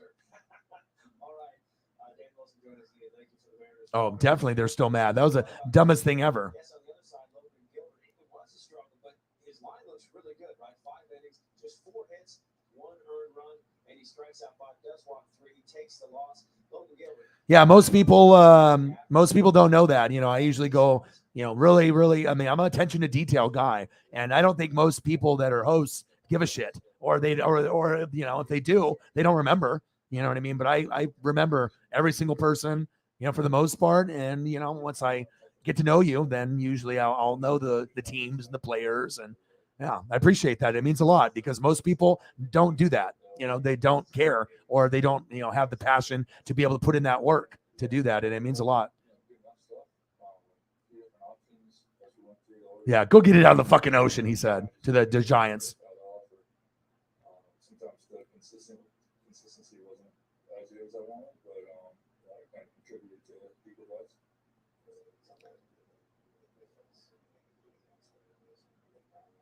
All right, time for some food.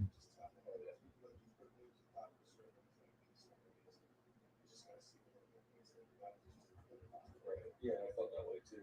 I saw a couple on video afterwards too that I thought that was the case. So I don't think it was a major thing. We did breakfast yesterday, and we started off with that, and we went down a fucking rabbit hole, and it was great.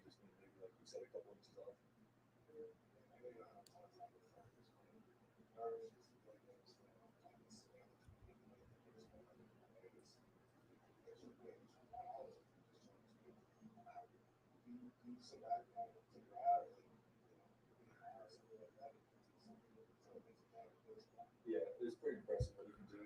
Like you said, he's been doing it for so long. So he's a fun guy to watch. Obviously, he had a great game tonight. It's just, you know, it's fun to look around the league and see guys do it different ways and at the highest level. Yeah, tip of the cap to Darvish, but again, not an all-together bad effort at all for Logan. I mean, if 3 walks is not going to lie, it was a lot of pitches getting to get. Well, also too, you know, it depends on who has power, and it's like if it's a head coach that's also the OC, you know, then he's pretty much, you know, he can have other people give him like tidbit advice. All right, hey, we should do this, but you know, ultimately those guys are going to be the ones that, you know, make the bottom line decision. But I already saw enough out of Kevin O'Connell compared to Hackett, and those were 2 guys I thought that were going to turn the organizations around. But it shows you that Kevin O'Connell is smarter than Hackett, more prepared than Hackett, and you're going to get better results than Hackett because, like I said, I already saw a lot of not having discipline on the defense, stupid penalties. The O-line wasn't, you know, where it should be, and I don't think Russ necessarily has lost a step. It's just that the offensive line has to do a better job, and he's more of a pocket guy, you know, rather than a runner anymore. But he can still do it if need be, and maybe they should run a little RPO action to be able to mix it up. But Hackett started to become too predictable, and he got too greedy. And when you're a greedy coach, you know what I mean? Sometimes you have to get slapped in the mouth and understand that you can't go for it on 4th down and 1 and 4th and inches when you know you think you can get it, but it's always better to get points. You don't think about the end result. That's the difference between people that know football like me and these people that are idiots. You know what I mean? Like, you have to understand if you don't go for it or you do go for it, it's going to change the outcome. You know, they ended up losing by 1 point. If you ended up going for that field goal in the 1st, 2nd, and 3rd quarter, you would have won by 2. But you're an idiot and you got greedy and you just try to get touchdowns every time and you deserve to lose. So the Denver Broncos have a long ways to go. Chiefs and Chargers are leaps and bounds ahead of them. And there's a chance that the Raiders surpass them. It's a chance that Denver finishes in last. You know, it could still be 3rd place, but I think the Chargers and Chiefs have a little bit more going for them right now.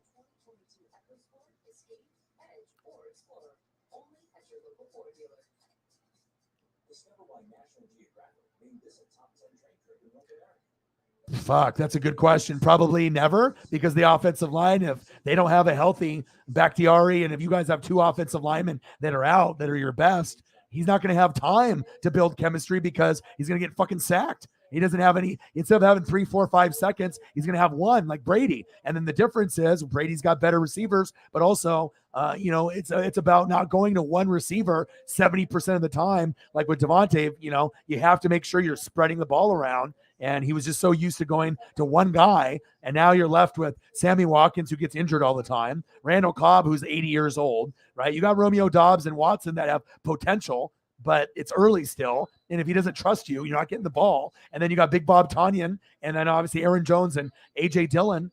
I don't know. I don't know what to expect with that.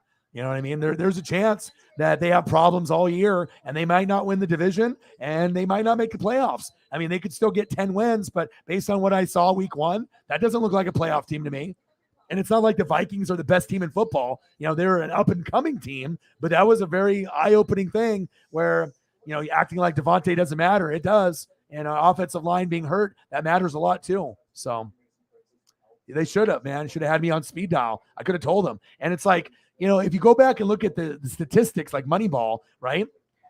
Teams only convert on 4th and 1 and 4th and inches 5 to 10% of the time in the first 3 quarters. Your percentage goes up higher in the 4th quarter, but in the first 3 quarters, if you do that play, you are not going to convert 9 times out of 10. And Seattle tried, same thing with Denver, and they both failed. You know, it's not me just coming up with this random information and screaming at the TV or screaming at the computer for no reason. But, I mean, it happens over and over and over again, you know.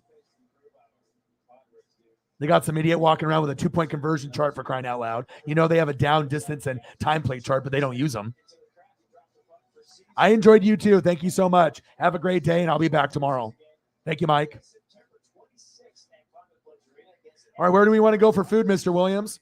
Where do you want to go? You want to go breakfast? You want to go burgers? Start the rabbit hole for me here. Wherever you guys want to go, Eagles, John, Sarah, you guys let me know where you want to go. But I'm telling you, Zach, I know you guys are a bunch of Packer guys and Grossi and all that, but this is the beginning of the end. And I'm not biased or a hater. It's just the truth. The Vikings are here with Kevin O'Connell, right? You're going to get a different type of Vikings team that you've ever seen. And, you know, the Bears are still going to be ass. The Lions are getting better. There's a chance that the Lions get 3rd place, which I think they will.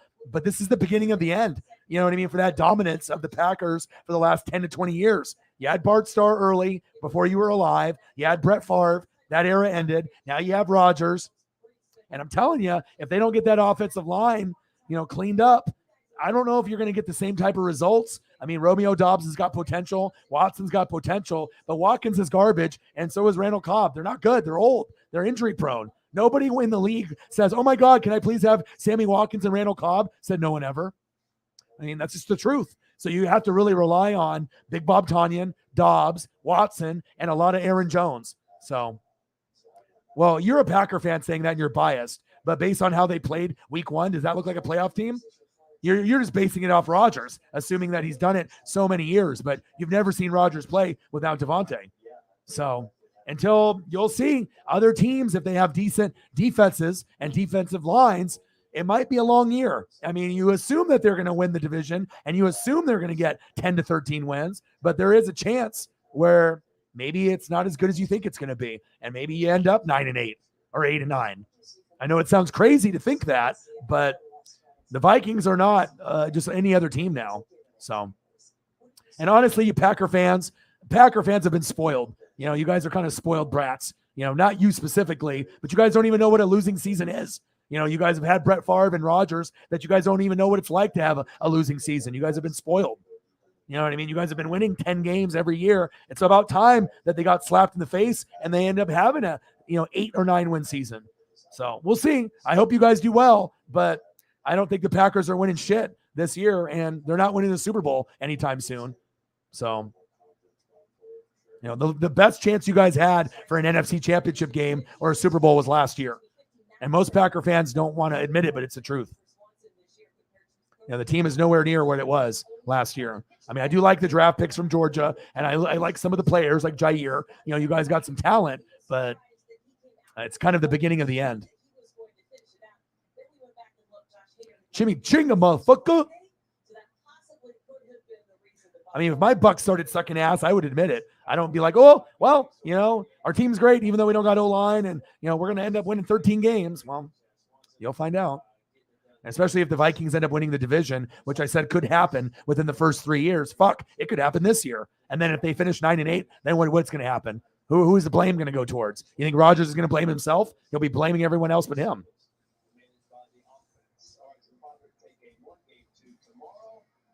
at 12:30. Walter and Logan Gilbert taking the loss, but pitched well in the features. You just a little bit better. Tomorrow, it's been a Heritage Day.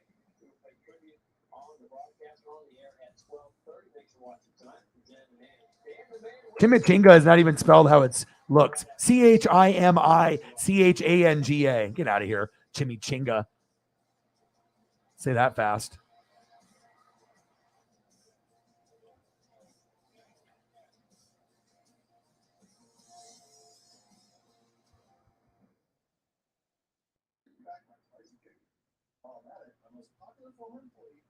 The receiving core is trash, dude. Let's just be honest. It's not good. I mean, if you go to a lot of Aaron Jones to supplement that, or Big Bob Tonyan, if he can stay healthy, that's one thing. But, I mean, if you're comparing your wide receiver core to every other team in the league, it's not good. It's not good. And that's why you got the results that you got week 1. O-line was trash. It didn't play good. Defense wasn't good. And then on top of that, the receiving core is not good. It's just the truth. It's not being a dick or being a hater. I just call it how I see it. It's not good. It's not a good look. You guys have been spoiled over the years. Maybe it's time to have a bad year, and reflect and go in the mirror and have Aaron retire and move on, and then you can go with Jordan Love and you'll lose a shitload of games with him. I mean, unless you get someone better than Jordan Love, because he's ass. He's not good either. I mean, he has a chance maybe to develop, but I mean, if you don't got a Devontae Adams for him to bail him out, it's gonna be a long fucking year. I mean, with the current roster as it sits.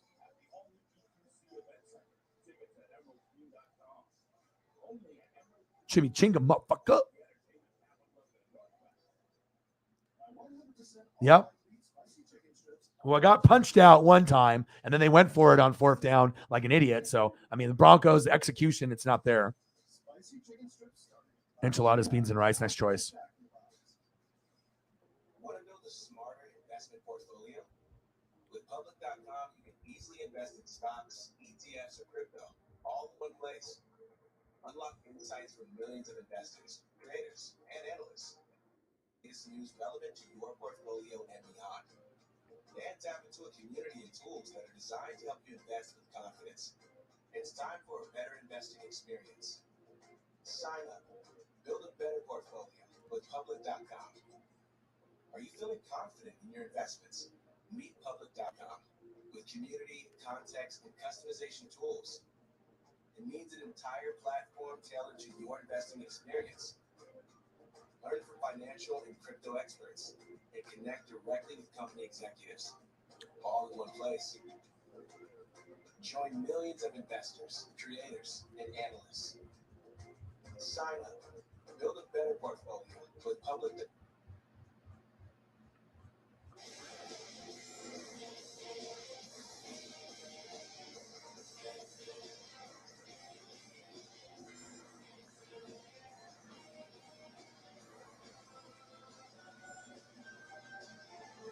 Welcome to Seahawks Press Pass. Here's the head coach of the Seattle Seahawks, Pete Carroll. Well, this was a nice opener. This opportunity to play on Monday night and all the hype and all the build-up and all that stuff was such a great challenge for our guys. And just all the natural things that you would think could happen, with, this. All right, what do I want to watch here? Appalachian State versus A&M.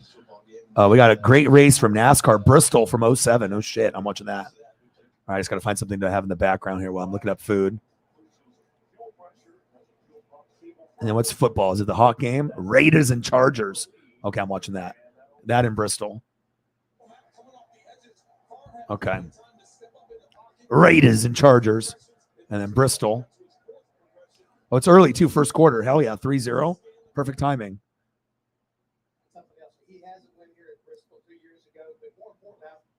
Dale Earnhardt Jr. still racing.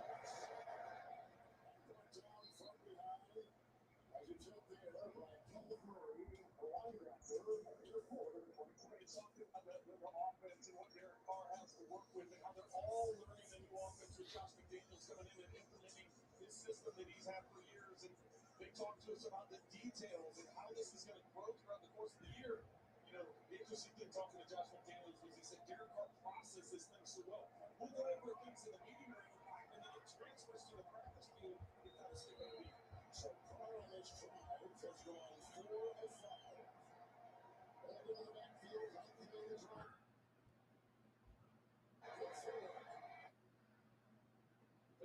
team that I am fascinated with today is that 2014.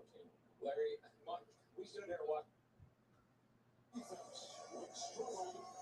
season ago, getting teams off the field and on third down against Sebastian Day for the Rams.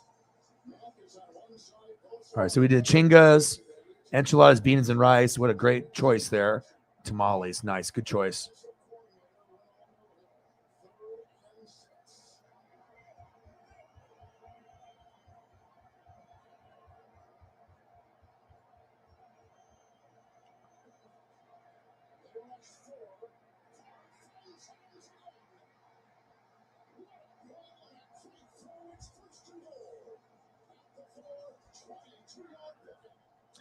I love someone that knows how to make tamales. Like, you know, I have a couple Mexican friends that, you know, will make them a couple times a year.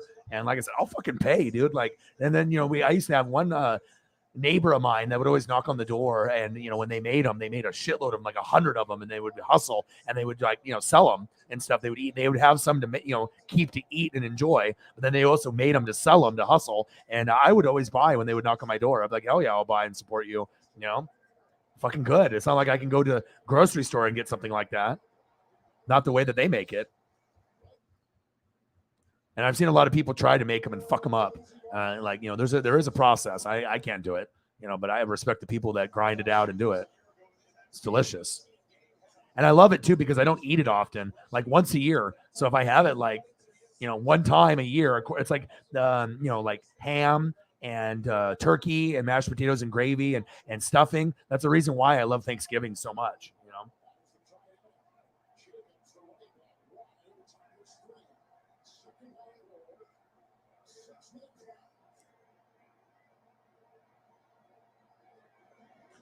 Yeah, but remember, you're hoping that they are, but there's a possibility they may not.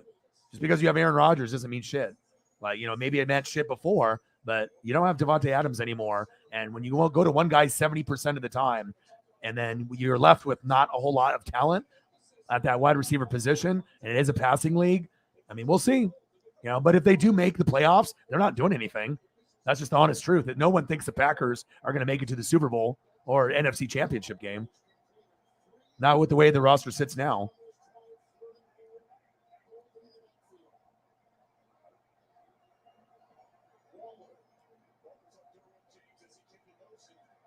Yeah, homemade are the best. Wings.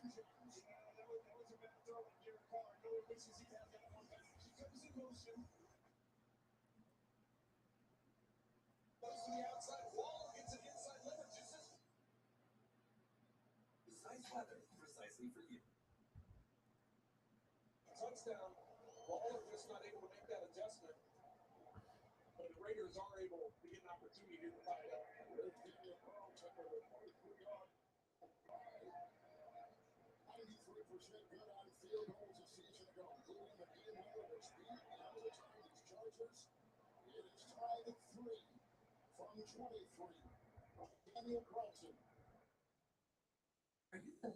in your investment? Public.com with community, context, and customization tools. It means an entire platform tailored to your investing experience. Learn from financial and crypto experts and connect directly with company executives. All in one place. Join millions of Oh, your boy is good. Yo boy is good. Sign up. Build a better portfolio with Public.com.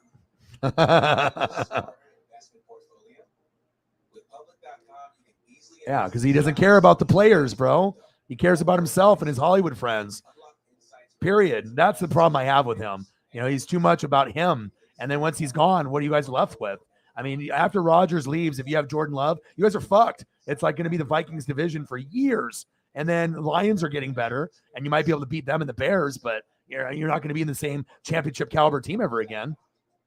Unless you get someone better than Jordan Love. You went to an authentic Mexican restaurant, they serve you Costco brand. Oh my God. Yeah, RKO, dude. Venezuela, Ecuador, Guatemala, Mexico. Yeah, one of my dad's really good friends from back in the day was from Guatemala. I usually like to, look at different types of ethnic, food that I can find for sure. All eligible purchases in store. Every visit, Yes. every day. Enchiladas upload. I am like Tank. Want a leg up on your Yeah. fantasy league? We gotta make sure people are locked in. Our experts have all the info you need to dominate your league. This guy is a bona fide stud. NFL fans. Chicken quesadilla. Tomorrow at The 6 quesadilla. on NFL Network. Morning tonight. You can have your from the you call it game day. Right when you phone it, more than 12 hours of coverage. How long is your home? We do this for you. NFL game day. Only on NFL Network. Rise and shine with GMFB. It's bright, it's shiny. Let's bring it to town. Get your day started with all those football. Oh, Peter Traeger just talked to my TV. My ears are bleeding. Can someone help me?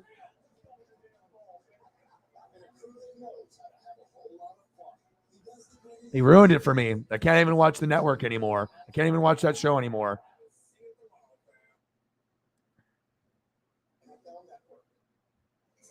Jameson, the smooth triple distilled whiskey knows when people just get you.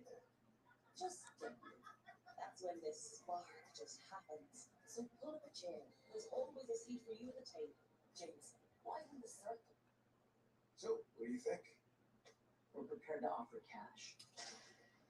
When you get great deals at Denny's, $5.99. you'll start to expect great deals everywhere. New all-day diner deals starting at $5.99. 10 delicious meals only at Denny's.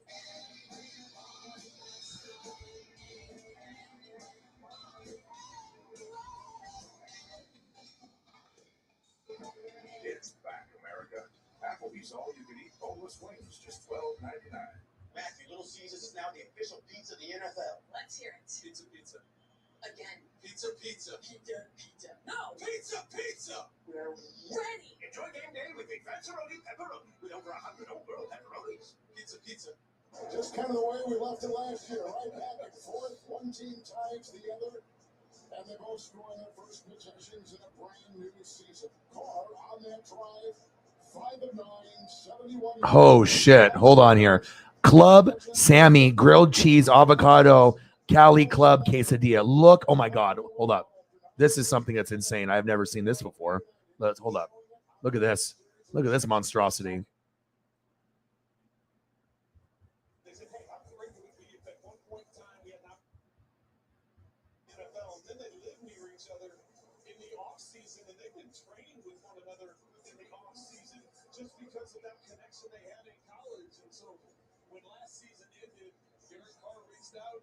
He gave him 1 day, right? Is that what he said? He's like, I'll give you 1 day, but then I'm going to reach out and try and make this happen. And you can see the connection they had at Fresno State.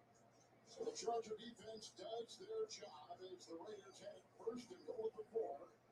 And the Vegas Oh, my God. Look at this monstrosity. Club Sammy grilled cheese avocado Cali Club quesadilla. Vegetable oil, meaty bacon, small onion, jalapeno chiles. Oh, my God. You never know what you can find on the internets and the interwebs. Chorizo quesadilla. Oh, yeah.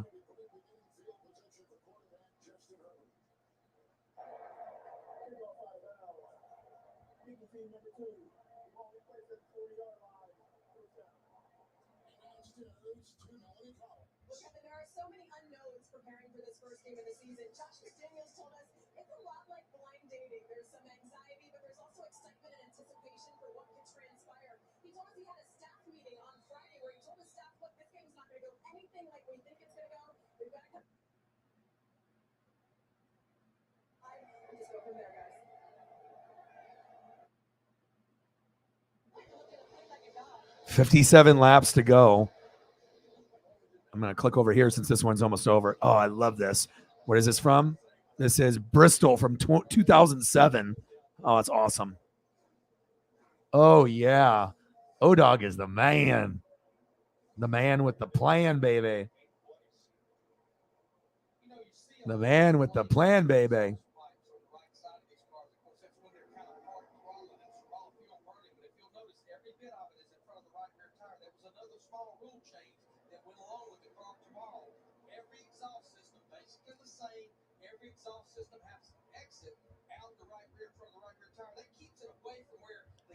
I love Mexican food. It might be my favorite. I mean, I do like Asian food, and I do like seafood a lot. But gosh, so many delicious choices. It's like hard to have a bad Mexican meal, but I mean, there are bad places for sure that skimp out on the good ingredients. But I've had more delicious Mexican food than bad. And I'm not counting Taco Bell. Oh, yeah. Your boy's good. Yo boy is good. Right now, Regan is running back to the 24th position, 3 laps down. Big question, how does this car having 2 drivers affect the chase for the next Cup? I talked to Robin Pemberton earlier in the week. He said, Larry, we have the top 12 drivers that will go for the next Cup. We'll have the top 12 owners. Sopapilla cheesecake. Trying to see if I can find. Here's a simple recipe. One, I'll try to go through a couple. And all that matters, at the end of race 26, whether it's a driver or owner, is top 12. And Regan is doing a pretty good job, actually. Holding his own there, 3 laps back. Cheesecake bar. Oh, trying to see if I can find it. One that'll. These guys didn't think they'd be running 7 laps today. That's about, half of almost a second slower than what we would see in a race here. And then we talked about at the top of the show, qualifying, actually the average speed of this field of 43 cars a little quicker than qualifying here in August. A year ago, the qualifying was snowed out. But speaking of our leader, Denny Hamlin, right now 48 laps to go, he's getting into some very heavy traffic. Kyle Busch, that 5 car, trying to take advantage of it back there in second. You know, Kyle Busch is relentless. He doesn't give up, and he stays in the gas. One question for that 5 car is, did Kyle Busch conserve enough to be able to make a run at the leader late in the race? Nice. There you go. Let's give Elliot some pizza while he's here. He's like, I need some American food. Where's my pizza? Let's throw a little pizza for Elliot before he dips. I'm not sure if you're staying or going, but let me at least get you with your favorite here. It's the least I can do. 17 cars still on the lead lap, led by Denny Hamlin and Kyle Busch. We're into the closing stages at Bristol. America is waking up to Fox and Friends. Hey, guys. Morning, Sam. Watch out. Rain's in the forecast. It's important to have friends you trust. Fox and Friends, America's best friends. Your cravings are as unique as you are. With over 1,400 delicious snacks, nuts.com can satisfy. No, we don't have any, which is a little odd. But I mean, at least we got a good number today because of Mr. Williams and a lot of the others that have donated to the super chat. But yeah, we have nothing on the Cash App tonight, which is a little weird. But we'll probably end with something in there before the night's over. We're at 4 hours and 2 minutes, so we'll probably go for another 58 minutes. And we'll probably go for make it a clean 5 hours, and we'll end the stream.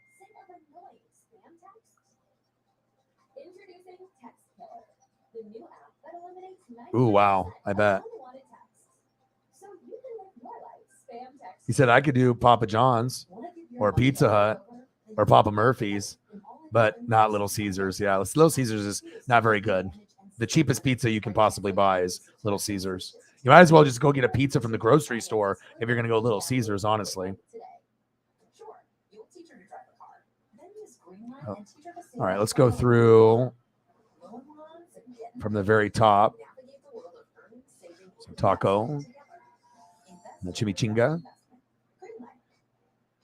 enchilada Tex-Mex style. Another one.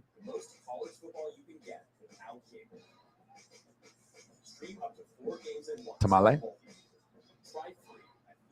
Wings.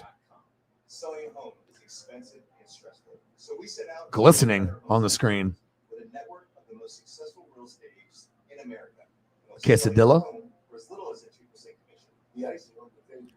These first two are like, okay, that's decent. And then okay, let's go. Let's step our game up a little bit. That one and then this one. Oh, yeah. I mean, they just gradually get better and better. It's like, okay, all right, that's like a 5. No, that's for 6, 5, oh shit. Then you're starting getting into the 8 and the 9 range. Oh shit. 10. My goodness, that one's good. That one looks good too. And that's sopa. All right, where are we going next? We got 56 minutes to go. We can change, and we can go to breakfast. We can continue to go down the rabbit hole with the Mexican food. I'm down with that. I mean, we did breakfast yesterday, so we can always. I can go bacon and burgers and pastas and all that and seafood. But if we want to keep going down the Mexican food vibe, I'm down for that. You just have to. I mean, I got nachos and other things I can bring up. So, yeah, enchilada lasagna sounds amazing. I'll go with nachos next since we're just waiting. I'll throw up a couple of my nacho photos and I'll look for a new one, and then we'll go there. I mean, when I look at that, that's like, pretty much you're going into that nacho realm. So, nacho mama.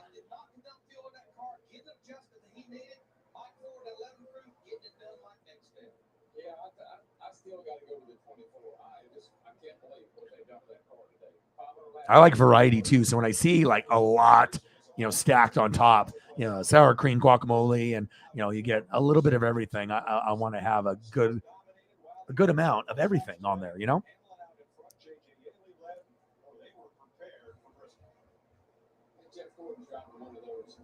28 laps to go. Seeing the names are pretty much the same still.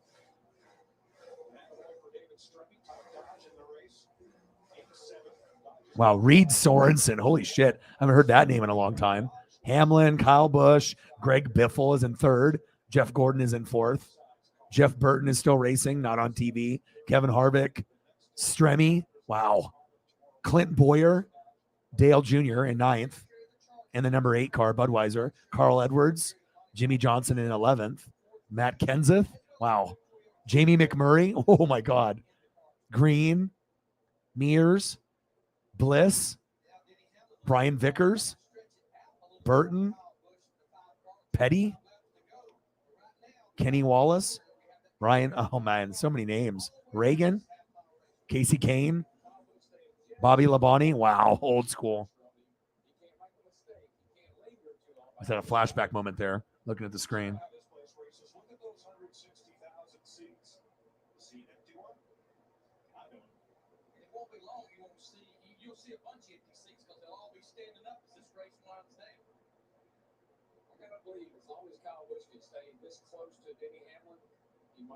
Oh, yeah. Cinnamon rolls are the business, man. I actually got some about a week and a half ago, and I was actually craving them as well.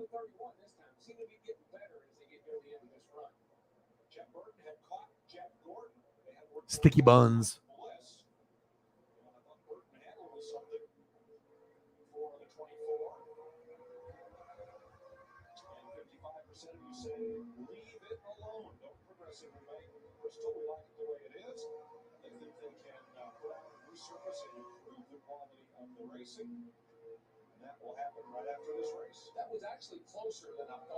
Cajun shrimp pasta.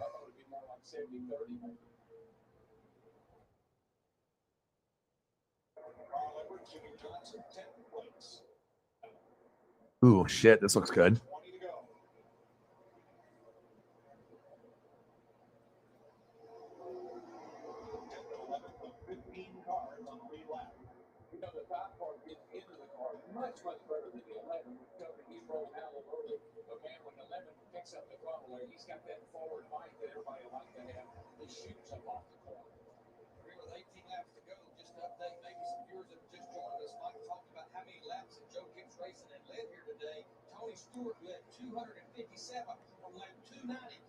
That looks good. All right, I'm gonna go and take my my Mariner jersey, my Julio jersey off here real quick. So give me a second, give me a minute or two, and I'll be back.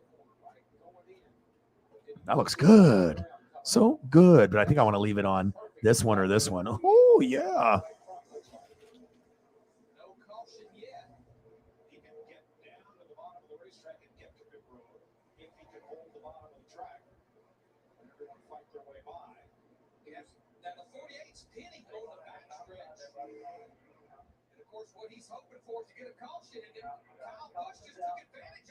Took the lead away from Denny Hamlin. Caution is out now.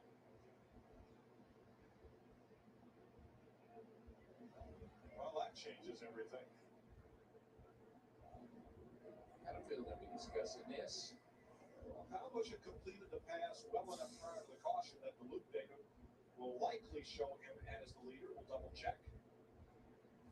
That's coming off the two down the back. It looked like Now, let me explain why Tony Stewart is so slow. Darryl, we talked about this earlier. He didn't want to become part of Jimmy Johnson's problem.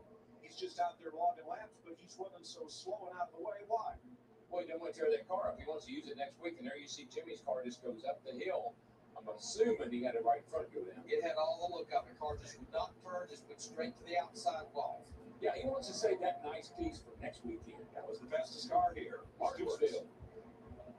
Now, here's what's going to be interesting, boys. It's been 70 laps since these cars have been to pit road. We've got 14 cars on the lead lap. I think we'll see some of the guys at the back of the pack hit pit road like Jeff Gord, Jeff Burke right now. Yeah, I was going to say, if I'm leading the race, I'm going to do the opposite of what everybody else does. And Kyle Busch, Denny Hamlin, Greg Biffle, they stay out. Looks like all the other lead lap cars come to pit road, and we may get to a point where this will be a single file restart if we get to 10 or less laps to go. So, yeah, coming to pit road right now could be a race winning move. There are no more cars that stayed out of those lead lap cars. And scoring confirms Kyle Busch is the race leader. He had completed the pass on Denny Hamlin prior to the waving of the caution. And when that caution light comes on, they revert back to the last scoring loop around the track that the drivers had previously crossed. It's not the instant of caution, it's where you last passed a scoring loop just prior to the caution. So what I was saying about pit Mike, if the 5 and the 11 had come in, I definitely would stay down. If they stay out, I stay out. Right now, it looks like, and we're going to have to look at score when they come back across here, but it looks like at least about 10 cars of our lead lap cars came to pit road. Well, earlier we said we'd rather have tires than track position. What about now? I'd rather have laps right now. If I come in and got tires, if I didn't, I'm going to run down there about 7 or 8 to go and get a green. Yeah. When Denny Hamlin was told he was in second place, Mike, he said no way. Then it was the question of whether they were. All right, I'm back. Ooh, 12 laps to go. Ooh, Cajun shrimp pasta from Sarah. That's a good one. Steve. Dick Kevin Harvick said we've just been way too tight. Tom Carrier said if we don't pit, we'll finish 10th. This is our only shot. They took 4 tires and made an air pressure adjustment for Kevin Harvick. Well, this is so reminiscent of back, what year was it? 2000 with Dale and Terry. Dale stayed out, didn't get tired. Terry come in, got 4. What a finish that was. That was pretty wild. We have audio from Denny Hamlin. Sticky buns? Is that what's next? Yes or no? Follow the 5. Follow the 5. Stay out. Stay out. And that's the box you're in when you're the leader. Well, here is going to be the deal. We're going to have a single file restart because it looks like we will be. They are showing down finger restart right now, which means it'll be single file, no lap down cars to the inside. The top 5 cars stayed out. They've been out there since lap 4:15 on their tires.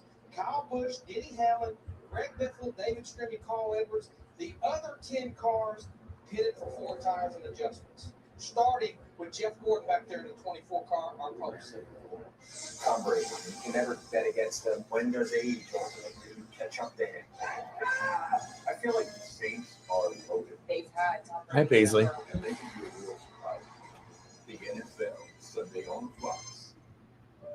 So, how many vaccines have you given you all? Me, about 1,000. Walgreens, millions. I could not miss everything you. With your booster, I think I'm almost done, Paisley. I got a little bit more to go. Okay. Way to go, big bro. So while we're here, can you try as well? Let's do it.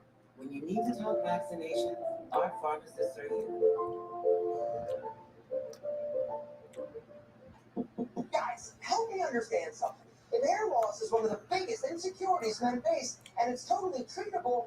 Why haven't you done anything about it? Bosley, America's #1 hair restoration experts, are here to help. Bosley uses the latest technology and science to give you your real hair back permanently. That's a promise backed by the Bosley Guarantee. And right now, they've got an incredible free offer for you. If you scan this QR code, they're going to give you the completely free Bosley info kit. You're also going to get a $250 free Bosley gift card. Guys, do not wait. Do not suffer the insecurity that I know that a lot of you guys are suffering with. Bosley is a solution for you at any stage of hair loss, which is something that I love.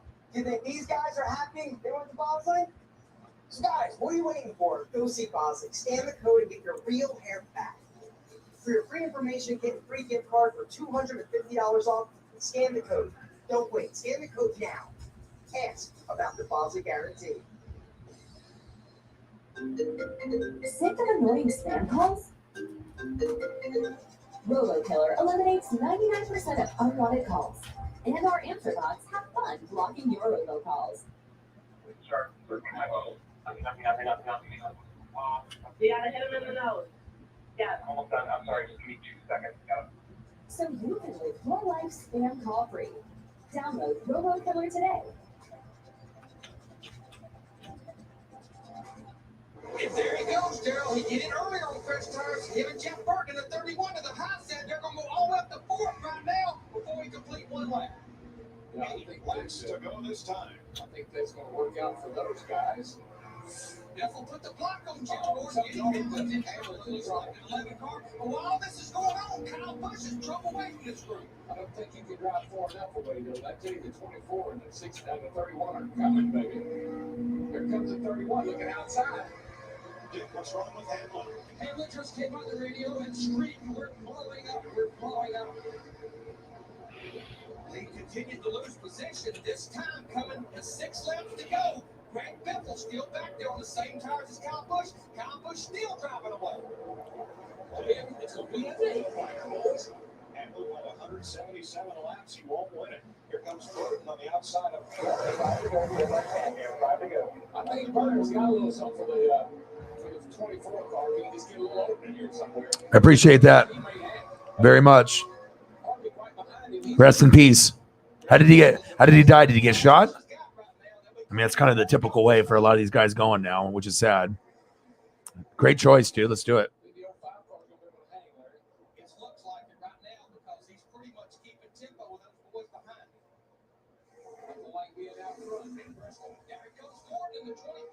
You like that? See, I'm trying to get you guys the best of the best, you know?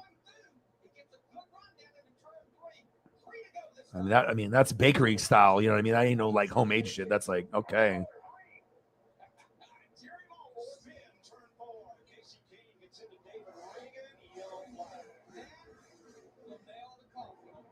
Ooh, I got one more. Hold on. I got to give you some variety, some different flavors. Hi, baby.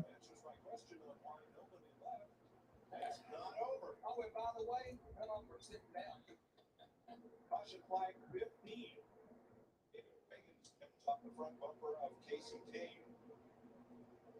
At 24 is just a perfect example of persistence. Hang in there. Don't give up. Keep working.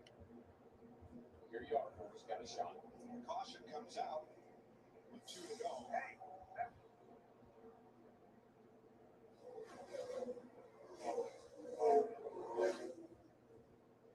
And we will go to overtime. Oh, God. Drizzle, drizzle, drizzle, drizzle, drizzle, baby. Sticky buns.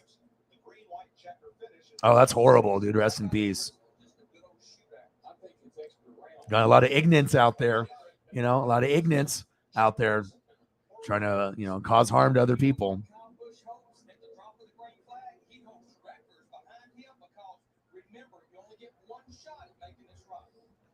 People are fucked up, man. Sitting there poised. If he can get a little run on Jeff Gordon, is that 31 car? I mean, he was working on Jeff pretty hard. He was better than Jeff Gordon. Jeff Gordon was protecting the bottom, and Burton didn't have enough to go around the Burton was being nice to him. I'll tell you, Kyle Busch is my hero today, even if he doesn't win this race. Remember midpoint of the race, he called his crew chief. He says, "I'm an idiot." But he learned from NASCAR, he had something to get the lead. He did, and he's in a position to win it if he can hold on. I'll tell you, he has really had a great race today. There hadn't been a race that we've had this year, Busch or Cup, that he hadn't had a shot at winning. It's incredible how fast that car's been. Damn, 2 laps to go. To show what happened to David Reagan between turns 3 and 4. There's Reagan in the 6.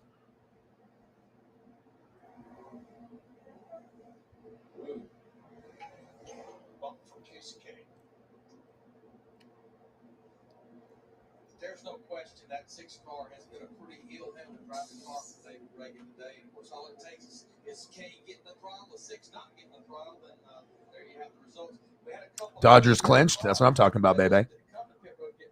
Sarah with the update. Straight in the 40, single file restart, leave lap cars only to the front of this restart. You know, I'm sure the 9 and the 6 probably were racing for position. Kyle Busch is trying to win his 4th Nextel Cup race. He's 21 years old. Jeff Gordon has won as many championships as Kyle Busch has won races. In Gordon's case, is it time for big picture racing, or will he run his young teammate hard to get the checkered flag? I think he'll run his teammate hard, knowing he has about 70 lap pressure tires in that 5 car. He'll race smart, but he's going to race hard. Checkers or record, they will wave the green flag. If drivers can't complete the next 2 laps, we'll see the checker. If not, if the yellow flag comes out, the race is over. I'll tell you one thing, Kyle Busch better not open that door. No, because what I really think could happen here is the 5 and the 24 can get into each other and the 31 goes scooting by. And Darrell was pretty clean last time, bro. This older tire, this hotter tire, you got to be careful of that low gear, not to spin those tires on this restart. I mean, so if we're going to go churros, yeah, I mean, the next logical thing is to do like cinnamon roll. I mean, if we're already kind of in the same sticky bun category.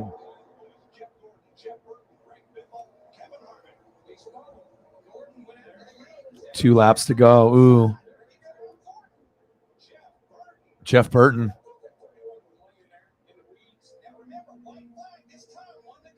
Even NASCAR races from like 20 years ago look so much different. Car looks different. The camera angle looks different. The broadcast looks different. Like dramatically different to what it looks like now.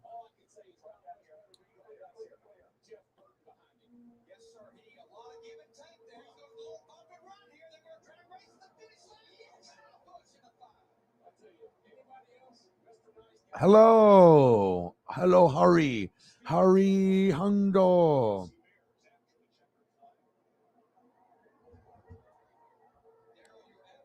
Great to see you.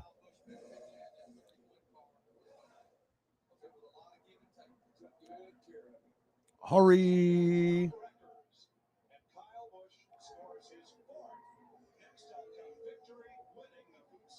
Oh, yeah. I'll start it from the beginning since you just came in, and then I'll show you kind of where our minds were going. So we started off with breakfast yesterday, and we kind of went down an amazing rabbit hole, which we might end up going into. I'm going to go for another probably 38 minutes. We'll probably make it a clean 5 hours. If it ends up going slightly over that, I'm not going to do 6 hours today. It'll probably be like 5 hours and 15 minutes. So we probably got another 45 minutes to an hour. So we started off with tacos.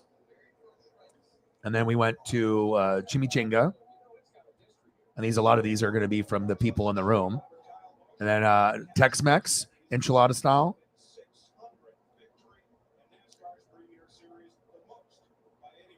And then we went enchiladas.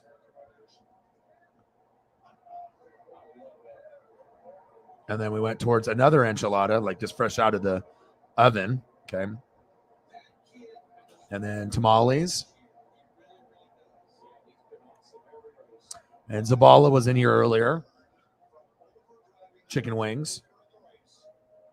They're glistening. If you thought those were glistening, look at this one. Hello.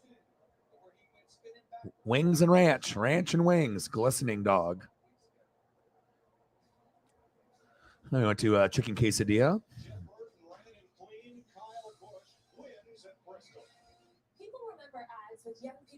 And another quesadilla. And they get better gradually, more and more extravagant and wild. Liberty. Okay. And then next up, oh my goodness. All right, so I got Raiders and Charger game on NFL Network. 10-3 Chargers. Second quarter, 5:18 left. Shotgun set, Herbert. Oh, money. This is amazing.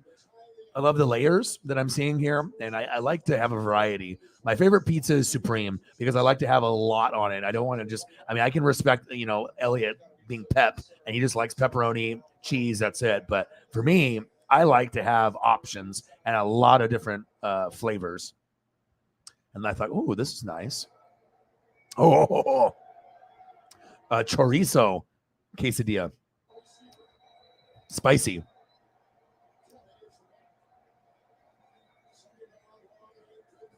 And then this is the steak quesadilla. It's pretty much like our nacho mound. It's kind of similar. It's not the same photo though. It's different. And then Jameson wanted the sopa, so we did that. That looks delicious. And then we did more nachos, just to kind of, as I was waiting for other options. So here's the nacho mound that we're normally used to seeing, and then here's the steak quesadilla. I mean, they're both extravagant. They both look good. And then Sarah with the Cajun shrimp pasta, delish. I could eat that right now for sure. And then we went into sticky buns. Oh, that looks good. I won't lie. I mean, even if you don't like the almonds or like the nuts on the top, like you don't have to eat those. You can pick them off, but sometimes it gives it that extra crunch, But some people hate, then you have like chocolate chip cookies or if they have like almond or nut and they get pissed off. I don't want that. You know what I mean? Some people like just the cookies with the nut in them, but I mean, I would still eat this. This looks good. I mean, everyone's different. Sometimes it adds a little kick to the sticky bun. That one looks, wow. I mean, this is like bakery style. My goodness.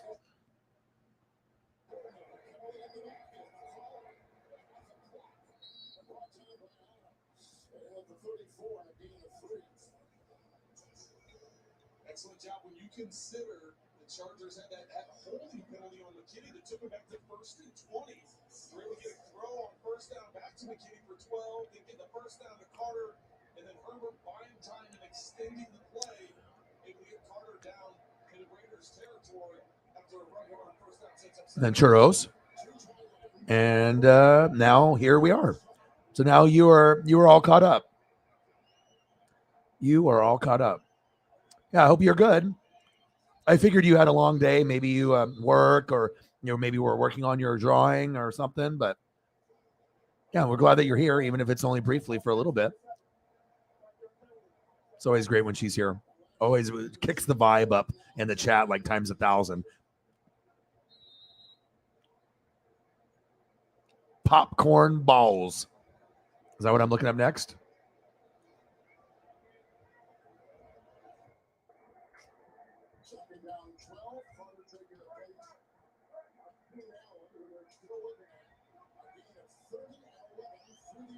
Oh, Jesus, this looks good.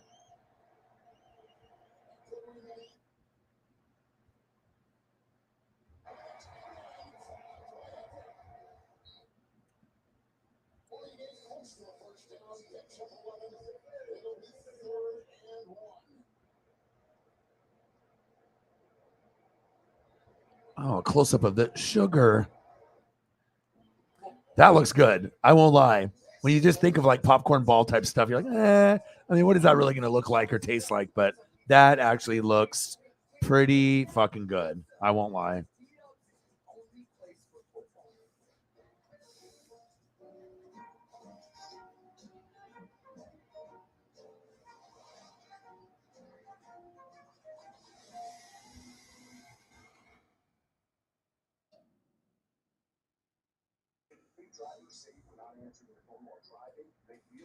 Popcorn balls are like something a stoner made up because this next one I just found is popcorn balls with gummy bears or gummy worms. What the heck is going on here? Hold on.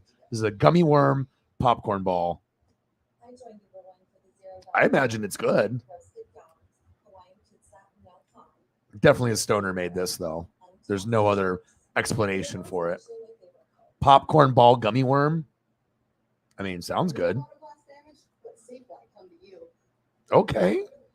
Okay. Kind of looks good. Her windshield got a crack. She's scheduled with Safelite in just a few clicks.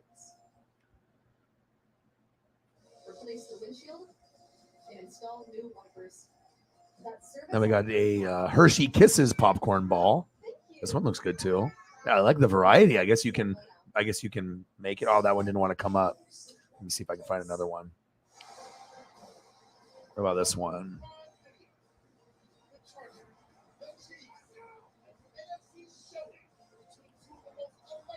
Now we have old fashioned.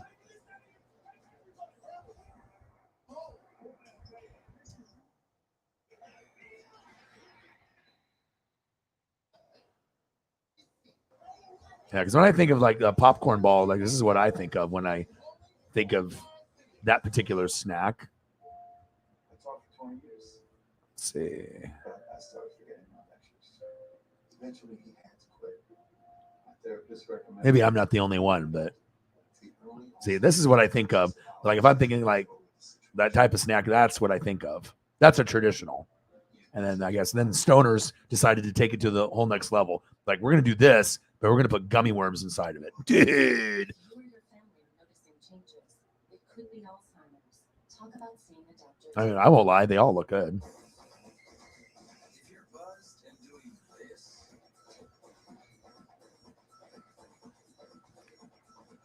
to make yourself feel okay to drive,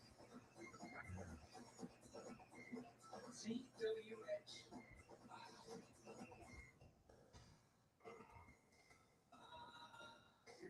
Okay to drive. 5GKLBW. That's regular you. And the stars are out in Hollywood for sure, especially in this one. I call this mummy buns. Halloween is just right around the corner.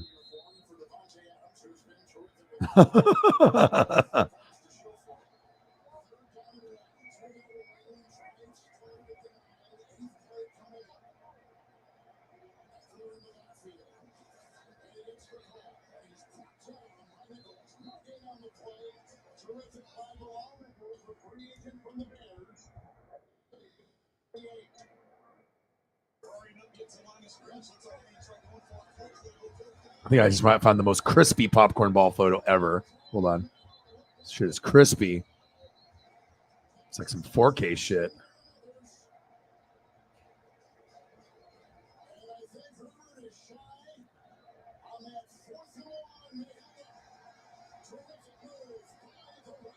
Oh, my goodness.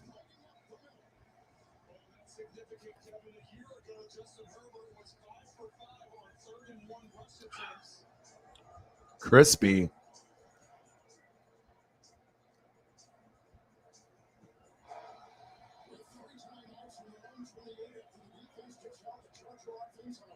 Yeah, not really, maybe necessarily my ideal first choice, but I can see what they're looking at. $5 holla.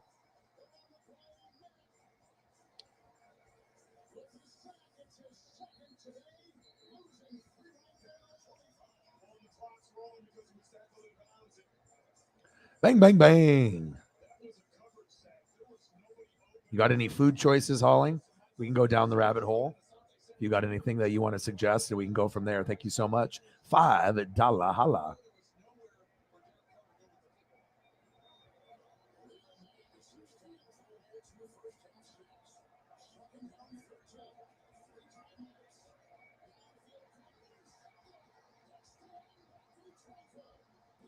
Yeah, that does look like candy corn and gummy worms, it looks like. I know some people don't like candy corn at all. I don't mind it. I don't think candy corn's gross. I know some people think it's nasty or whatever, but I don't know. Black licorice is nasty. Candy corn to me is candy corn. So.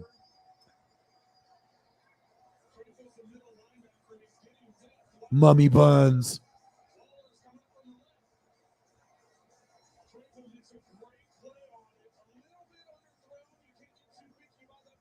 Yeah. I think everyone was in a pretty good mood. I mean, Mariners lost. We didn't beat the Padres, but, it was fun. Nothing crazy, no drama or anything.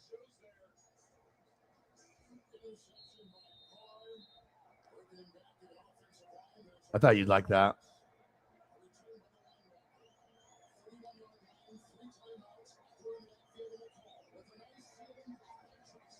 Okay, let's do that. I think she's trying to make some lifestyle changes. I am too. I'm going to cut back on beer. I'm doing now Snapple, and I'm going to do Snapple, and I'm going to do Gatorade and Powerade instead of drinking beer on the streams. So, because I don't really drink alcohol. I mean, I'll just do a little bit of the beer, but if I'm going to try to lose weight, I'm thinking maybe I'll walk a little more, and then I'll just cut that out for a while and see how I feel. And I imagine I'll feel much better. Touchdown, Chargers. Justin Herbert threading the needle.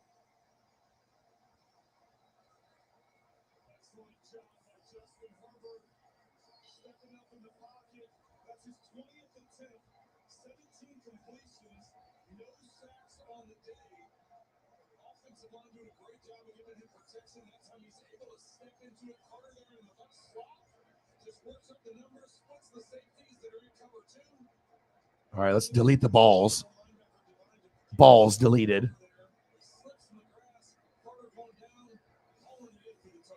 Cinnamon rolls deleted. Churros deleted. So I can make more room.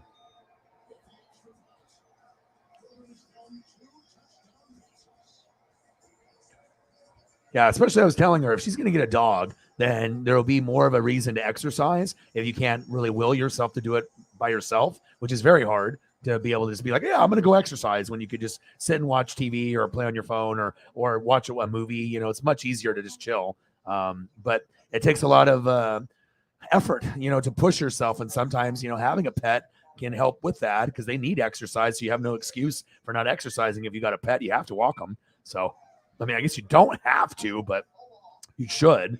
And obviously eating differently and drinking differently will definitely help. But I'm going to try to do that as well. I am going to try to be better and better myself. And I'm not addicted to alcohol. I don't need to have hard alcohol. I actually don't like hard alcohol.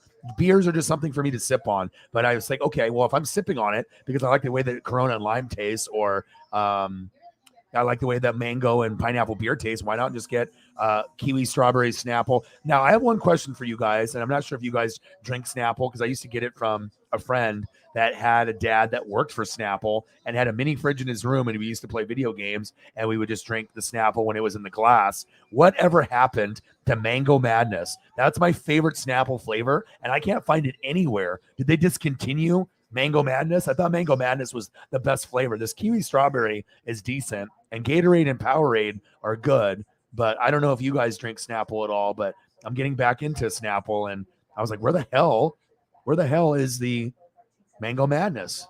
And I mean, nothing tastes better than Mango Madness from the glass when it was nice and cold. I mean, it hit differently. It was so good. Yeah, we'll do some fried chicken, waffles, and burgers for you.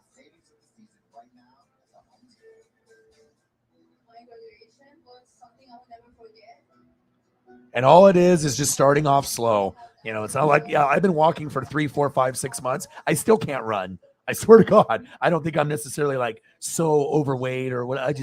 I'm not there yet. I just, even though I'm walking and I feel like I'm in much better shape than I was, with all the COVID and ordering food all the time and, that Grubhub and just what COVID, I mean, it really turned a lot of people into lazy fat people and overweight people because that, you're not supposed to go out and, the fear of getting COVID. And so a lot of people didn't really go. I still went to the grocery store. I was the one that did the shopping. I still would go. But I mean, it's one of those things. It's just definitely let my body go. And I think a lot of people let their body go and they're just like, well, and then I'm just at this point now where I am trying to better myself and eat better, drink better, exercise more. And I need it because, like I said, obviously diabetes runs in my family. So I want to make sure that I'm trying to do everything I can to, live as long as I can. And it's going to be tough, canceling certain things out and whatnot. But It's baby steps, started off a little bit of walking, 5 minutes, and then 10 minutes, and then gradually go up to 20 minutes. And you'll be surprised. You just got to be able to put in that effort, and you put a little bit of effort in, you'd be really shocked on where you can go.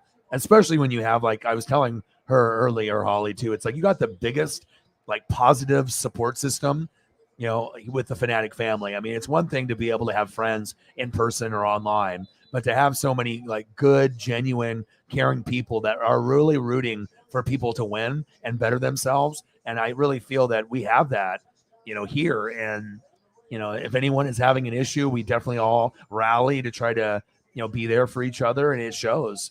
And I think that if you have something like that, I mean, possibilities are limitless. You can really achieve things, even the things that you don't think you can do. And especially when you have the support with the Fanatic family, we can do anything. You put your heads together. I mean, I don't know if there's another group out there that supports each other genuinely and wants people genuinely to better themselves and win than the Fanatic family. I mean, it's a very special thing that we have here, more special than you guys even know.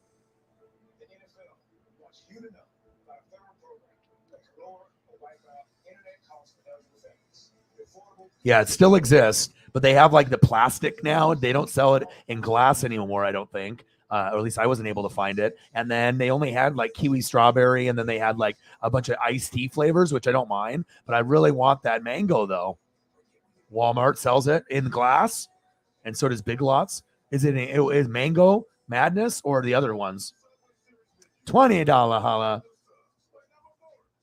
Yeah, I mean, I'm already doing it. I'm honestly, you guys have seen me drink beer almost every day, and I'm not addicted to it. Like I said, I didn't drink beer yesterday at all. I just did Snapple yesterday, and I said, you know what? I went to Safeway again, and I was like, you know what? I'm going to do the same thing. I'm going to buy a kiwi strawberry Snapple, what is this? How big is this? 32 ounce, and I'm going to buy Gatorade Blue, and I'll just buy those two, and I'm not going to spend as much money, and it'll be better for my body, and I'm having more juice and like electrolytes and whatnot, for the Gatorade or Powerade, and I'm going to do more walking, and I'm going to try to cut out a lot of the bad foods, and here we are. So, because Daddy Dennis, he was in there, and I was like, you know what, maybe I should. That was a couple days ago when he was on the stream for like Sunday Night Football and some of the games. I was like, you know what, maybe bettering myself is good. I know Eagles John has done it. He's cut back on a lot of stuff, and I mean, why not me? I mean, I'm not addicted to alcohol like some people are. I don't need it.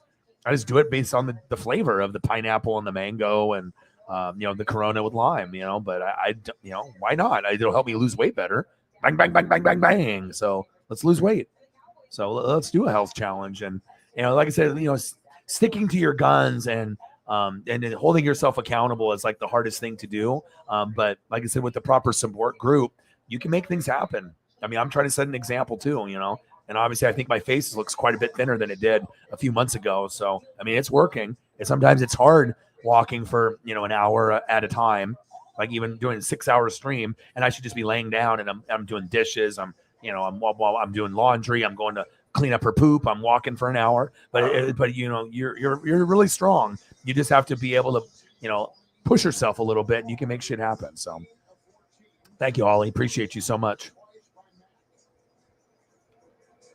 No more glass. Snapple seems like they add too much sugar in it. Yeah, I was going to say it kind of tastes. I have the kiwi strawberry. I enjoy it, but it kind of tastes a little different. Let me look at the thing I have here.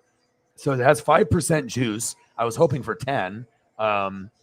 Serving size is 8 full ounces, 100 calories, no fat, no sodium, carbs 9%, sugars 23, and then added sugars 43%, no protein. Filtered water, sugar, kiwi juice, concentrate, strawberry concentrate, and some other stuff. But I mean, I guess it's better than me drinking beer, bottom line, if I just want the flavor. So, yeah. But I think they did the glass to plastic because it was cheaper for them to bottle it, mass produce it that way. So I don't mind the Arizona. They used to do that 99-cent can Arizonas, iced teas, and then they went up to like $1.19 or $1.29 or whatever the hell they are now. So. Yes, Scrooge McDuck is my name. Improving mental health is my game. Mango Madness, the best. You're addicted to burgers. I need to go to a meal. I think a lot of people are. I mean, it can be chicken. It can be a regular hamburger. You could do cheeseburger. You could do, onions. Obviously with onion rings, Western. There's so many different types. I think that's where they get you because it's so accessible and there's so many ways that you can make a burger. Beef, chicken, whatever, however you want to make it. And yeah, I feel like, yeah, if anything with me, I've cut back a lot and stuff. And I know it's been kind of difficult, and then, like I said, anytime I go for a snack now, I go to Safeway and I buy those fruit medleys where you pay $7 and it's like a plastic container that's got strawberries, blueberries, cantaloupe, and then melon and, raspberries and blackberries. And I'll buy that. And then whenever I get to a mode where I'm like, okay, I want to eat chips, I want to eat something, whatever, fruit snacks or whatever. No. And then I'm like, okay. And then I start eating a couple pieces of pineapple or whatever. And then it goes away. And then I'm good. And then it tastes good. It's refreshing. It gives me kind of energy and it's juicy. It tastes good. And then I'm like, no, I don't want chips anymore. I'm good now. And sometimes I'll give Paisley a little bit and a couple little blueberries here and there. And yeah, I mean, sometimes it's mental. You just have to find those things that you can have as an alternate and stick to it. And I've been doing that. So.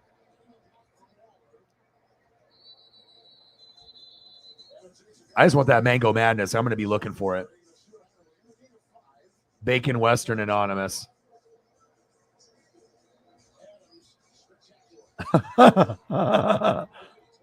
They are good. I mean, even Paisley knows they're good. I got the double Western and she ate the whole thing in like 3 seconds. So luckily I didn't have to take her to the vet hospital. So, hey, I'm right there with you, man. I'm not sure if I like Westerns. Is my favorite. Sometimes like, Whopper style or Jumbo Jacks or Carl. What's Carl's Jr.? Let me try to think of. They have the Big Carl. They have all the ones that have the lettuce and the tomato and the onions and the burger. I kind of enjoy those, but every once in a while the Western definitely hits. That's when you're not wanting any vegetables whatsoever. It's just meat, cheese, bacon, meat, cheese, bacon, bacon, meat, cheese, bacon, and then onion rings. And that's your Western. So.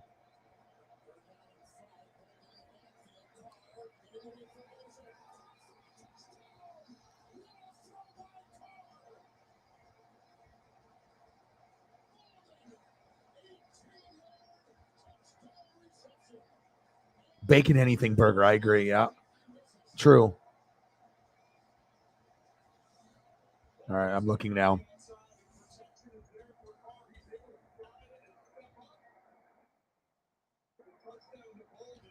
I mean, I'm not sure if this is really good for us trying to lose weight. I guess. I mean, if we look at it compared to eating it, I mean, that's something else. But maybe this is the only way I can enjoy it. All right. Well, I can't eat it, but at least I can look at it. The all-new 2 for $5 menu at Sonic. Choose a Fritos chili cheese wrap, small jumbo popcorn chicken, or... Got me looking at food like I'm going to a strip club. You can look, but don't touch. Strip clubs. What a waste of money. I have friends that still do that. They still go. I was like, dude, that's the biggest waste of money on planet. Dude, she likes me. No, she doesn't.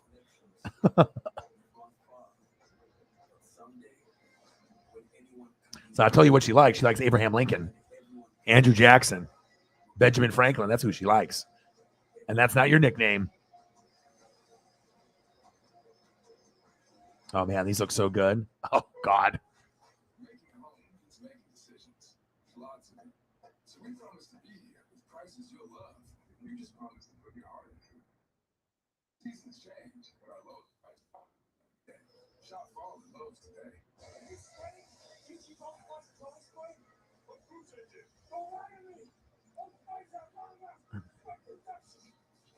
Ooh, that one's good. Lots of bacon on that one. My goodness.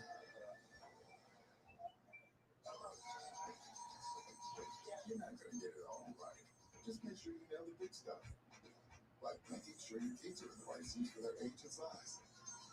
Get right at NHTSA.gov/the right seat.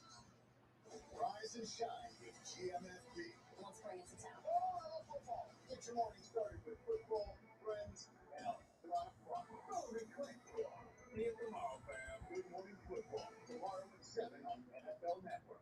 Are you ready for football? Game Day View breaks down every matchup. He could have a monster day. Too many weapons. I think this is gonna be a fun one. NFL Game Day View, Friday at 8 on NFL Network.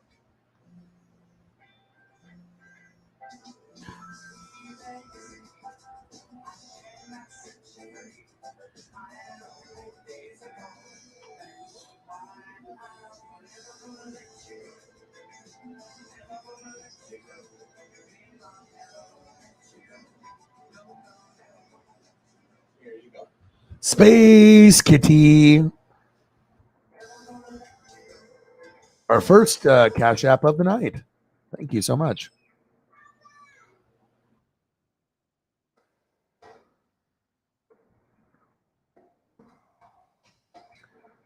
Yeah, I ended up with your guys' donuts. I went and I got grocery stuff, and I ended up getting Paisley a brand new chicken bone. They have bacon flavored and a chicken one, and I got her one, and she was so excited. I wasn't planning. I was just trying to get like medicine, some Theraflu stuff for the girlfriend and whatnot. And then I was like, you know what? I got Petco like right here. I might as well. It's right next to Safeway, so I was like, there's no excuse. I love my puppy, so I was like, I'm gonna do a solid and get her something. So because I can't really buy her toys anymore. She rips them up too quick. So it's either ropes, really, really big ropes that are like insanely crazy knots. And if I spend $15 or $20 on a big ass rope with knots in it, I know that'll last, and bone. But if it's, or treats, but if it's like a toy, yeah, she'll rip that up in like 5 seconds. It's like $20 down the drain for a stuffed penguin or stuffed duck. Yeah, game over. It's like, she'll rip that apart like so quickly. So appreciate you guys. Bang, bang, bang. Paisley's walking back and forth, prancing like a little deer.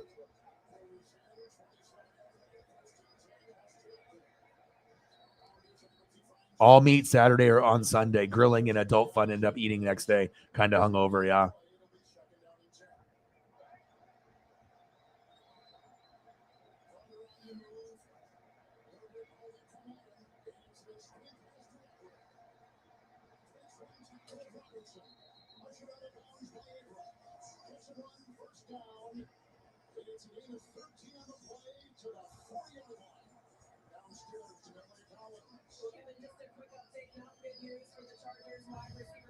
Oh, this one's crispy.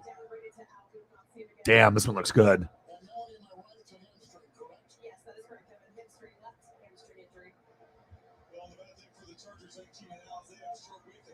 Keenan Allen just went down with the hamstring just right now in the game. Fuck. I hate injuries. Injuries I wouldn't wish on any fan or any player.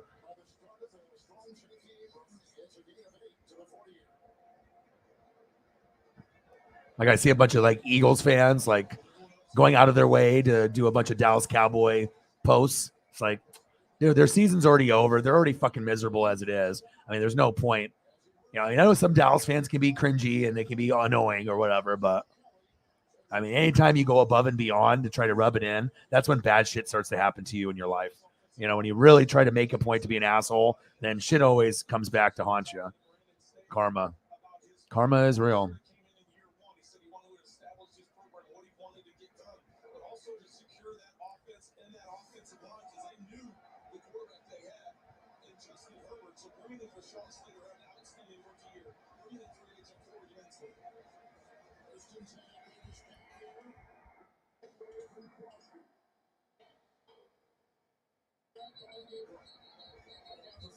I feel like I'm getting fatter by just looking at these. Like I'm not even eating anything, but I feel like I've already gained like 5 pounds.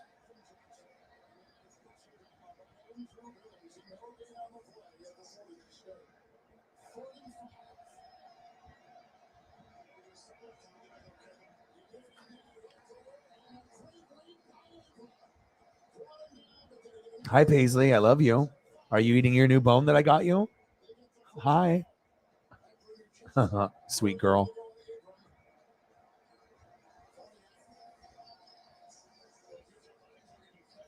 Okay, no problem. Thank you so much. I appreciate you. Good night. Have a good rest of your day. Spell cheek.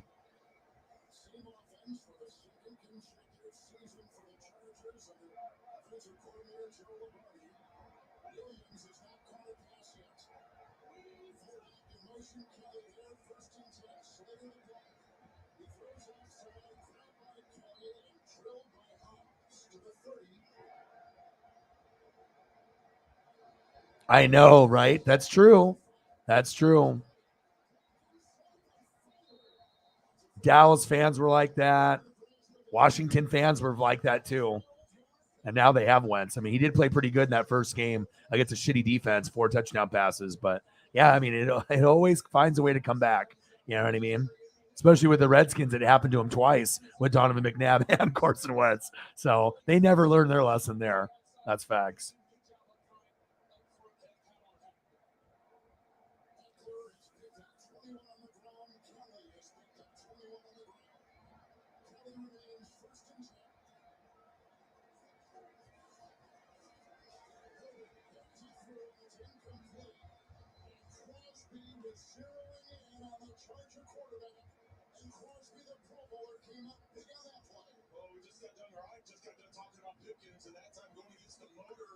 I don't know if it's just me or maybe it's just you guys, but doesn't Burger Photos look like some of the best?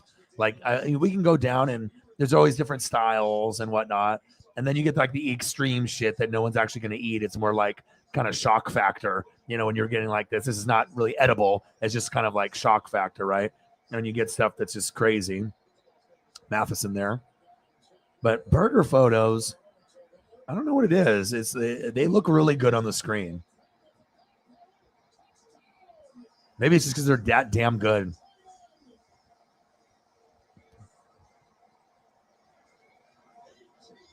I mean, I could look at Burger Photos all day. I really could.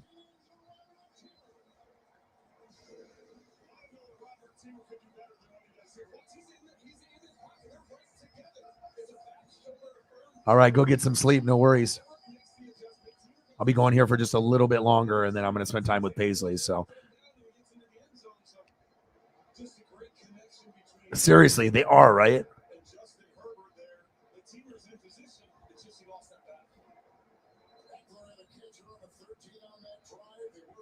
Especially if I can find the crispy 4K or HD photos. I mean, blurry Burger Photo ain't going to do it justice, but if I can find you like the good ones, I mean, it really can speak to you. I know it does to me because I am one of those people that, I think I was addicted to burgers. Maybe I still am. Like, it's hard for me not to have one. It's like they're just so available to you, and you can make them yourself. And there's so many different styles of it. There's like it's like probably the one thing that you can find the most of, no matter where you live. Yeah, there's pizza, but there's not as many pizza combinations as there are burger combinations.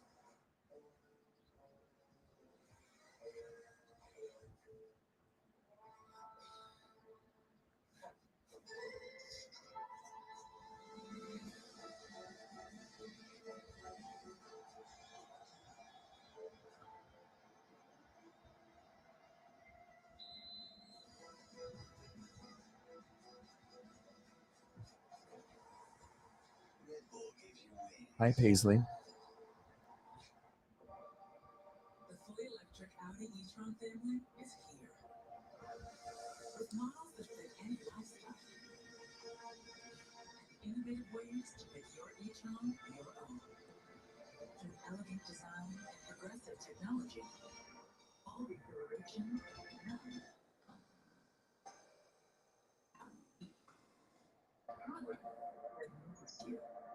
Like, out of all the pictures of I haven't seen anything and I'm like, oh, I wouldn't eat that. Every single one, I'm like, yeah, I want that. And even the buns are like, if you look, I'm attention to detail. So I'm always looking at, okay, what kind of cheese are they using? All right, what bun, you know what I mean? Like, all the options look just so good to me. Exactly. That's exactly what I was thinking too. Well, Paisley's getting a little needy right now. I would like to go for a little bit longer, but I'm thinking probably wrapping it up here would probably be good. We got to the 5-hour mark, and I'll be tomorrow. We have AEW wrestling tomorrow. Padres and Mariners again. We'll have that. So let's go through the photos here one more time, and then that way we can kind of end everything here.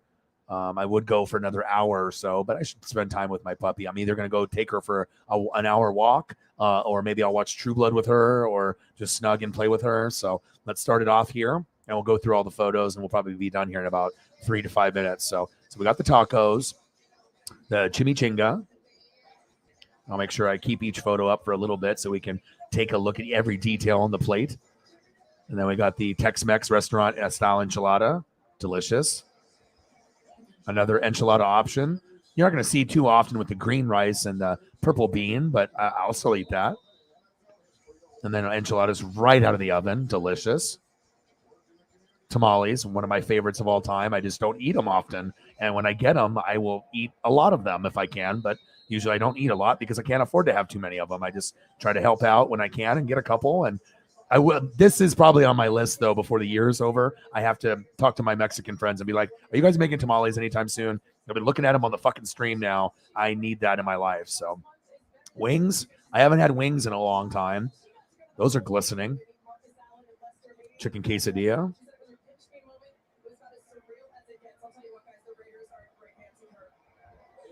And then they get gradually better like this, the stacked. That looks much better than this. Like this and this look okay, but this is like next level shit, you know? This one too. Give me that, man. Give me that. That's a chorizo quesadilla. Yes, please. I want that quesadilla. Sign me up. And then there's the steak quesadilla mound that's very similar to our favorite photo of nachos, but a slightly different. Stacks on stacks on stacks with lots of things in between. Love this. And then our nachos, beef. Delicious. I almost can just like grab that middle chip and pull it out. Delicious. And then Sarah went with the Cajun shrimp pasta. That looks fire. I'll eat that. And then we decided to go down to sticky buns.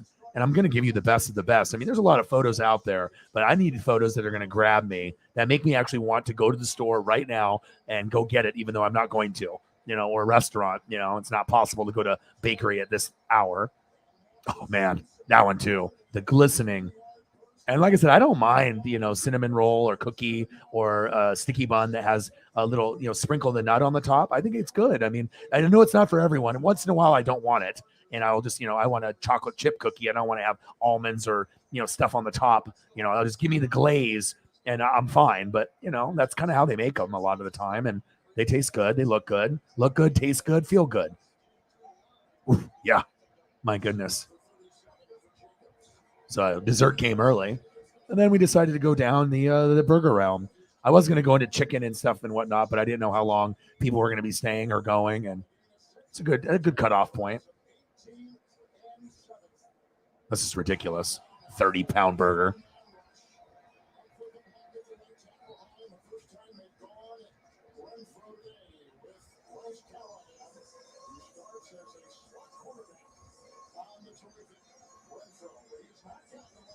It's like the biggest shock value photo. That one is like, this one is like long, right? But this one is more impressive to me. I mean, I know the grilled onions isn't it for everyone, but gosh, patty on patty on patty. That one is just ridiculous. This one isn't really too ridiculous to me because it's kind of long. You know what I mean? I understand it's big, right? It's a huge ass burger, but the patties are way too long. It's like a sub sandwich. It's not even like a fucking burger. This is more of like up. That's what you want to go up, not sideways, right? Maybe it's just me. That one's got like the onion straws on the top. I like onion straws. Like when they have, I like onion rings, but onion straws are kind of delicious in a burger, kind of like a Red Robin style. Nice bacon with the cheese. Oh yeah, give me. They're almost like teasing me to like actually lick or bite my computer screen. It's like, is that what you're doing to me, computer? You're making it look so good that I'm gonna be stoned one day and I'm trying to take a bite out of my Apple computer, thinking I'm gonna get a bite of this burger. Oh man, that cheese is just with the onion. The bacon hanging out the side with the fries in the back, the steak fry. Man, so many good options. So little time.